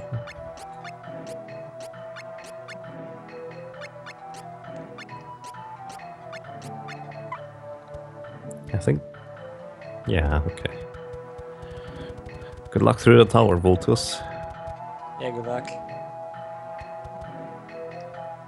As long as you only get defense down. Yeah. The interesting thing to me is I'm always so tempted to go and heal and save just before Dolan. Even though Dolan himself is never an issue, it's just so tempting because you just traversed such a dangerous area. That you Oh don't yeah, want that to I get definitely ever again. saved Yeah. because of that stupid tower. And also, Alright, I believe Acer finally, dude. Feral is just stocking up on new equipment and better weapons and better stuff. And as it turns out, the money is just enough in order to equip Lisa and Kevin with new equipment, armor, and also weapons. I think he didn't have enough money to buy a mask for Kevin though. I think Yeah, I didn't. it's not Is it? essential. No, it's not essential, but it's just nice to have the additional buffer. But that's about it. So, also Feral is now hovering over the entrance to the Dark Cave, or Cave of Darkness, for just a little while, in order to advance the day and nighttime. The idea is that you don't want to fight the next two bosses at nighttime, because they are dark element and do increased damage at night. But you also don't necessarily want to fight the rest of the stuff at daytime, since Kevin does a lot less damage then. So you just try and time so you would switch over to nighttime just after the next two bosses. So yeah, in this area, it deserves its name, I have to say, Cave of Darkness. Indeed. By the way, the first time I actually did a console run for this area here, I literally couldn't see any of the paths. I had to... It's so hard. I had to get up and turn up the brightness on my TV. I could not see where I was going. That was so crazy. Yeah, I'm trying. It's really hard to see on trial screen right now. And there's also ninjas in there, and ninjas are always bad news. Yeah, you hope they don't use their slicer attack, because the slicer attack will kill you. Straight up. It's one of those fun little mechanics where they use a skill and you're just instantly dead, and there's nothing you can do. Yeah, especially at this low level, since the game expects you to have your third class change by now. Well, the third class, the second class change. And Feral made it through without a ninja attack. Good. And he is up to Sable Far. Probably alongside Dulan, my favorite boss. Just because of the face transition alone. It sounds really awesome. It's definitely a cool boss from the design point of view. And yeah, we have good old normal human Kevin for this one, like Jagger pointed out, because you don't want to have it be night here. Otherwise you will just get wrecked by Dark Force. Also, a really weird mechanic of this thing is, you try to kill off the head on the right as quick as you can, but then you don't open the menu at all, and if you don't open the menu or cast any spells, as in nothing that causes the screen to freeze, the left head will just do nothing anymore and you can just kill it. It's really weird. Ooh. But it definitely helps a lot since the left head can like do very nasty attacks. Yes. He's quite damaging to say the least.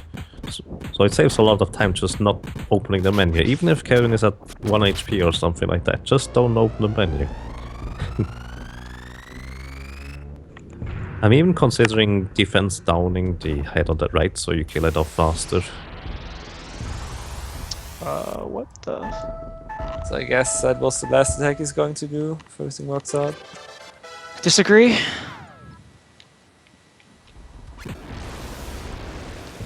Nope. Okay. That was interesting. Oh. I guess. Maybe because he attacked right as you killed off the right head. The level up. That was a screen freeze with the level up. Oh there. yeah, the level up. That's really unfortunate. Wow. I didn't even know the right head separately gives experience compared to the left one. Well, the more you know. Well, I mean, usually Carly's dead. Yeah. So, what are you doing, Carly? You're supposed to be I dead. don't know why You she's still alive. had one job, not get a level up after the right head died. Wow, okay, that's So bizarre. lesson learned.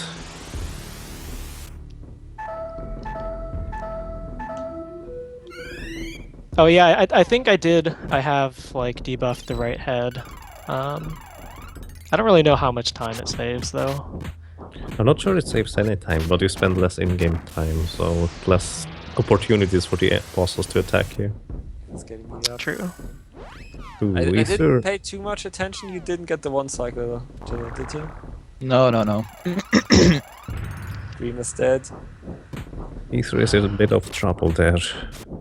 Yeah, But at least that's that beat those up. are wolves, not ninjas, so all is good for now.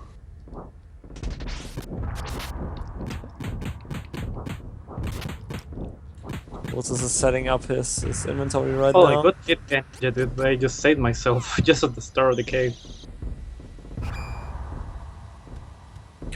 Oh, by the way, I could probably catch up on story a little bit, since there was a little bit of story at this point. Oh yeah, sure. So the thing is, you beat 7 of the 8 copies, and well, the last one is obviously the Darkness one. You have no idea where that is located, at least originally. And it is just a really weird thing that in the lower left corner of the map, as in southwest of the map, in the map you could say, there is that lost city called Pedan.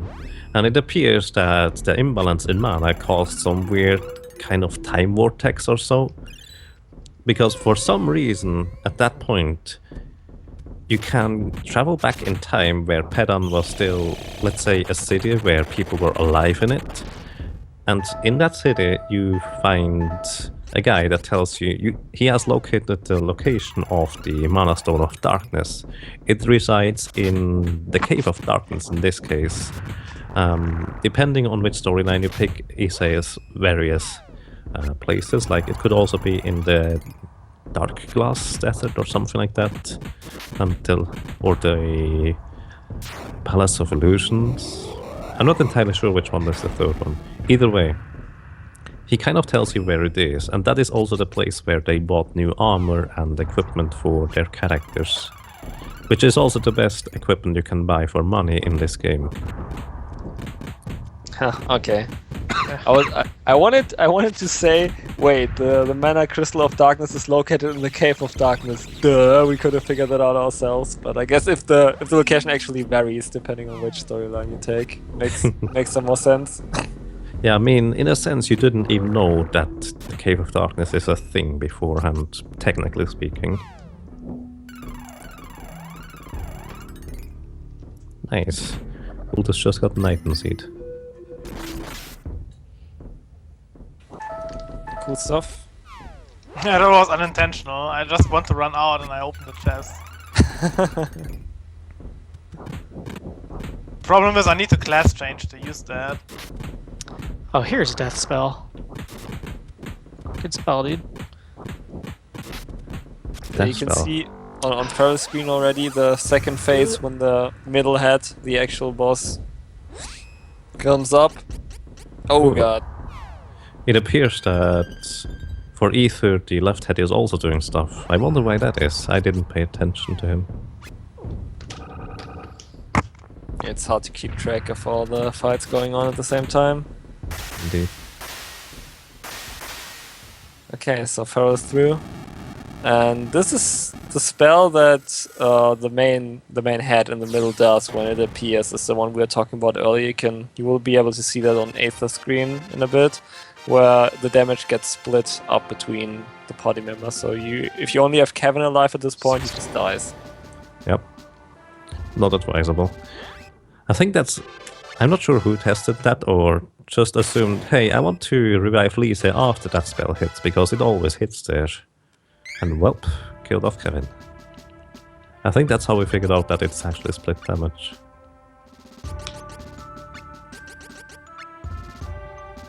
Yeah, I can see that it still does a ton of damage, even if you have 2 characters alive. Yes.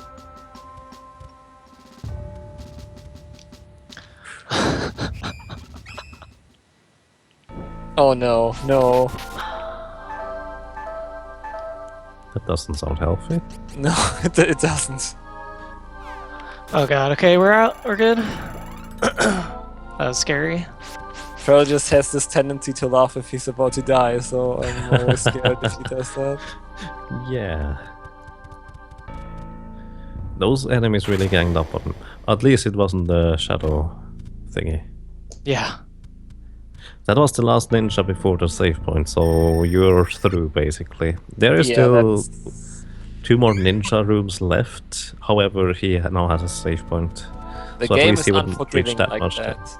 Yeah, you can actually die from a ninja after beating Sable for the boss. Yeah. Happened already.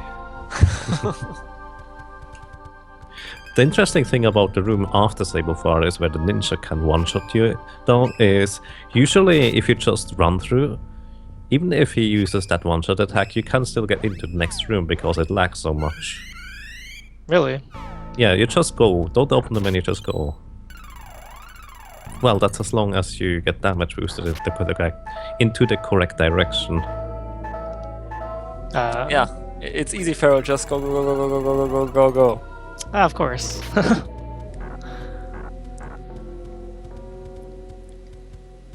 That's all you have to do. So yeah, I suppose Kevin also got Death spelled for Aether, because Kevin just died. I think that was actually a regular attack from the left head. Oh, okay. These are bouncing around doing a special attack. That's less than ideal. It looks cool. Yeah, I mean, it hits all of the heads. It just... Actually, it does some damage here, because she now has a new weapon. But it just isn't worth it compared to just relentless wailing from Kevin. Alright, this guy just trolled me. He did anti-magic as the right head died, so I had to buff Kevin again, and I lost the... oh, that's why you lost the thing, yeah. Okay, yeah, but Aether's through as well. Okay, so in the top left, Pharaoh Pigman is now finally fighting one of the big bad guys, that is Jagan. And Jagan is kind of an interesting boss, because he, like Sablefar, is obviously Dark Element, and well, his spells are quite devastating. However, it takes him quite a while to cast his spells, so first of all, you want to get rid of the 2 little minions next to him. Because the wolf in that encounter can actually also use Sasaku's guidance if he feels like it. Which, it's, well, yeah, you know, it's unhealthy. However, Jagan himself is pretty interesting. You would think that using defense down on him and mind down to reduce his defense and offensive magic would kind of be beneficial, but the issue is he's one of those bosses that literally counters every single thing you throw at him if it's just somewhat special. So you don't want to use special attacks or spells on him at all, just kill him as it is. He takes enough damage anyways, and doesn't attack that frequently. And I think it is after Sable Far, you usually want to have 16 strength of Kevin. But most of the time, if you didn't do the stat break perfectly fine, you will reach that after Jagan. Oh, Feral actually got it before Jagan. Nice. Yeah, very nice. Yeah, I got it right after Sable Fair. Good. Right, so Wolves is done. What's the Light Gazer? And Aether is about to fight Jagan. Please no Suzaku, please. Not too far behind. We had enough Sky Dances. Yeah. We already have 4 of them. So the first, at least on my screen, the first room with ninjas is done for Feral. And the last ninja room didn't have a ninja in it. Good. Yeah, that was actually awesome. That's the best type of ninja room. Maybe you just couldn't see him. He was too ninja. Couldn't Yep. actually see him. So, now instead of ninjas, it's going to be knights. And he has to fight them. Yes. See, you actually get quite a bit of level ups now at the end because you have so many forced fights. Yeah, indeed. It's actually sometimes quite beneficial to kill off Charlie early so she doesn't get level ups.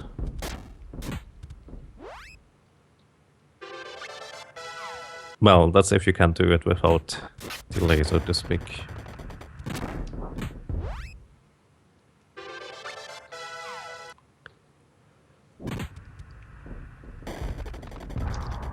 I think Voltus is doing some safety shopping. Quite advisable. Yeah, just stocking up. I think one thing we forgot to mention is they actually keep the very first armor they had on both Kevin and Lisa. The reason for that is they just have enough money after they sell off their current armor. So what they do in Peran to have enough money is they buy weapon for Kevin and Lisa first, then equip the weapon on Kevin and equip the old armor on Lisa and Kevin. That way they can sell the more current armor and get a bit more money out of it. And that is usually just enough in order to get all the equipment they want here.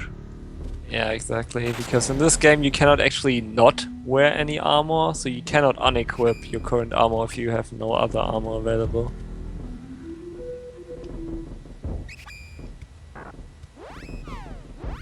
Okay, Jagan down. First ninja room, that is usually not an issue, especially if you level up. Since he doesn't get enough time to do his ninja moves. Yeah, that is usually not an issue. That was the wrong the wrong choice there. Okay, Ace of the Wived. It's all good. Oh, did he get split imaged? Yes. Yeah, split imaged. God. But he managed to catch it, and Lisa survived. Just gave her a royal jam or honey or whatever. I'm not sure what it's called in this game. Yeah, I'm not sure either. Okay, and the last ninja room wasn't a ninja. Good. Same thing, yes.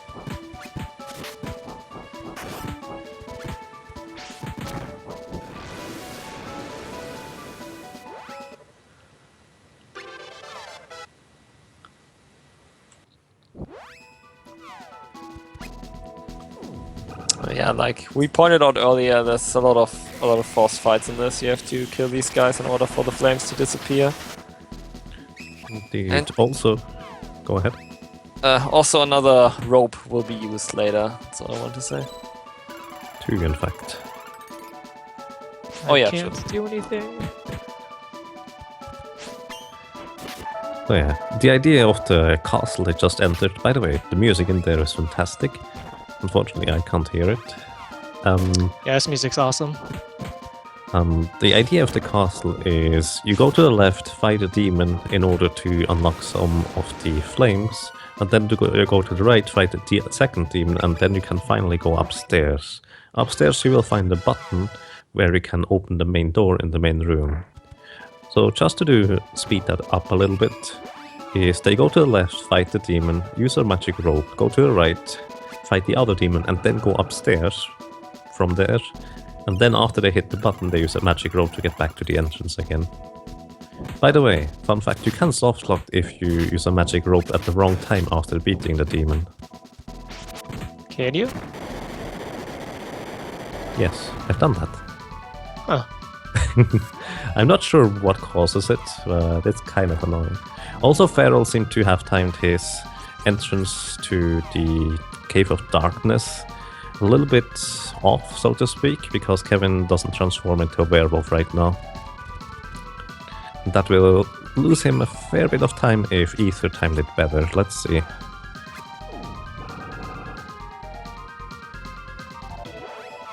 Oh, he's straight up using strength skills here, it seems.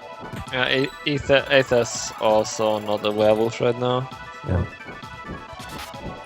I guess it's kind of hard hitting that, because you just, like, to set it up, you sit on Flemmy waiting. It's about 20 seconds you need to wait for. Oh, okay, I guess you can use your timer then. Yes. Actually, what I do is I usually fly over to the Cave of Darkness, look at my timer and count 15 seconds, and that seemed to work out quite well. But as a rule of thumb, you probably want to have enough time during the day in order to not fight Jagan and Segofar during the night at any cost. I mean, I guess Jagan is kind of survivable, but it's not exactly helpful. Uh-oh. No! Man, the ninjas. Those ninjas. That's why you save in Terran. Yeah. Ultus is getting super trolled. Yeah. Yeah, luckily I saved after I did all the shopping. Yeah, that's good. A very good idea.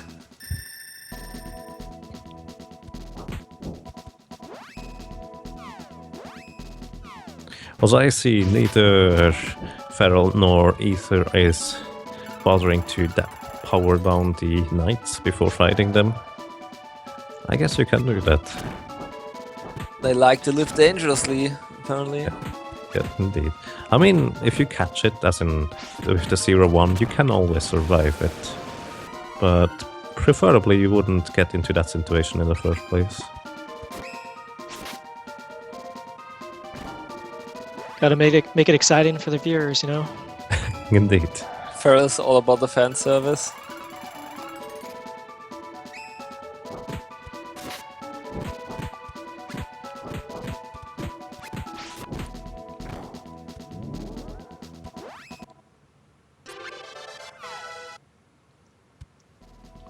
So I think Aether is on the first demon right now, whereas Feral beat the second one, so... Indeed, he's exactly in the second. Yeah. Just looked like they were at the same spot for a moment there, but it's actually like the other demon.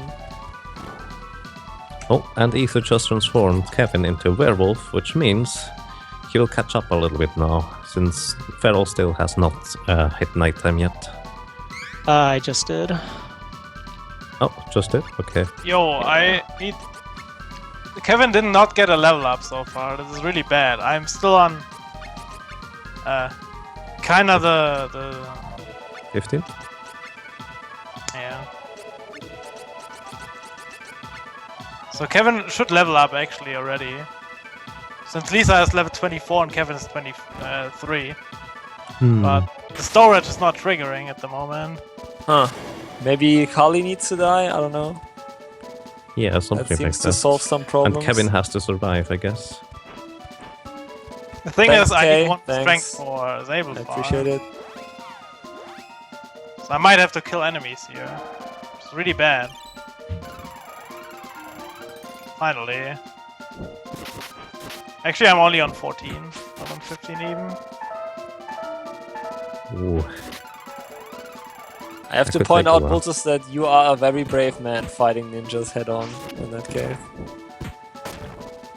I didn't fight, I just had to wait for the level up. Yeah, I mean, 13 strength would have been really questionable. At least 14 is acceptable.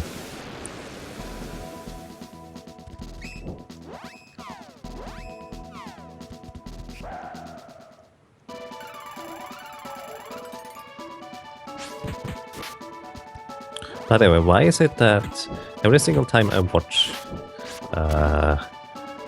other runners run SD3, I get reminded, oh yeah, I died here like this, over there I died like that, here I died like this. Because the upcoming boss is going to be a refight with Metal Hugger, and I once underestimated his jumping attack, which does a lot of damage, and I died. Well, I mean, that's a good thing that you remember all of this, because that means you will not underestimate the refight anymore, right? Yeah, on one hand that's true, on the other hand I probably lose a lot of time usually just because I'm extra safe. So it is kind of a balancing act between trying to not die and still being really fast though. Yeah, true. Right. Light Gazer down for Genya. Let's see if Voltus can get the bugged out left head. Last time it didn't work. I have no idea why. Even I didn't go in the menu. Huh. I think it might be if the left head just attacks as you kill off the right one, he can still do stuff. Potentially. Yeah. So it would be kind of luck based or even timing based.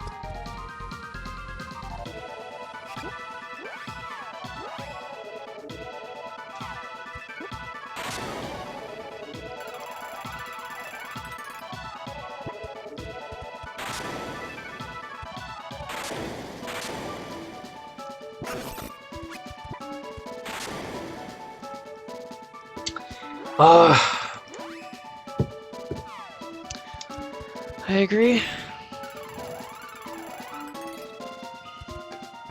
Okay, this time I got it. Very nice. Very nice. Excellent. Yeah, as soon as I kill the right head, the left one is not doing anything unless you go on your menu. Well, at least most of the time. That is the theory. That's the theory. Yeah, that's the theory.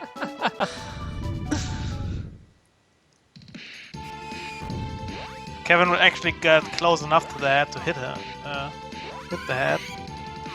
Yeah, Kevin positions, as in the AI of Kevin positions himself just outside of range of the heads. It's really irritating. Wait, what? Yeah, he's really good at this. What happened to Aether? Did he get knighted? Oh. Oh. I think he got knighted, I'd have yeah. been knights, yeah. Wow. Well, that's That kind was of... really unfortunate. As I said, I just power them down nowadays. But that costs you about 6, 7, 8 seconds each time you do that. So you really don't want to. But if you've been burned enough and just want to finish the run. Yeah. I can see that. Just you don't want to lose that time, but you also don't want to die. Exactly.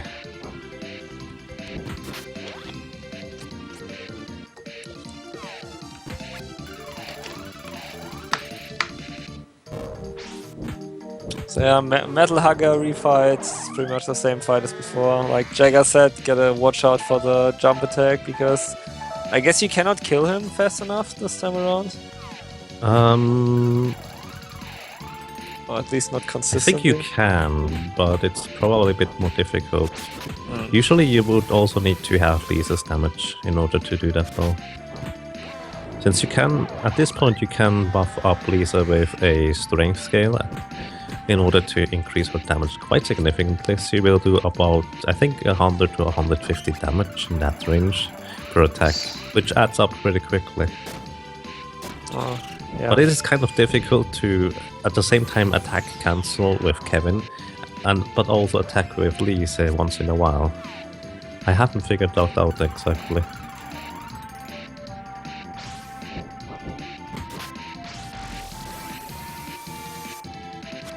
And Metal Hugger is using a lot of skills right now.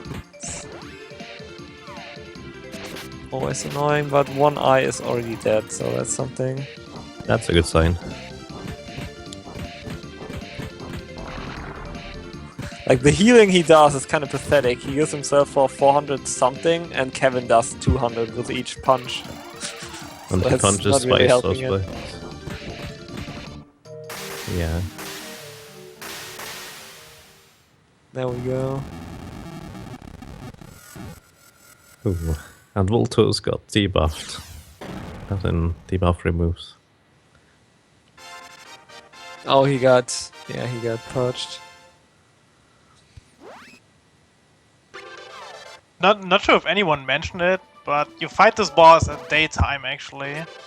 Yeah, so you since do not it's get it's the obliterated. God Beast of Darkness, I guess you can imagine that it is stronger at nighttime. Slightly. Yeah, it likes to spam Dark Force. Yeah. All the time. Actually, I think the issue is less that... Now that I think about it, maybe the issue is less that Sablefar is stronger and Jagan, and the issue is more that towards the end of the castle, nighttime already runs out actually. Yeah, that's another thing. And you definitely want to fight Bijou in wolf form in order to shorten the fight since he has so much HP. Oh yeah, that makes a lot of sense actually. Then the castle is just too long for the night. Since you have to fight so many encounters, I guess. Yeah, that's only something that just came to mind. But it would make sense. And please, no more... What do you call those? It's not a whirlwind. From the knights. I don't know. Just spinning around. I guess Oh, you can call it whirlwind. No, it isn't spinning around. It on those knights Oh, is it the specifically. blade? That's the one It's where the- they ram their like sword into the jump ground. up. Yeah. It's eruption blade or something. Yeah, I think eruption Yeah. sounds about I right. think it's something like that. Vacuum sword? Maybe. Maybe. Yeah, whatever it is, we don't want to see it. Yeah, you could say that.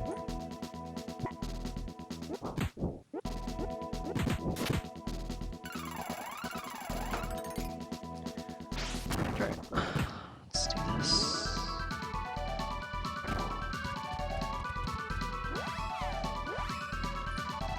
Right, Sablefar down for Voltus. Jenya's already in the Sablefar fight actually, so it's doing a really good job catching up. The game is also doing a really good job trolling Voltus though. Let's hope that stops. Yeah, remember I sometimes. died in the cave. Yeah, it's like had you're ninjas. getting trolled a lot. One more ninja room until the save point. Come on, cross your fingers. Oh, one thing to note. This is Genova in the top left now, for Feral Pigmen. But Genova is completely unlike the first time you face Genova. Genova is a complete joke this time around. As in, really not a threat at all. You kill the shapeshifters off really, really quickly. I'm not sure they even have more HP than the first time around, so you just... No, probably a little bit. So you just kill them off really quickly and wail on Genova, and he dies rather fast. He's basically the exact opposite of his first form. Jesus Christ. Most of the time, anyways. I may be dead. I don't actually know. That would be less than ideal. Jagger most with the I'm jinx. not. I I'm know. sorry. I mean, it was just because this lag is so, or this game battle's so laggy. I couldn't do anything for like 3 spells. Yeah, the thing is, the boss basically announces his... Well, specifically Genova announces his attack about 5 seconds before it hits, or something like that. And during that announcement, as in, well, the green text box is up in the top middle, you can't open your menu. It's just... Oh yeah, I It's think really it irritating. also, like, the fire inside changes color depending on what it's gonna do next. I think that's... I never actually noticed. That makes sense. But he gets blue fire if he's doing shapeshifters. I think he's getting yellow fire if he does like the moon debuff stuff. Huh. Yeah, I mean, except for the immense amount of lag, it is pretty easy.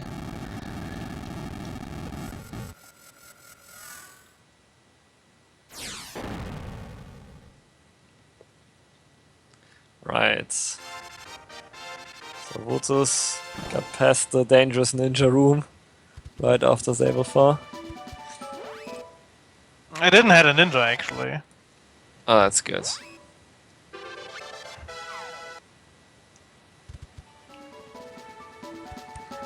I really like Kevin's landing animation. He's like, and then he falls over anyways. It's glorious. He tries so hard. Yeah. Gotta respect that. This is PB pace, but my PB's terrible, so it's kind of whatever. Hype.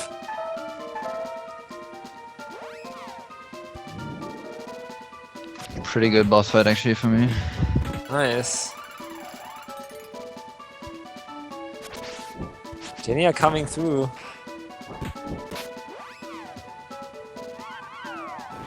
Win! Genia win. Genya win.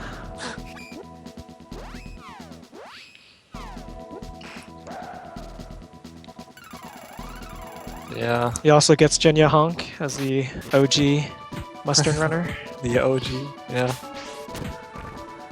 Okay, so Aether arrived at the Metal Hagger refight. Sadly, he lost a lot of time by getting knighted.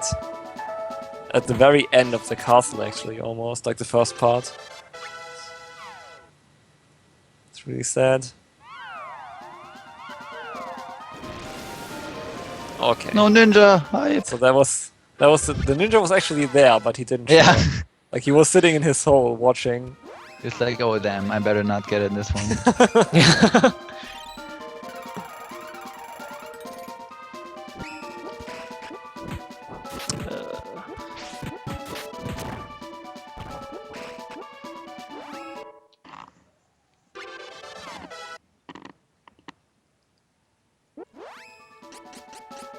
I think for Ether he started casting his defense down spell, and Full Metal Haggard decided to cast 2 spells in between before it got off.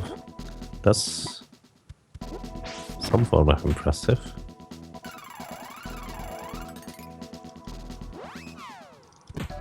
Also in the top right you can see Voltus just use defense down.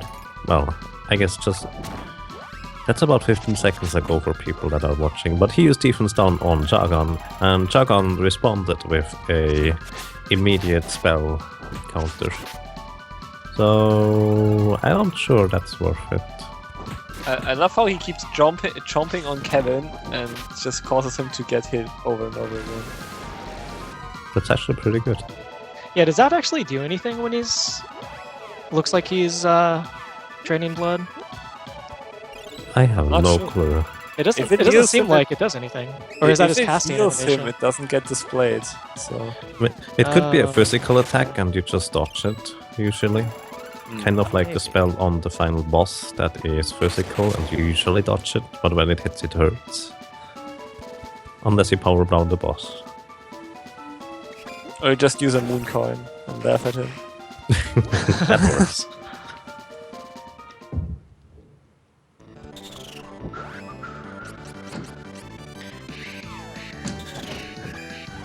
Alright, there we go. The Zenka refight. Seiken refight is... You know, it did already a lot of damage in the first one. This one is even Yo, more. sick!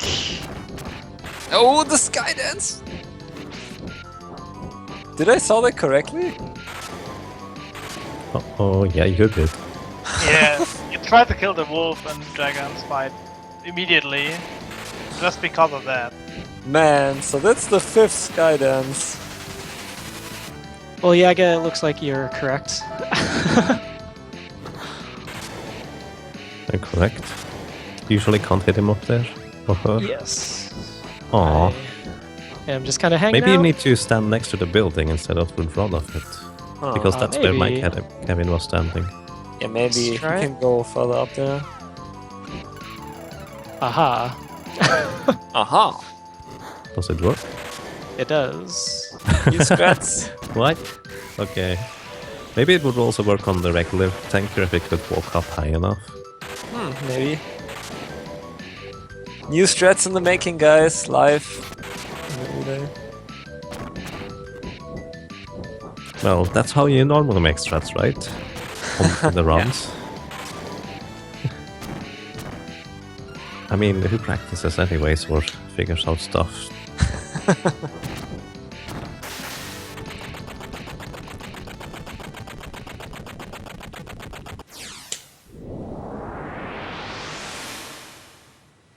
Alrighty, Senka down.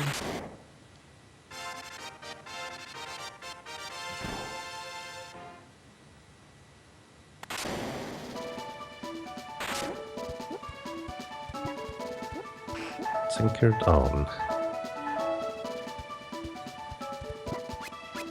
And upcoming after Senker is one of the weird boss fights, in my opinion. Just because it can be really, really dangerous and devastating if you don't have the correct preparation, so to speak. I'm gonna save anyway, just for fun. The headless statue. 3 spooky, 5 me. Yeah, I always thought that it was actually kind of a nice touch that they just have headless statues in the mention of the big evil bad guy, sure. so to speak. Alrighty. Oh, wow, okay. For Ether, the eye just casted roulette, which is instant death on the person or creature it lands on. It can land an enemy as well, but it happened to land on Kevin, unfortunately. Can it actually land on itself? Yes. That's glorious. It's amazing. Oh, I love it when she turns into a regular cat. Just wait on her. Yes. So, for this fight here, this is Bijou in her cat form, kind of fitting for the lady that has caused you so much trouble, let's say story-wise. But the thing is, she doesn't have terribly high attack power. However, she has ridiculously quick attacks. The thing is, ridiculously quick attacks, which all do just 1 damage each, are not exactly too threatening, to be honest. And that's exactly what is going to be happening as soon as he managed to power her down. Or I'm not sure, may have done that initially already. The most devastating thing she can do is cast that Naga spell that she just casted. But she doesn't do that too often. And you just heal up once after that, and then you just keep hitting her again. And the fight takes a while because she has a ton of HP, but that's it. She probably has almost as much HP as the final boss.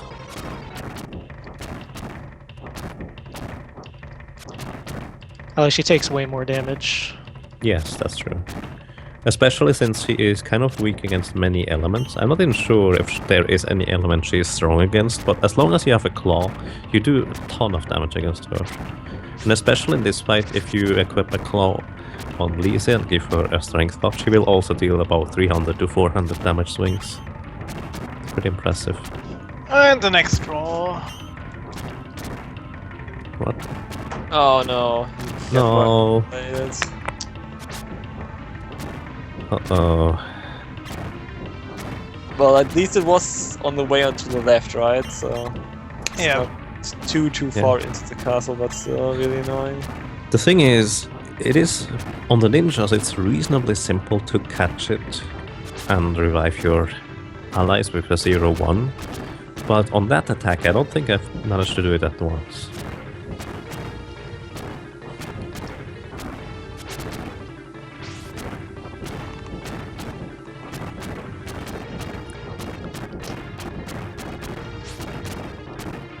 Still alive? And it looks like Jenna is also about to enter the final castle, so we have all players right now in the final area.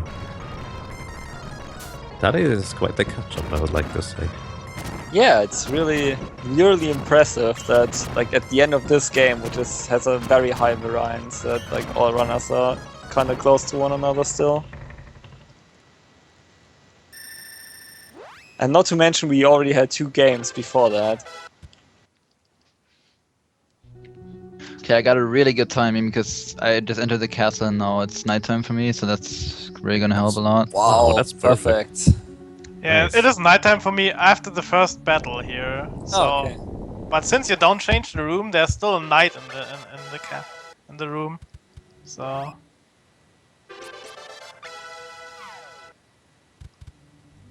That's very good. Very good setup with the night. Talking about the day and night, not the enemy. When are we calling time? Because we aren't doing the whole ending, are we? Probably not. I think it's I when don't know, Flammy flies out of the Mana Land. Okay. Or for the next game, that is. Okay, as long as it's consistent between all runners. Works for me. It works. So RTA ending. fuck. I mean, you might guys get didn't trolled start again. on power on, right? So. We actually did. Oh really? Okay. Yeah. Well, at least some did. Although that's only 20 seconds. Like the ending's 17 minutes. Yes. Yeah. It's a bit longer than Secret of Mana. And it doesn't have a nice moon at the end. So That's although true as well. the music is pretty awesome. Very disappointing. Yeah, it is quite good music.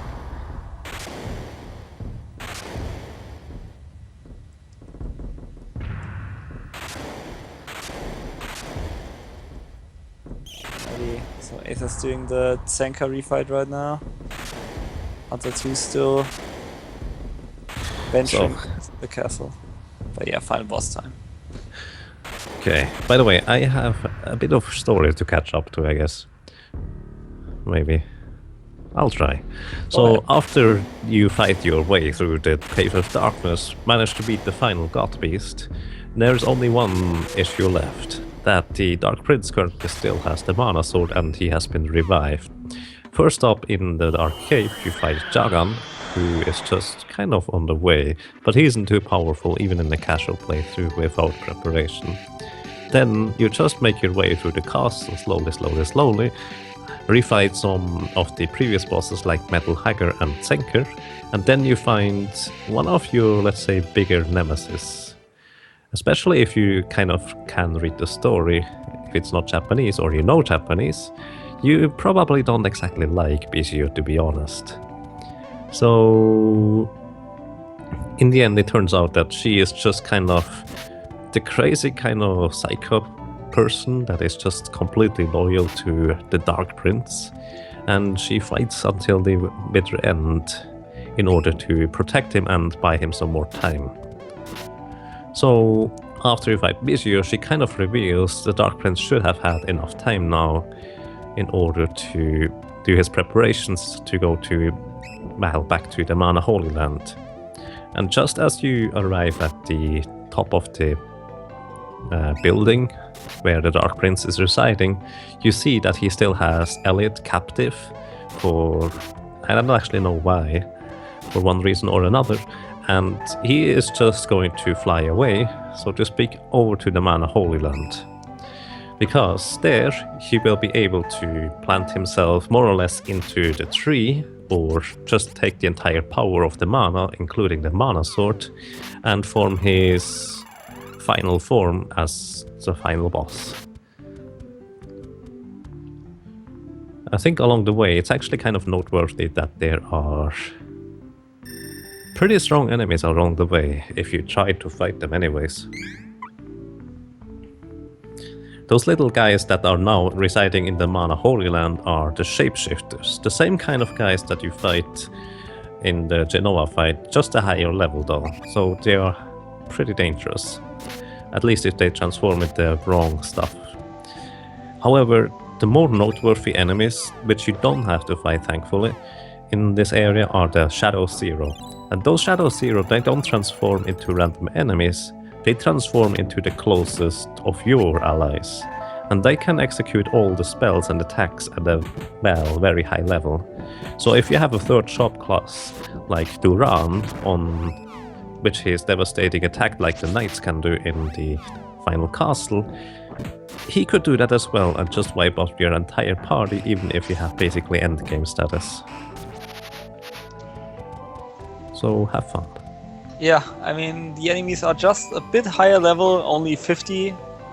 Not that big, we are level 30, so get beat up quite a bit by them.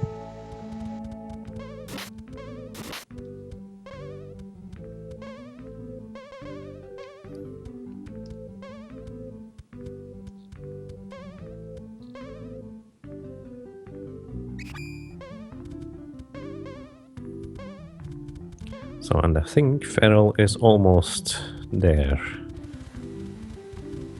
Did he take the wrong turn? No, he didn't. That is the wrong turn I always take, never mind. It's always that one screen just before the final one is... I need to go to the top right now, right? Nope, it's the next screen. Always the same. Thankfully, I'm not playing.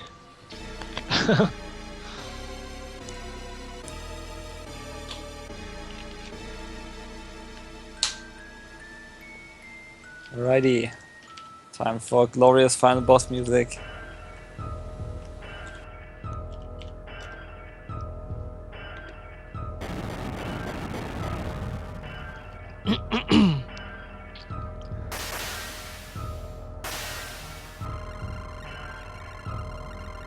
Casually suplexing. Always good. It's not The a speed game suplex. without some suplexes. I mean, it's not a train, but it's something. Yeah, unfortunately you cannot suplex the final boss, otherwise that would be a requirement. Oh man, that would be amazing. That would be amazing. If only.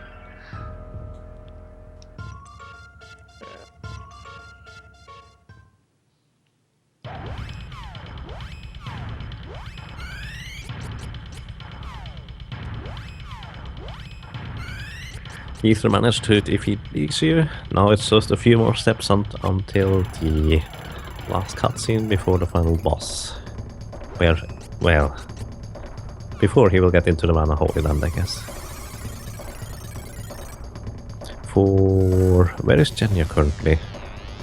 I think he is just shortly I'm before... about to Yeah, enter the Full Metal Hager refight. indeed. That's actually quite the distance until you get to Full Metal Hager after initially entering the castle. It's surprisingly long. But I think that's mostly because you have to fight the enemies. Yeah, It appears exactly. that Multus is just one room behind you, even. It's really close towards the end now again. Regarding the final boss, I'm not 100% sure how he works. I think if he changes color, he changes the spell patterns he uses. Yes, exactly. Basically, he can use all the spells from all the god beasts. As in literally all the spells. And based on his color, he will use various spells. Whenever he changes color, he will use a different set of spells. So you can always know what you need to expect. I would say the worst color he can change into is darkness, because then he can use the instant death spells or the curse, which basically applies all debuffs. So that's less than ideal.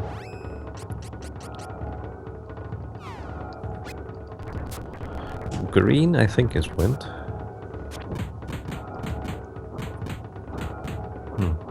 Oh no, that might be light laser. Let's see. So the thing about the final boss is also, I'm not sure if that's the first or the second phase.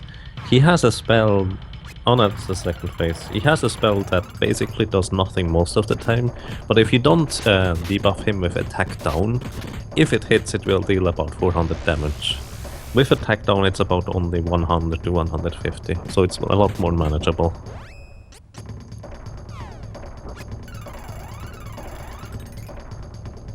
Return of our favorite attack.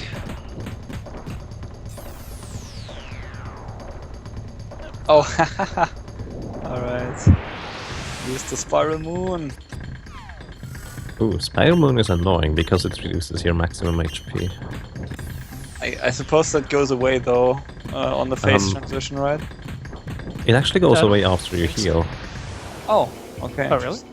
You need to heal it up, as in, I think it's I guess the it amount counts of as a normal heal. status ailment then. it's not quite normal because it doesn't wear off after a certain amount of time, only after you heal it off, so to speak. I'm not sure how much you need to heal, but it's a certain amount Alright. where it just wears off afterwards, I think. At least that's what I read on the game's FAQ. Maybe it's amount of times you need to heal, or the amount of heal total, though. Not sure which one. Might be neither, I could be wrong. But that's one of the things. This game it has still a lot of question marks, even for speedrunners that know what they're doing. It's mainly the Japanese community who put in tons of time, but it's always hard to access like sources of information from Japanese runners. Yeah, especially apparently the fastest run of this game uses the Dragon Road, as in it starts with Angela, and apparently that is 3 minutes faster than the fastest time we can actually watch a video of. Yeah, that's the problem. Nobody knows how he does that because there's no video. Yeah. However, we have a reliable source, also phase 2, good music. We have a reliable source in PoolExel to know that that actually happened, so it's not just a fluke. Yeah. But how? I don't know. That's a mystery. So it actually does, I guess, wear off on the screen transition. Does it? Oh yeah, you're right. Because I healed and they're still low, and then as soon as it switched, they got back. Right. I think... Which is weird, because you still have all your buffs. Yes, indeed. Oh well. Music Craigasm! Yeah, second phase beats it up with the theme again. Alright. I realize I didn't actually restock on healing, so this could get a little interesting. Uh-oh. It should usually work out. It usually does, which is probably why I didn't think about it. But... Just resurrect Kali for free healings. That works too. Charlie's the champion, after all. You probably have a couple of Cup of Wishes left. So I have a lot. What is that? The curse? I don't know what that animation was. Yeah. It's like some kind of shade emerging from Kevin. I think that's the curse. I'm not sure. I never know which one it is. I mean, it's probably not the instant death attack because Kevin is still very much alive. Yeah, the instant death, I know which one. That is just those 999 damage. Alright. Yeah, I know which one that one is. Good old death spell. Happily named. Oh. Ether also started the final boss fight. Final boss. Sometimes I'm so focused on one screen, I don't see the others. Yeah, it's hard to keep track of 4 streams at once. There's so much action going on, so... We just had some trouble with the Metal Hagger refight. Yeah, that was really bad. Getting troll again. Yeah, but Genya not too far up on Votus, so... Still everything can happen. We also have another game after this, which is Legend of Mana. Which apparently is not much less enthralling. So that will make for a really exciting finish of this relay. Yeah, I mean, probably VG and Phallic should start getting ready. I think they have been getting ready since a while. Excellent. But, by the way, I need to post this in chat. Of course.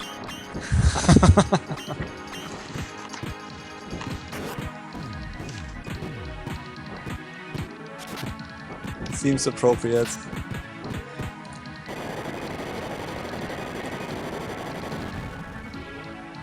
Right, so yeah, I mean, if you know what to expect from the boss, it's just an endurance fight. Just keep heating up and wail at him, eventually he'll die. Time for Archdemon. I don't know if we're gonna do actual time then. There we go. Nice, congratulations. GG. Thank What you. was your time? 526 Archdemon. GG. 826. That's really good. So it's like it's an 8-minute PB, but Nice. Yeah. I mean, keep in mind that you have to still add the credits time. oh yeah. I'm gonna no, keep no, that in my I timer. was talking to chat. I know that you know that. Oh. Because normally this game is with J timing, which means from power on till the end. I was just saying, that beats my PB, right? Almost. Yeah, no, not that good. But that's really strong. Really nice run. Yeah. Thank you. So I guess I'll let Alex know when Flammy leaves to start. Yeah. Fine.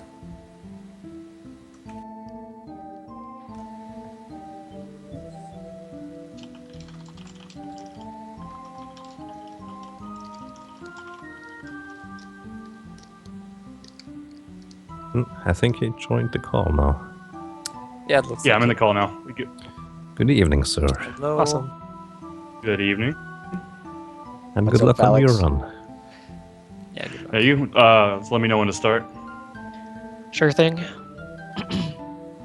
And good run. That only giving me a Thanks, couple of, thanks. maybe like what 2-minute lead on the Legends or VG. So you got a little bit of pressure on me. I know. I tried. Wow. Aether is just too strong. Ether just got double trolled there with 2 death spells on Kevin. Oh, man. You'll be fine, Felix. First try, Brave Blade, no problem. And I think that was actually the Dark Curse on Lisa there. He might actually be short on he doesn't have a strength scale anymore.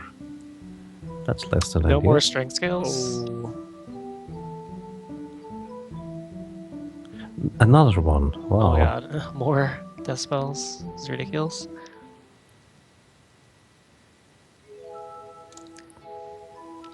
This is where that reverse 0-1 comes in play, man.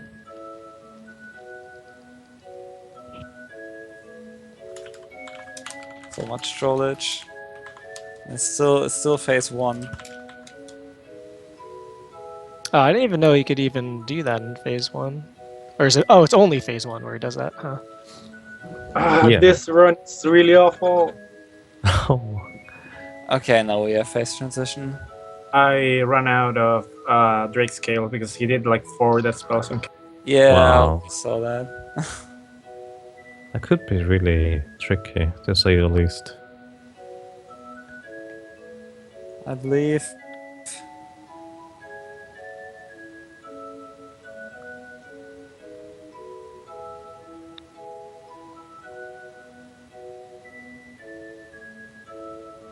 When is the Flammy thing, by the way? At the end of the other credits or just after the Mana Goddess I think it's speech? after this cutscene here.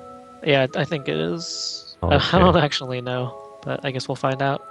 We'll find out. Just tell us together. exactly where you will transition. Okay. You can set the points now, Feral. Cool, so I'll just say and then tell them that I actually said it a couple minutes after. We can also wait for the moon. There's a moon at the end of the credit.